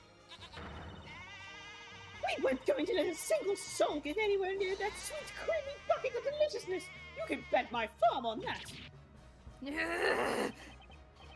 Each of these 4 witnesses has stated they heard the spell Ignize being cast at the time of the incident. Let me crack open the book real quick. According to the Grand Grimoire, Ignize, quote, summons a circle of flames within a 1 meter radius of the caster, end quote. In other words, the real witch must have been at Miss Cantabella's side at the time of the incident. Indeed. That is when the glasses fell into the milk bucket. Therefore, there is only one logical conclusion. Only one person who could be the true witch. Are you good? Miss Kira, you are the real witch. You're gonna get busted, busted! I don't want to put the hurt on you! Anyway. Hurt on you. There she goes. Oh. Oh. Damn. Bonk.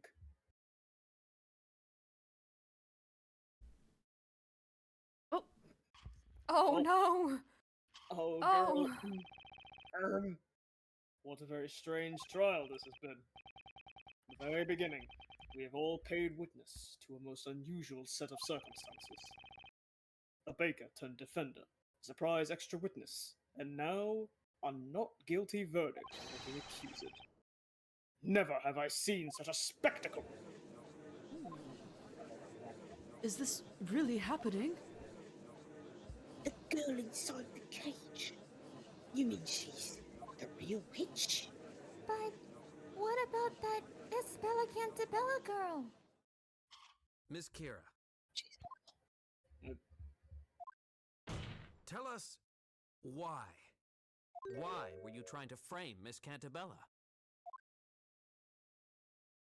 You could easily have escaped the crime scene without a trace. There was no reason to frame anyone. This crime was a result of nothing but your overwhelming ill intent. Oh, damn. To frame a person as a witch is to condemn that person to death by fire. Surely you must know this. So why Isabella Cantabella? Do you have any idea what it feels like to be a witch? What it feels like? I didn't ask for this. I didn't ask for these powers, but I have them. And now here I am, begging for my life. I was living such a peaceful life until now. Selling flowers, getting scolded by my boss for not selling enough of them. That's why I was trying to put an end to these trials once and for all. Put an end to the trials. You all know what I mean? The one condition written in the story that will end these witch trials. When the great witch Bezella has been put to the flames and vanquished from this world, these trials will come to an end. This was my chance to finally end all this. At least that's what I thought. The sun had begun to set on that lonely forest path, and there wasn't a soul in sight. I always carried my hidden Talea Magica with me in case of a moment like this. I used my magic to expose that girl for what she really is. If I had been successful, then all these trials would finally end and I could go on living my peaceful life. What? What are you saying? Am I hearing this correctly? Are you actually accusing Isabella Cantabella? Why do you think no one has ever seen the legendary Great Witch? It's because she's been hidden in our midst the entire time. She's protected. She's hidden from us. It's all part of the story. Part of the story? Objection! That's enough! Speak no more. A witch's existence cannot be justified. No, please! I know you've all noticed it too! You could end this! All of this! That girl! It's all because of that girl! I beg you! Please! Please release me! Knights of the court! Isn't it your duty to protect the people of this town? Give me another chance! That is where you're wrong. Huh? 'Tis indeed a knight's duty to protect. We are impelled to protect the citizens of Labyrinthia against you and your ilk. The reason you were offered my protection until now was because your guilt was uncertain. There was the possibility that you were not a witch. The circumstances were such that it seemed another was guilty. That possibility has since disappeared, and your innocence along with it. You now find yourself at the other end of my sword. Vile witch, enemy of Labyrinthia, may the fires purge you from this land. Hold it! Please, wait! Stop! Please, just stop this! Espella! If it means putting an end to these horrible trials. Let me take her place. Let me be Bozella. Send me to the flames. But please, if it would save her life. This trial has proven beyond a shadow of a doubt that this flower seller, Kira, is a witch. And according to the law, all those found to be witches will be executed. Did he say executed? He can't mean. This is most unsettling. Bailiff, ready the fire. Didn't you come into the courtroom to an execution, Phoenix? I mean, yeah. Oh, this is... Oh, girly. Oh. Oh, God. No! Don't do this! Oh? Listen to me! Don't let her fool you! Espella is the Great Witch! Hear me! There's no time to waste! She's Bozella! Take her! And then these witch trials will be no more! The witch trials will end! Dang.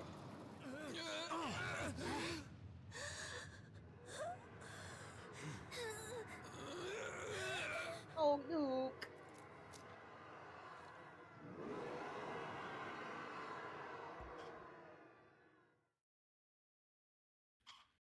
Damn. Jesus Christ, this is the second time someone has died right after a trial. Like Terry was first, we don't care about him. But damn. That's very grim. Luke, Yeah. Maya, look away.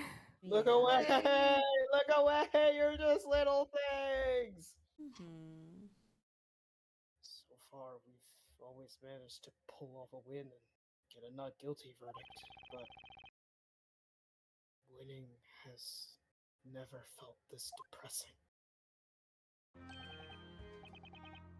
Oh, Espella! Are you alright? Yes, I want to thank all of you. You all came to my rescue yet again. Oh, yeah. Of course we did. Hold on a sec, Espella. What did you say just now? You all came to my rescue yet again. You don't mean...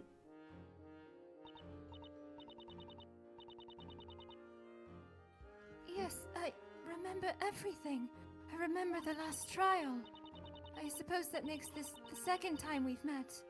And the second time all of you have helped me. Mr. Wright, am I to infer that you and Espella have met before? Yeah, it seems that way. You too, Mr. Layton? Perhaps it would be best if we briefed each other on what has transpired.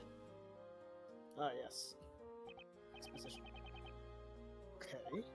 What should we discuss? Alright. Oh, damn. Slay. Espella paid us a visit in London. She had in her possession a letter from an old acquaintance of mine. Is that right? Mr. Accidenti helped us. I can't get over that name. Mr. Accidenti helped us drive Espella straight out of Labyrinthia. You both kept me safe from the witches that were chasing me. Wait, did you say witches? So they appeared in London too? Regrettably, I am unable to say that our protection was absolute. When we saw you last, it seemed you'd managed to escape, courtesy of that passing freighter. Oh yeah, that's right. What happened to you after that, Isabella? I rode the ship along the river for a while, before arriving at a nearby port. And then... that's when I met Mr. Wright and Maya. Okay, should we discuss what happened on the road? I didn't know where the ship would end up. I felt very lonely out there. Please accept my sincerest apologies. I'm afraid there was nothing else I could do to prevent it. No, please, don't blame yourself, Mr. Layton. I just didn't know what to do, so I tried to look for something, anything on the ship that might help me. Boy, you sure found something, alright. Or rather, someone. You ran into a master thief working as part of the ship's crew. Yes, that's right. Did you say Master Thief? Crikey, that's amazing! Really, Australian? I wouldn't exactly say it was amazing. After that, I was taken to court, and that's when Mr. Wright helped me. I see. Then perhaps, somewhere deep within your mind must have existed a memory of that previous trial, and of Mr. Wright. Hence why you thought to seek out his help when you found yourself in such an unfortunate situation this evening. That makes sense. After all, Nick did make legal history that day in jolly old England. Did you say he made history? Wow, that's incredible, right, Professor? I wouldn't exactly say I made history. But then, after that, I was never able to find my way back to the professor. Even after I went through the pains of finding that clue, it ended up being taken away from me. A clue, you say? Yes, the tag that was hanging around the neck of that sweet little stuffed toy. That tag was a clue? A clue for what? Okay, what should we discuss? I had a lot of time to think of while I was on that ship. I thought about a lot of things. Like how to try to find a way back once the ship arrived at its destination. Things like that. Find a way back? A way back to Mr. Layton and Luke. They were the only ones I knew I could depend on to help me. The pleasure was ours, Espella. But no matter how hard I tried, I couldn't remember the name of the town where they lived. Huh? You mean London, Isabella? Oh, that's it! London! That's what was written on Carmine's letter to Mr. Layton. Badger jump scare. The blue teddy bear I found in that room was wearing a tag around its neck. Sorry, Isabella, but PC Badger looks nothing like a teddy bear. On the tag, in very small letters, was written London. I recognized the name of the town. I thought it might be an address. That's because that stuffed toy was used in a special promotion run by the London Metropolitan Police. Oh, that's right! Espella, you must have known that address was super important, so that's why you kept the tag, right? That way, you could meet up with Mr. Layton and Luke again. I just felt so lonely and helpless.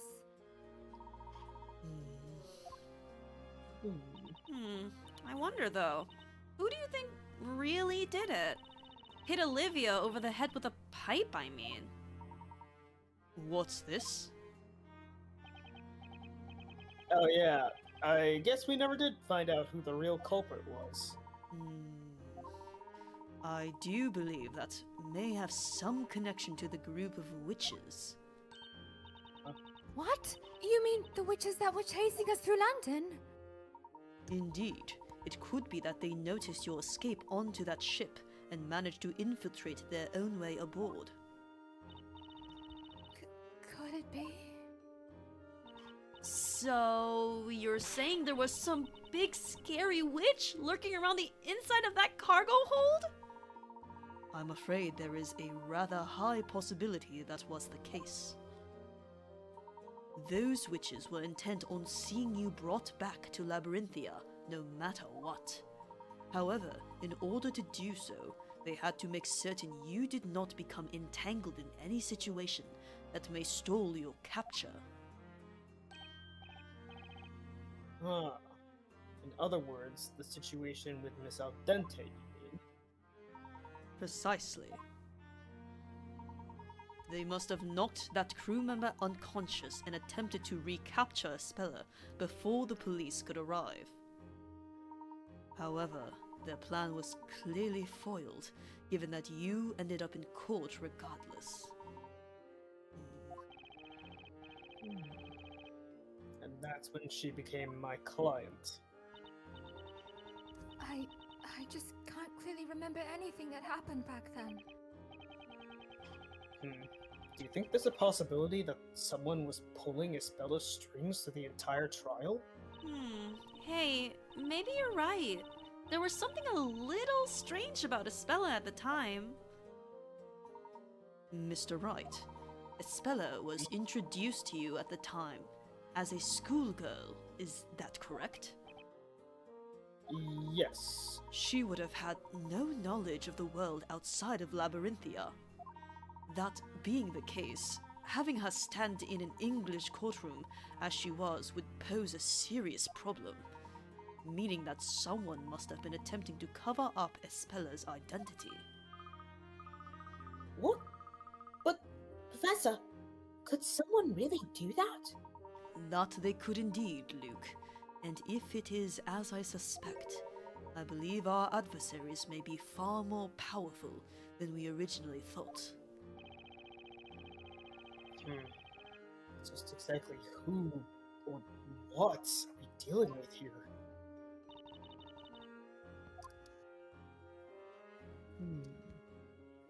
Time out. Hey guys, let's head back to the bakery for now. I bet the boss is waiting for us with one heck of a pastry feast. Classic Maya. Oh. Actually, I can't go home just yet. Huh? You can't? Aw. Well, there are still a couple of legal procedures to be taken care of before I can go home. Please, you will go on ahead without me. I think we should always have at least someone with you. Yeah. Is that so? Very well. Oh my god. I really must thank you all. Thank you so much for everything. Alrighty then, Espella. We'll catch you later. Yes. Farewell for now, woman.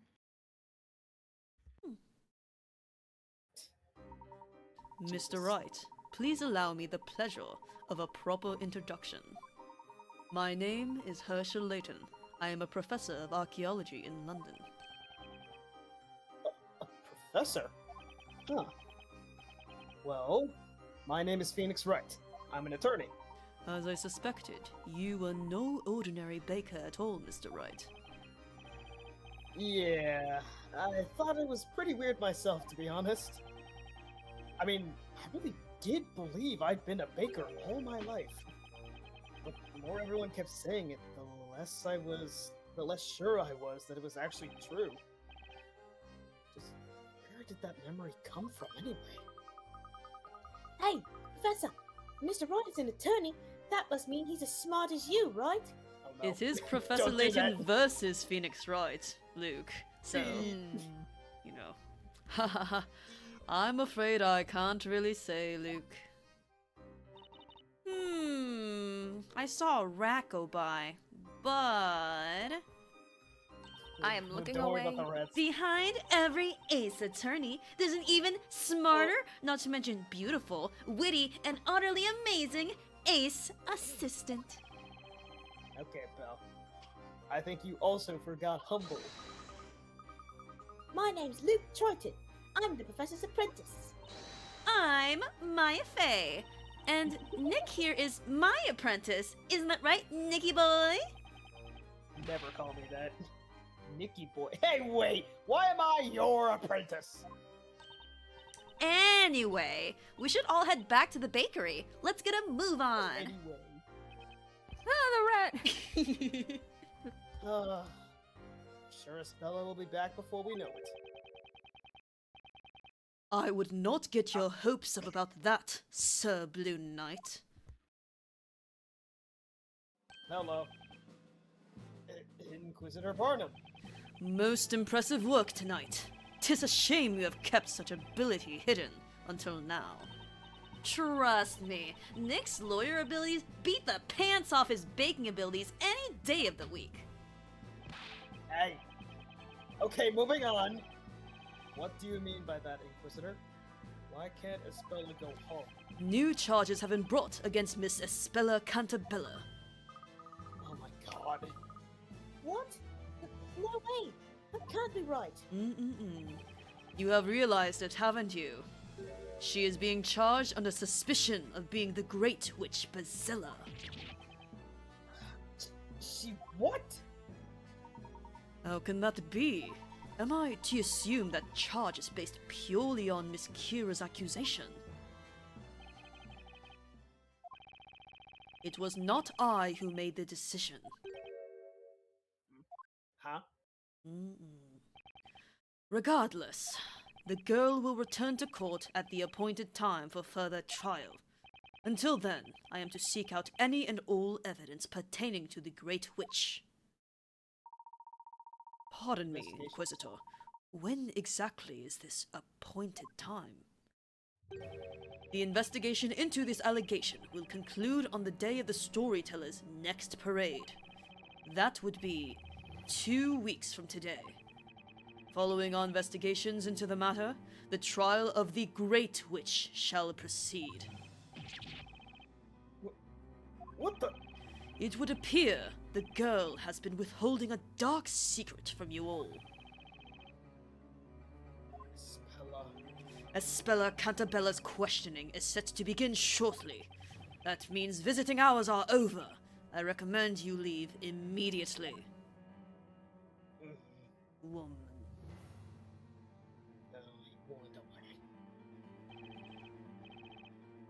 Spella? The legendary Great Witch Bazilla? The story that dictates the fate of an entire town, and now a so-called Great Witch named Bazilla. Most intriguing. It would seem to be up to us to uncover the answers to these mysteries. But how are we supposed to manage it all in 2 weeks? Where are we gonna find any evidence? You know, I was thinking, how do you don't hurt yourself address now. a Great Witch? Hail to thee, O magnificent magical one! Or maybe just, what's up, witchy baby? Oh my god. Love that What line. difference would it make? She's called a Great Witch. That's not someone I'd ever want to meet. Calm down. I've seen Witchy Baby online before. Yes, I me love too. it. It's a good one. What's What's up? I believe I've thought of a solution to our problem. It's actually rather simple. Professor Layton? Allow me to explain, Mr. Wright. The only way we may be able to solve the mysteries of this town and its residents is if we join forces. Defense attorney silence. He's right. We've come this far. There's no way we're just gonna give up on Espella. Okay. I'm on board. Look forward to teaming up with you, Professor. Me too, Luke. Me too, Maya. Yeah. Now then, shall we press on? This marks the beginning of our own story. One dictated by ourselves and written by our own hands. Oh shit, 4 authors for one story. Aww. Slay. I wonder if Luke reminds Maya of Pearl a little bit, because he's like this little prodigy. Oh, baby.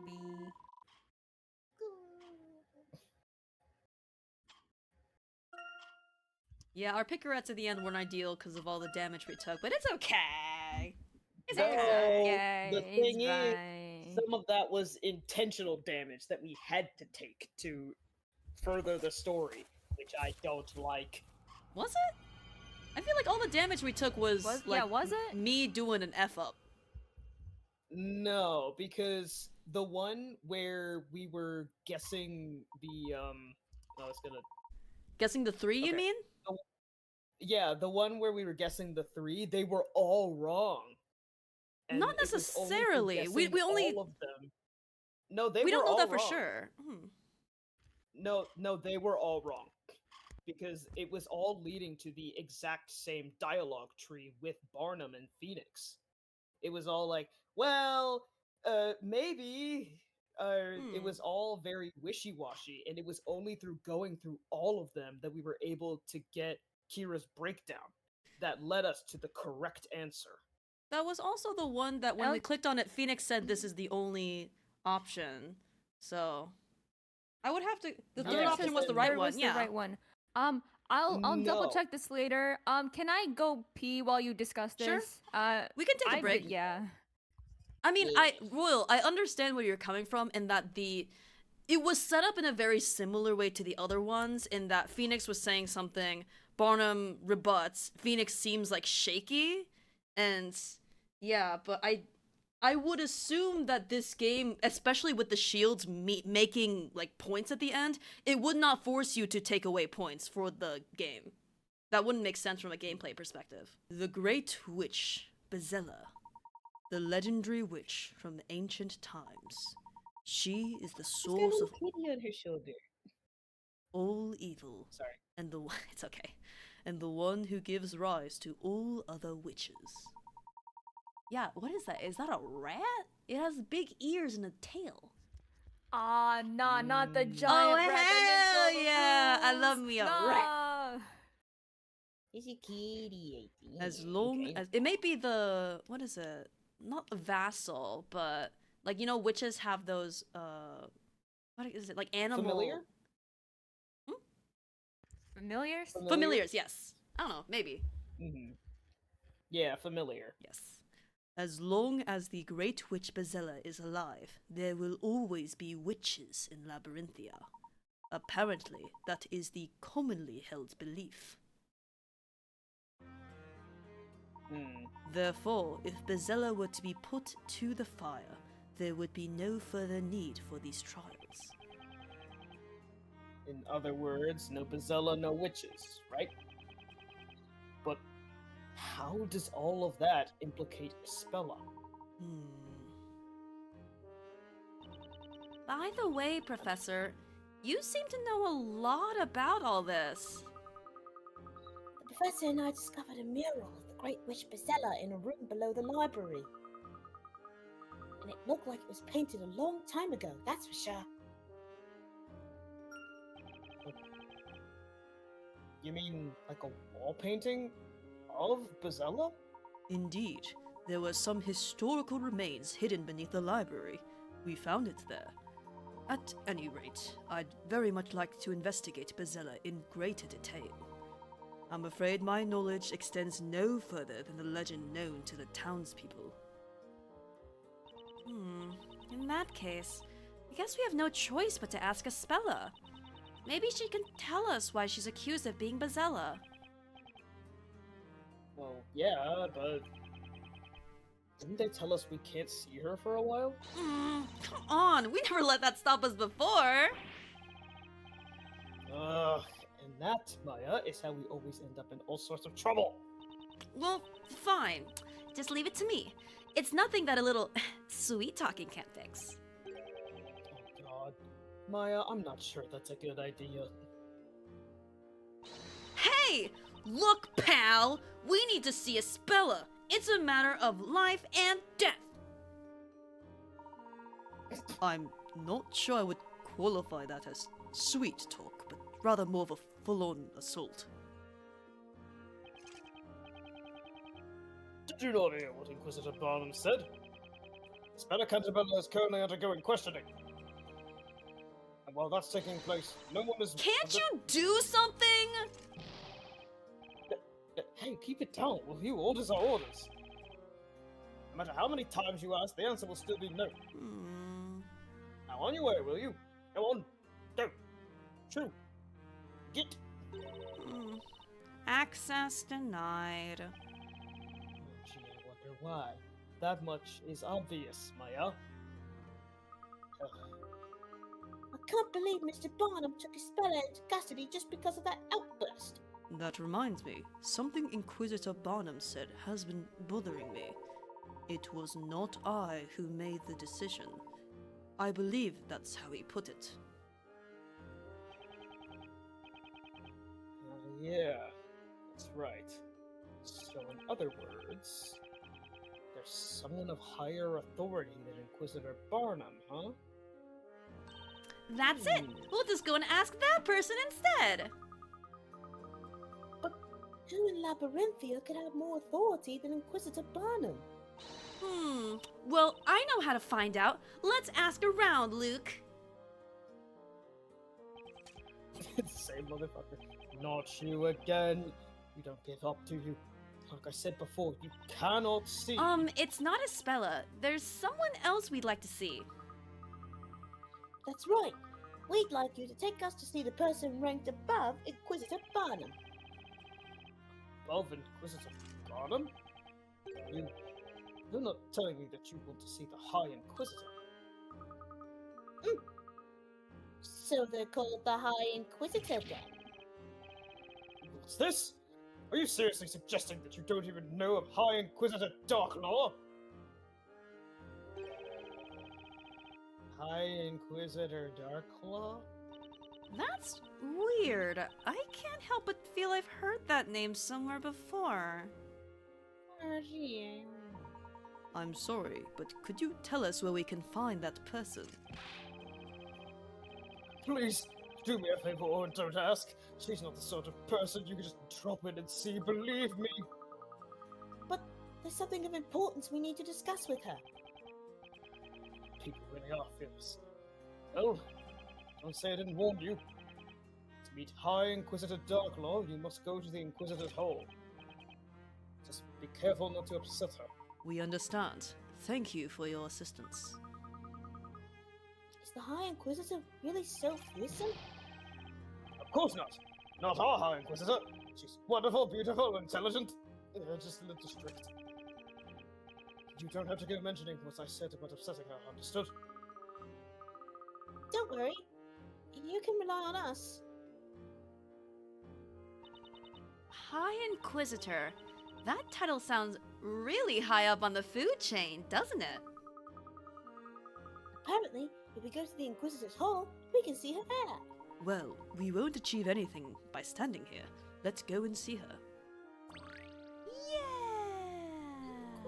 We can look at things. We weren't able to do that before. Coin, Oh, coins. in the candle. Yes. Yes. In the candle. Okay. Nope. Nope. Mr. better not be a rat carrying a Rat coin. coin. Rat coin. Rat coin. Oh my god, I'm sorry, Safi, for subjecting you to newest all these cryptocurrency. wonderful Nah. rats. But we must. I'm keeping my eyes to the top of the screen. It's chill. Yeah. Oh, barrel. Nice. Barrel coin. Okay. Barrel coin. Okay. Not you. You? Hello. High Inquisitor Darklaw is in the Inquisitor's Hall. Even if you go there, I doubt she'll see you, though. Okay. That is all I had to say. Okay. Alright, it's been a while. High Inquisitor Darklaw. Orange for people doesn't necessarily mean anything. Yeah. The guards. Oh, hey! The guards are watching us. Hey! Or should I say, staring at us with an unspoken threat in their eyes. The doors to the courthouse are shut and guarded. We cannot gain entry now. Look at them, all 4 of them! Oh, 4 of them. Or, Yeah. uh, Oh, the menu. Oh, both of them! Yeah, Oh my god, Look that's at so them! sweet! The cuties! Aw. Bless. And we have all these. Yes. Lore. We haven't gotten one of these in a while. Hmm. Oh, do you want to save? Wait, we Sure. did after the trial. That's true. Whatever. It's good to remember. Another save! There was a lot of cutscene happening after the trial, so it's good to save as well. True. Okay. Good. Toss on! Another save. So many candles. And it's so dark in here. Let's light some more. The ceiling might catch fire. The chandelier is very simple compared to the great archives. You know, the candle maker must be the richest person in this town. I feel you, Phoenix. An old wooden bench that many woodworms would call home if they could speak. Those awaiting trial sit here on these uncomfortable, worn-out benches. Cheers. I'd rather stand. That bench is bristling with splinters. Maybe this bench is a torture tool. Shall we try it out on you, Nick? What the fuck? Girl! Just the Nice. contrast is crazy. I love you. I love them. Okay, the rats are not clickable. We move. Aww. Oh, they're Phoenix looks- together. Yeah. A little funky. they're so little. Oh my god, it's the goddess of justice! Verity Cavella, are you? Oh, I miss you, Gavel. Ah, I can see Inquisitor Barnum over there. okay. Which means that woman standing next to him must be... High Inquisitor Darklaw. It looks so serious. Might be difficult to butt in. Perhaps we should wait until they finish that conversation. Here you're talking about some stupid shit, aren't they? We are prepared for the questioning of Espella Cantabella. She's in the Oh, Death never mind. Knell dungeon. Would you like to see her Damn. now? Bonham, I intend to leave the questioning of the girl to you. But if she is indeed the Great Witch, shouldn't the High Inquisitor be there? It is not necessary that I be present, and I have much faith in your abilities. Understood. I will not let you down. I intend to visit the scene of the crime. You take care of things here while I'm away. The scene of the crime? You mean... That's right. It's unlikely there are any clues left, though. Anyway, the questioning is yours, Bonham. Yes, milady. It looks like they finished talking. Inquisitor Barnum. You! How did you get in here? We walked. Sorry, sir. We didn't intend to eavesdrop. Inquisitor Barnum? There's something we'd like to ask you. I've no time right now. You'd best leave. He's gone! Going to question Espella. It would appear that we have to find out what we need to know from the High Inquisitor. Slay. Oh my god! Wow. A Yeah, woman in sure. pants? Love that. Slay. Love that. Hell yeah. Oh my god. Okay, first of all, priorities. Where are the coins? Raiding my office, I see. Don't worry about it. What is that little coins now. puppy? And what is that puppy? Is Barnum a dog lover? Aw. Puppy. Holy shit. Bone. Oh my god. Silly. Dog Wow. boy. Only found one so far, so I guess we'll just Huh. left to right. Where are they? That's Barnum's armor. Makes quite an impression. It must be difficult to walk in heavy armor like that. And imagine the heat in summer. The armor and cape are made from the finest materials, far better than what regular knights wear. Maya doesn't have a weird Hey thing Nick, to say. I have a great idea! Oh No. god, what? Professor, there's a bone on the carpet. A single bone meaningfully placed beside the Inquisitor's desk. That, Luke, smells like a puzzle.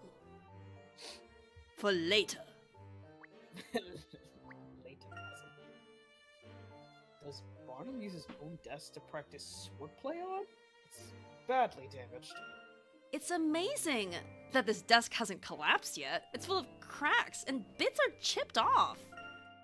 What a stark contrast with the tidy desk on the other side of the room. It reminds me of my own. All these notes and documents piled up on the desk. The Inquisitors have lots on their plate too. Nothing down here. Him- Look at that! What a sweet quill stand! I want it! It's cute. Wait, Maya, put it back where it was! Stupid! Is that a dumbbell? What the? It is! What is wrong with him? Bro! Barnum uses a dumbbell as a paperweight.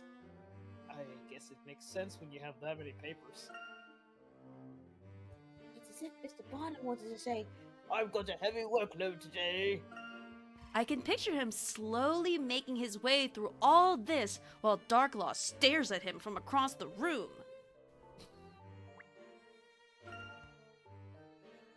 So many memos. Magic crime is on the rise from the looks of it.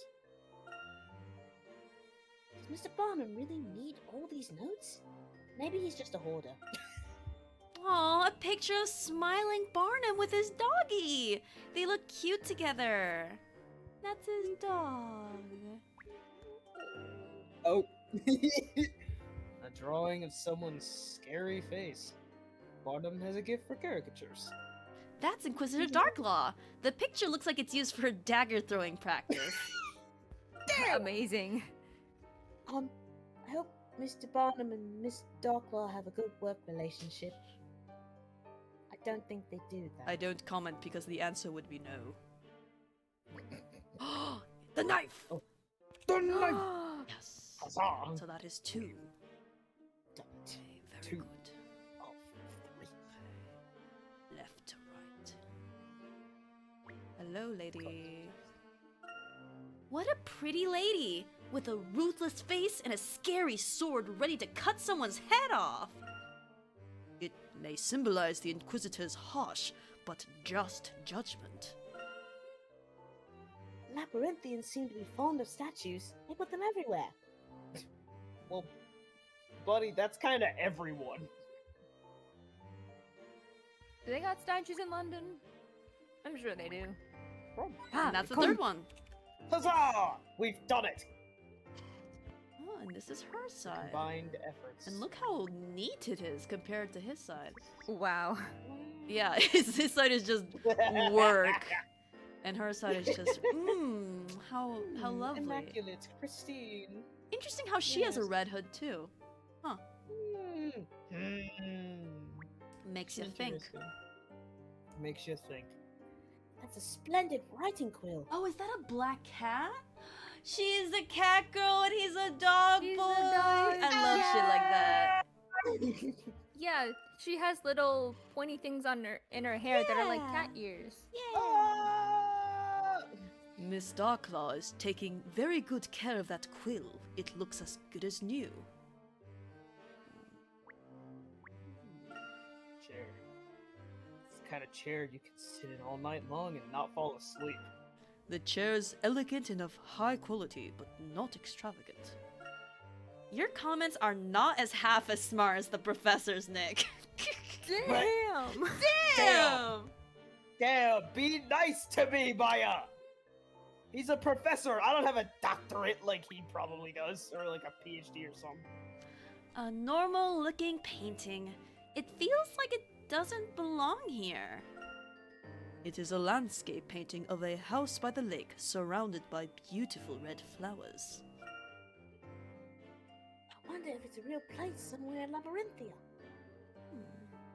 All I right. have nothing to say That's because all. apparently what I say isn't intelligent. Interesting. Specifically, we can see the owl night symbolism here, while we see these three things. I've been seeing that symbol a lot as a motif. Yeah. Anyway. Interesting. Hey, girly. Hey. Now that So- you're done raiding my office. We have only commented on your things. We have nary a single fingerprint on any of them. I mean, wait, you don't know what that is? Or do you? So you are the High Inquisitor. From the way you talk, one would think we had already met. I'm certain we have never met before, but I did have the opportunity of seeing you at the Storytellers Parade. And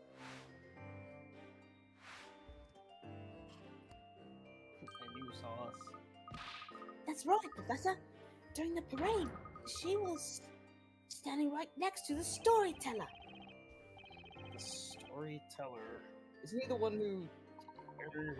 He's known as the creator in this town.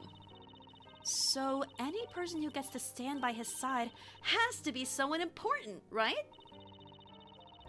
Did you all just come here to stand around speculating? If so, there's a quiet cell in the dungeon which has become just become vacant. You can speculate all you want in there. Just a moment, Miss Darklaw. We have come here to talk to you. Talk to me. That's right. It's about this trial. We'd like to ask you about it. Inquisitors do not make habit of discussing the details of trials with just anyone. Just anyone. We, or in particular he, acted as Espella's attorney. That is hardly just anyone. That's me, alright. I'm Phoenix Wright, attorney at law. So, you're the one.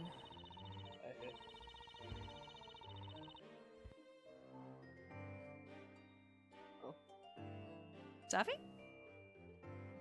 Uh-oh. My mic was muted. It's all good. Alright, well, I gotta do a better take two now. It was already a good take one. Whatever. You're the Knight of the Court of Opposed Inquisitor Bottom, aren't you? I received a detailed report. Yes, indeed. Most interesting. So what would you like to know? So many things. I should ask Darklaw about Espella. Espella was proven innocent at the last trial. Despite that, she's now been accused of being Bezella, even though there's no decisive evidence to support that claim. Just a moment. Before we discuss that, there's one thing I need to make clear. While it's true that you acted as Espella's defender in the last trial, that does not necessarily mean to say you will be defending her again. What do you mean? Just because the trial is different, that doesn't change the fact that I'm her attorney. The charge against Espella Cantabella is of the gravest nature. Do you mean the charge that she's the Great Witch Bezella? What makes you think the accused wants you to defend her again? Does that mean that if Espella doesn't ask Nick to defend her again, then he can't request to be her defense attorney? Correct. The Great Witch Bezella is the source of all other witches. Her defender could, by their own words, place themselves in great danger. Knowing Espella's kind nature, I don't think she'd want to subject anyone to that risk. That's why she kept quiet earlier. However, Espella is, at this very moment, undergoing questioning, is she not? and there's a possibility that she may be cleared of the suspicion of being a witch. That's right. There can't possibly be evidence of Spella actually being a witch. So, how could anyone prove she is? Just how well do you people think you know Espella? Eh? On what grounds can you say that she is not a witch, or that there's no evidence? I'd be glad to have you explain that to me. That's not fair.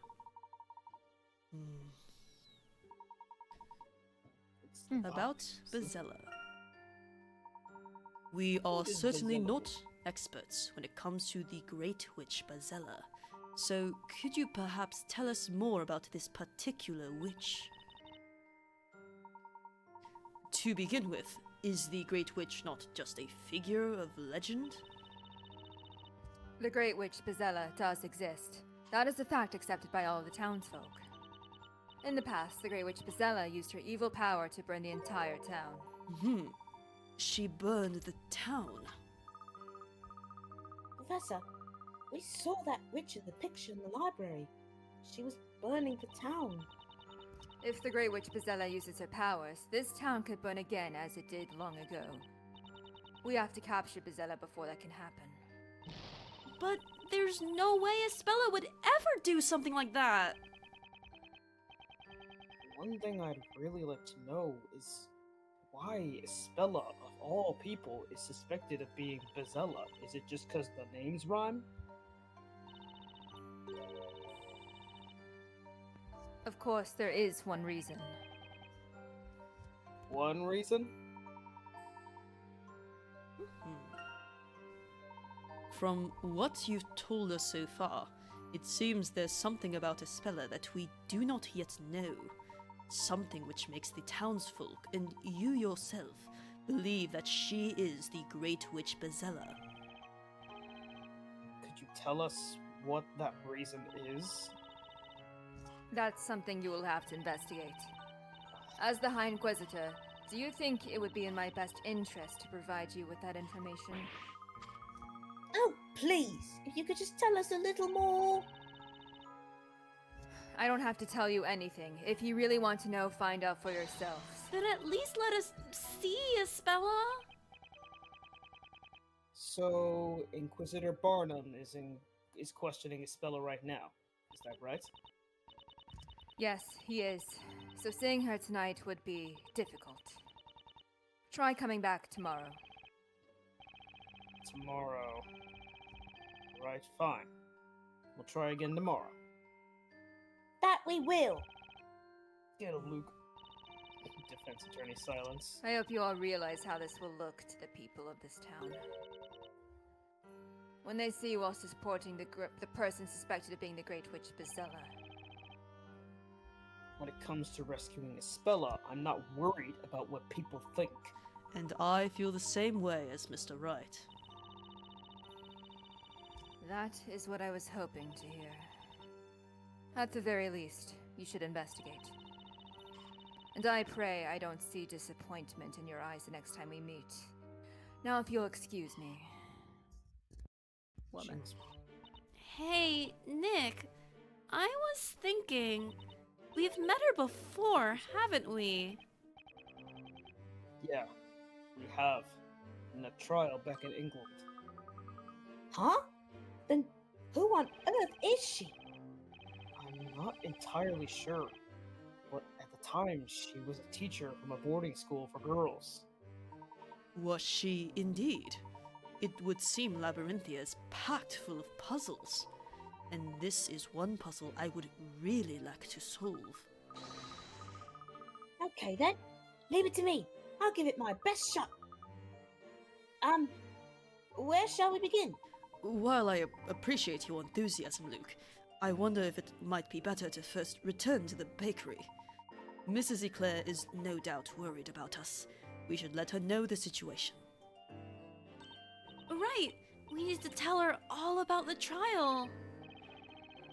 Oh, I have a feeling that's not gonna go too well. I think you did very well, Mr. Wright. I'm sure she'll understand. She's like a mother to Espella. She must be worried sick about her. Okay, everyone. Let's head back and tell her everything. How the court proceedings went, and the way the townspeople reacted. Espella, it would seem you do indeed have a secret.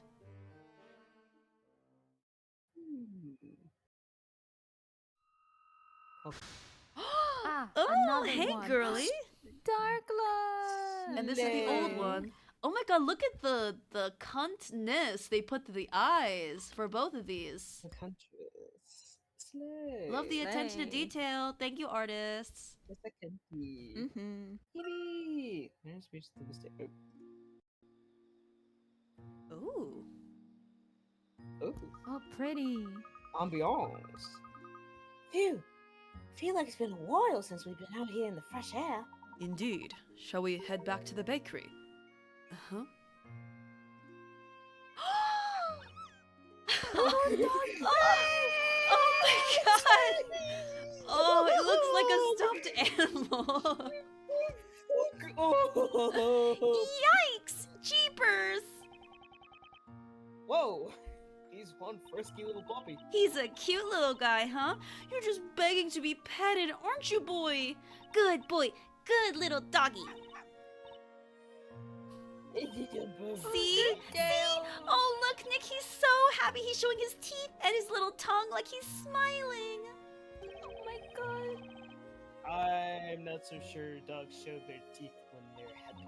Don't be such a spoil sport. Come on, you try petting him. I'm okay. Alright, give this a shot. Come on, your boy. Mr. Wright, don't pet him! Huh? Oh shit! Ah! Ow! Ow! Ow! Ow! Ow! Ow! I guess even cute little puppies have a bite worse than their bark. Are you alright, Mr. Wright? Tried to warn you. Oh, my puppy. I guess you can't always judge a dog by its looks. He may look cute, but what he was saying wasn't cute at all. What do you mean by what he was saying, Luke? That's right, Miss Faye. Hello? Luke can understand what animals are saying. He did say that, like, in the way Random we lore beginning, drop? he said that, like, you know, something about, like, cute animals is my second favorite thing after puzzles, or something. Okay, there's so much that's happened in this game that I completely forgot.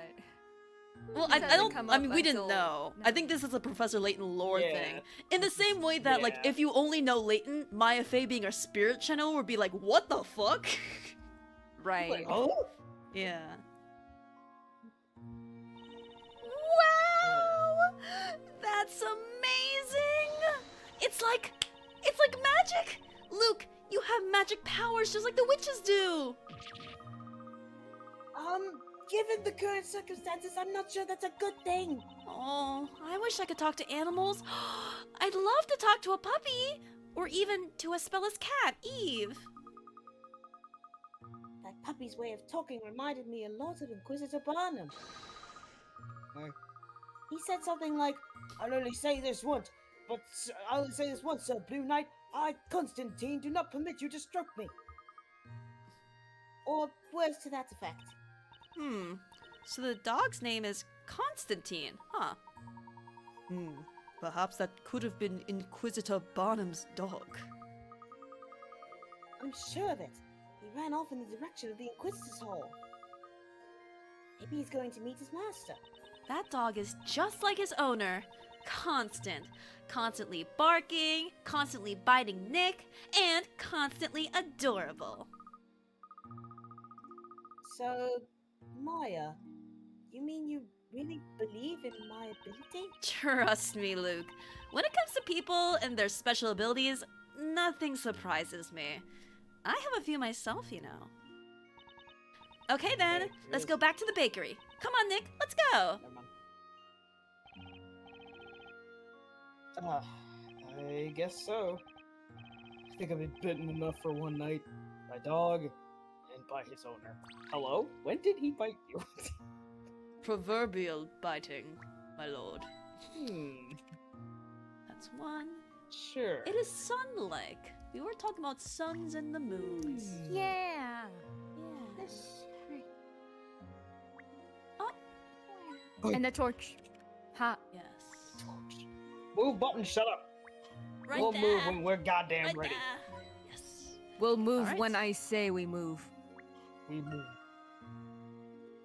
The witch's court is like a crossbreed of courthouse and an execution place. Ooh. I'm just gonna click that so Mm. it goes away. Wait, what the fuck? No. Yeah, oh, we're here. Oh, search, not enter. That's a gameplay thing. Yeah. This is crossbreed. I wonder why it was built so far away from the rest of the town. Well, I mean, probably not good Jesus, optics Luke. to have. What have you put You know through? what? Yeah. This deep in the forest, no one can hear the screams of burning witches. Jesus Christ, He Luke. is Also, however traumatized. magnificent this courthouse looks, the trials that take place inside are an ugly matter. Ugh. That's basically what I said. What happens in Professor Layton games? I don't know, man. They talk to animals and... Oh, another owl flew by. Professor, I saw another owl. Owls are nocturnal animals. This forest seems to sustain quite a large population. Well, look who has nothing intelligent to say no. This is like, I love the scenery is so graphically impressive for a 3DS game. I'm It's for so real. pretty. I think that's it. I Alright. wonder if we can go back in now and do the dog bone puzzle. It says hidden puzzles 0, 0. So I would assume not, but we can double check to see if like just there's a dog there, I guess. Oh my god! There's a dog there. Oh my There's a dog there. Oh my god. This adorable pup is a courageous, loyal companion. He's wearing his armor with pride. Constantine is a smart dog. He only bites his master's rivals and enemies. Just the contrast of So, this guy having a dog that looks like this. Like the kind of dog that like, you know, like Asian women have that have like little crusty things in their eyes and shit. Incredible. The eye boogies. Yeah. All right. Oh, this is new. oh, Ooh. Oh my god. Oh, pretty. Yeah. God. but what's prettier is this coin. Corn. Yippee. Hmm. Flowers for you. Corn. Oh, she's dead. I just got jolted back to reality. No more. Oh, No more Ugh. flowers for you. no more flowers. Flowers for her on her grave. There's a. Sorry. There's a It's okay. I just sizable sorry. candle. I just remembered that there's no confetti after that trial, obviously. But when she had her breakdown, the flower petals flew around, similar to Yeah. confetti. Yeah. Good observation. So flowers for her. Flowers, for Flowers for her. Rest in her. peace. Yeah. There's a sizable candle inside. Could probably last all night. The stone's lantern's design is quite to my liking. Who put that here? It totally doesn't match the style of anything else in this town. Pretty, huh? Now try coming here at night on your own. The lone lantern would be a scary sight. Oh. The letters on the signpost are so worn out by the elements that it's almost impossible to read. This way goes to the courthouse, that one to the shopping district, but what about this other one? Let's find out where that path leads some other time. But what if we did it tonight? I think. Consider. Oh, what? Trees? It is very dark in there. It should not be dangerous, but we had better be careful. To think that a big forest like that's just outside of the town. Do you think this forest is infested with witches? He's so traumatized. Aw. Oh dear boy. Little guy. Oh, hey. I wonder. I guess Sounds they said tonight, so all this happened within the same night. So I'm assuming things are the same? You know what? Didn't we miss a puzzle at the and we could find them at the Great Archive? A puzzle! Let's go. Yes. We might as well do that before we go. I guess Girl? is she in here? She's in the back room. No? Girly? Bradell! Where you go? Where is she? Surely not the basement that she hates. Surely I don't think we can not. get to the basement. There's like Oh, there's true. no one in here. Dewey's not even in here. Hello? The library's probably closed. I think they Huh. brought that up last Okay. time. Oh, probably. So we just can't? Alright. Damn. Not when the library's closed. What's Pix? Not Oh! It's like your favorites. Oh. Well, Oh, nice. you know what that means. Which 20 one was puzzle it? 23. Which one was it? Where's the... Oh. There we go. Hey. Now, Professor, It's why good did you put memories, that Luke. one into your favorites? We have Oh, very really? good memories. We had to do it twice. That's how good it was. Yes, we. Yes, have we. good That's what you memories. said as you went through the trucks, Luke. You had so much fun. We. Oh, the first time I did. Phoenix, Maya, why are you back so late? Yeah. Sorry we're late. It's just that. Well, we... About Espella... What are you two looking so glum about? I was so surprised. Huh? Just how is it that you could do such a brilliant job as a defender? It was wonderful the way you proved Espella innocent. Thank you from the bottom of my heart. Not at all. No need to thank me. After all, Espella is still... I know, Phoenix. Oh, were you watching the trial? I certainly was, Maya. There's no reason for you to look so glum. The way you stood up to the Inquisition, in all my life I never seen anything like it. That outstretched arm, that pointed finger. It was truly a sight to behold, Phoenix. Boss... That's why I'm not at all worried. Huh? Because I believe in you, Phoenix.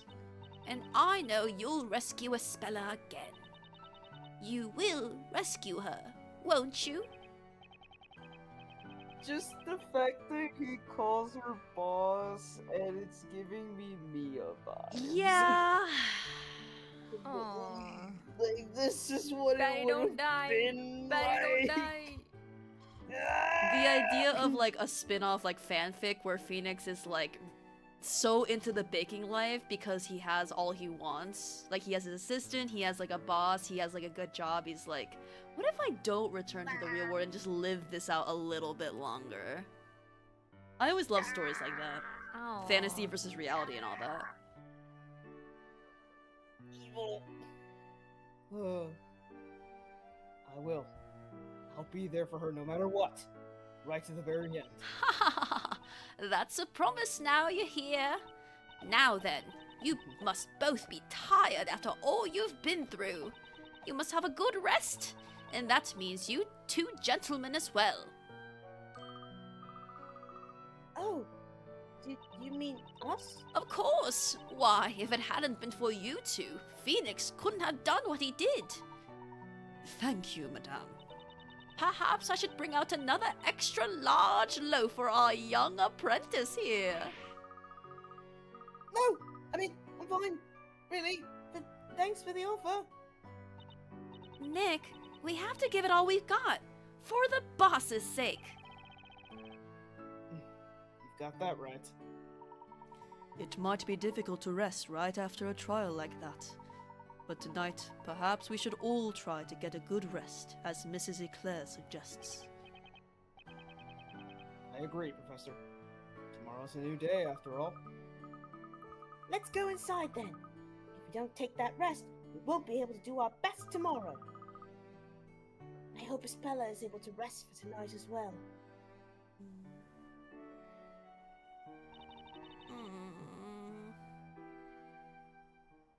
Oh. No one. Probably the same. I guess there's 4 of us. Oh my god, is the observation gonna be There's different because 4 there's of us 4 of now. us now? Is it worth exploring the whole absolutely. town again? Oh. It is potentially worth it. Ooh, phosphorescent anglerfish. And there would be octopus. Okay, this is new. We sold out most of their products Okay, today. I will try one more, and if Phoenix and Maya do not interject, then we will go inside. There's a butcher next to the fishmonger. It's still open. So the opening hours, that's convenient. Do you think they took pounds and pennies? It'll become okay. All right, let's go. I'm kind of like, thank you, game, for not giving us more things to do. Thank God. Well then, let us all turn in for the night. Fate. The sleepies. Oh. Hello. Ah, is that you, Maya? The assistants. Hey, Luke. What's the matter? Can't sleep? I kind of woke up, but then I guess you did too, right? Oh, the ones who were like the least okay at the end of the trial. Yeah. Oh, the littles. You're worried about Spella, aren't you? Yeah. After all, you were living here together. She must be like a member of the family. But you and Mr. Wright found yourselves here in Labyrinthia. Just like me and the professor, didn't you? Seems that way. Even though we've supposedly been living here for 5 years now. But those memories didn't exactly turn out to be real. I've got no idea how I even had that kind of memory in the first place. On top of that, even the boss seemed to have the exact memory of us. She's done so much to take care of us. When I think about it, I can't help but feel like we were deceiving her, you know? I don't think you have any reason to feel that way, Maya. It's not your fault that your memories have been changed. And even if the memories are different, I'm sure your feelings for Mrs. Eclair and Espella are real. You're so right, Luke. Thanks. I feel way better now. Not at all. It's nothing. All right. I'm gonna try real hard to get my honk shoes in. I'll be out faster than you could say goodnight. I'm not so sure beauty is achieved by sleeping, or that sleep is something you can try hard at, but I'm definitely ready to sleep. Maya, did you just say something? Me? I didn't say anything. But I'm sure I heard something. Maybe it was from outside? I wonder what it was. Let's go have a look. Oh my God. Just us, with no supervision. Children, no. No, Hey. not the unsupervised children. It's past your curfew. Isn't that Patty over there? Oh no. Looks like she's searching for something. Oh. Eve. Cole. Eve. Oh, goodness me. Where could that cat have gone? She doesn't normally go wandering off at this time of night. I suppose you're worried about Espella too, aren't you? Espella. I wonder what she's doing right now. Is she crying herself to sleep? Don't worry, Espella. You've got friends here, and we're going to make sure you come home to us safely. And when you do, we'll all sit down and have a nice dinner together. Boss. She's worrying so much about Espella. She looks so sad. She really does. This must be so hard for her. Oh. Maya, I've got a great idea. Oh no. Buddy. Let's go and find Eve for her. Eve still isn't back by the time Espella comes home. She'd miss her for sure. And Mrs. Eclair could relax a little too. Luke, you're a little genius. Let's go and find Eve for Espella and Patty. But I wonder where she could have gone. We'll probably find her quicker if we ask around a bit. Eve is easy to recognize. She looks quite distinctive and has that scarf around her neck. I'm sure someone must have seen her. Correction. You're not just a little genius. You're a super mega huge genius. It's nothing. I mean, I am the professor's apprentice. Let's get this show on the road. How about we start by looking around the town centre? Right you are, Maya. But we'd better take care since we'll be in the streets at night. We are children. Don't worry though. If anything happens, you can rely on me. It's the job of every gentleman to protect a lady. Aww. Let's go, Maya! He's like half her size. Yeah. Also, I'm assuming she's 19? Wait, actually, was she 17 in the first game? Or 16? Mm-hmm. Okay, 17 in the first game. So wait. timeline-wise, this is 18, 19, 20 maybe? But she is definitely because she's saying she's the grown-up, and she was 18 starting like the second game of the Phoenix Wright trilogy, so. You're barely a grown-up. As the grown-up here, I can't help but feel it should be me who's doing the protecting. Maya Luke adventure! Look at that! I kind of love this assistant side quest. The little... This is taking place around the third game. You know what would be great if we had like character profiles and ages? Just saying. That oh would be whoa! for real. No! No. No! I saw that back button and I made assumptions. But it is 12:26. Wait, but look at them in the save. Hold on. Oh my god! Look at him. Wait in the save. They're cute. Yeah! Yippee! Oh, They're so cutie. I love their bond a lot.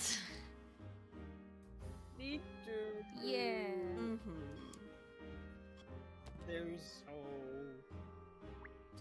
Well, you know what? How about we examine things on this screen and then we'll call it a night. Just so we can see what their flavor text is.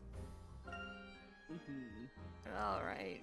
Eve is so lucky to live next to the fishmonger. Eve's not here now. Where can she be? Oh.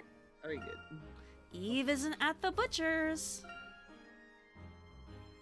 Maybe she went farther away. Let's check some other places. I think we're all coined out for these we got all reoccurring the locations. coins. Oh. I guess we really weren't bakers. Mrs. Eclair looked very concerned. I'd like to help her out as much as possible. Not Maya having like an identity crisis in the middle of all this. Maya! Is a hidden puzzle back to the road of the court? What? Wow. Awesome. Great activity for next week. Yeah. Also, why? If there's a hidden puzzle, why is it 0-0? Strange. Yeah. Well, anyway. Yes, it is about the time. So, thank you everyone for coming. We have had no technical errors this time around, which is lovely. Yippee! Ooh. I'm finally glad we got to saw some Dark Law because I didn't say anything, but I was saying hello. Hello when she arrived. She's nice. Yeah. Slay. Well, thank you guys for coming. Likers are feasted. Yes. Next week, more of this. See you then. Good night, everybody. Good morning. Have a good sleep. Sleep well, everybody. I combined the two by accident. Take both. Hell sick yeah. days. It is quite late. Thanks. Goodbye. Bye-bye.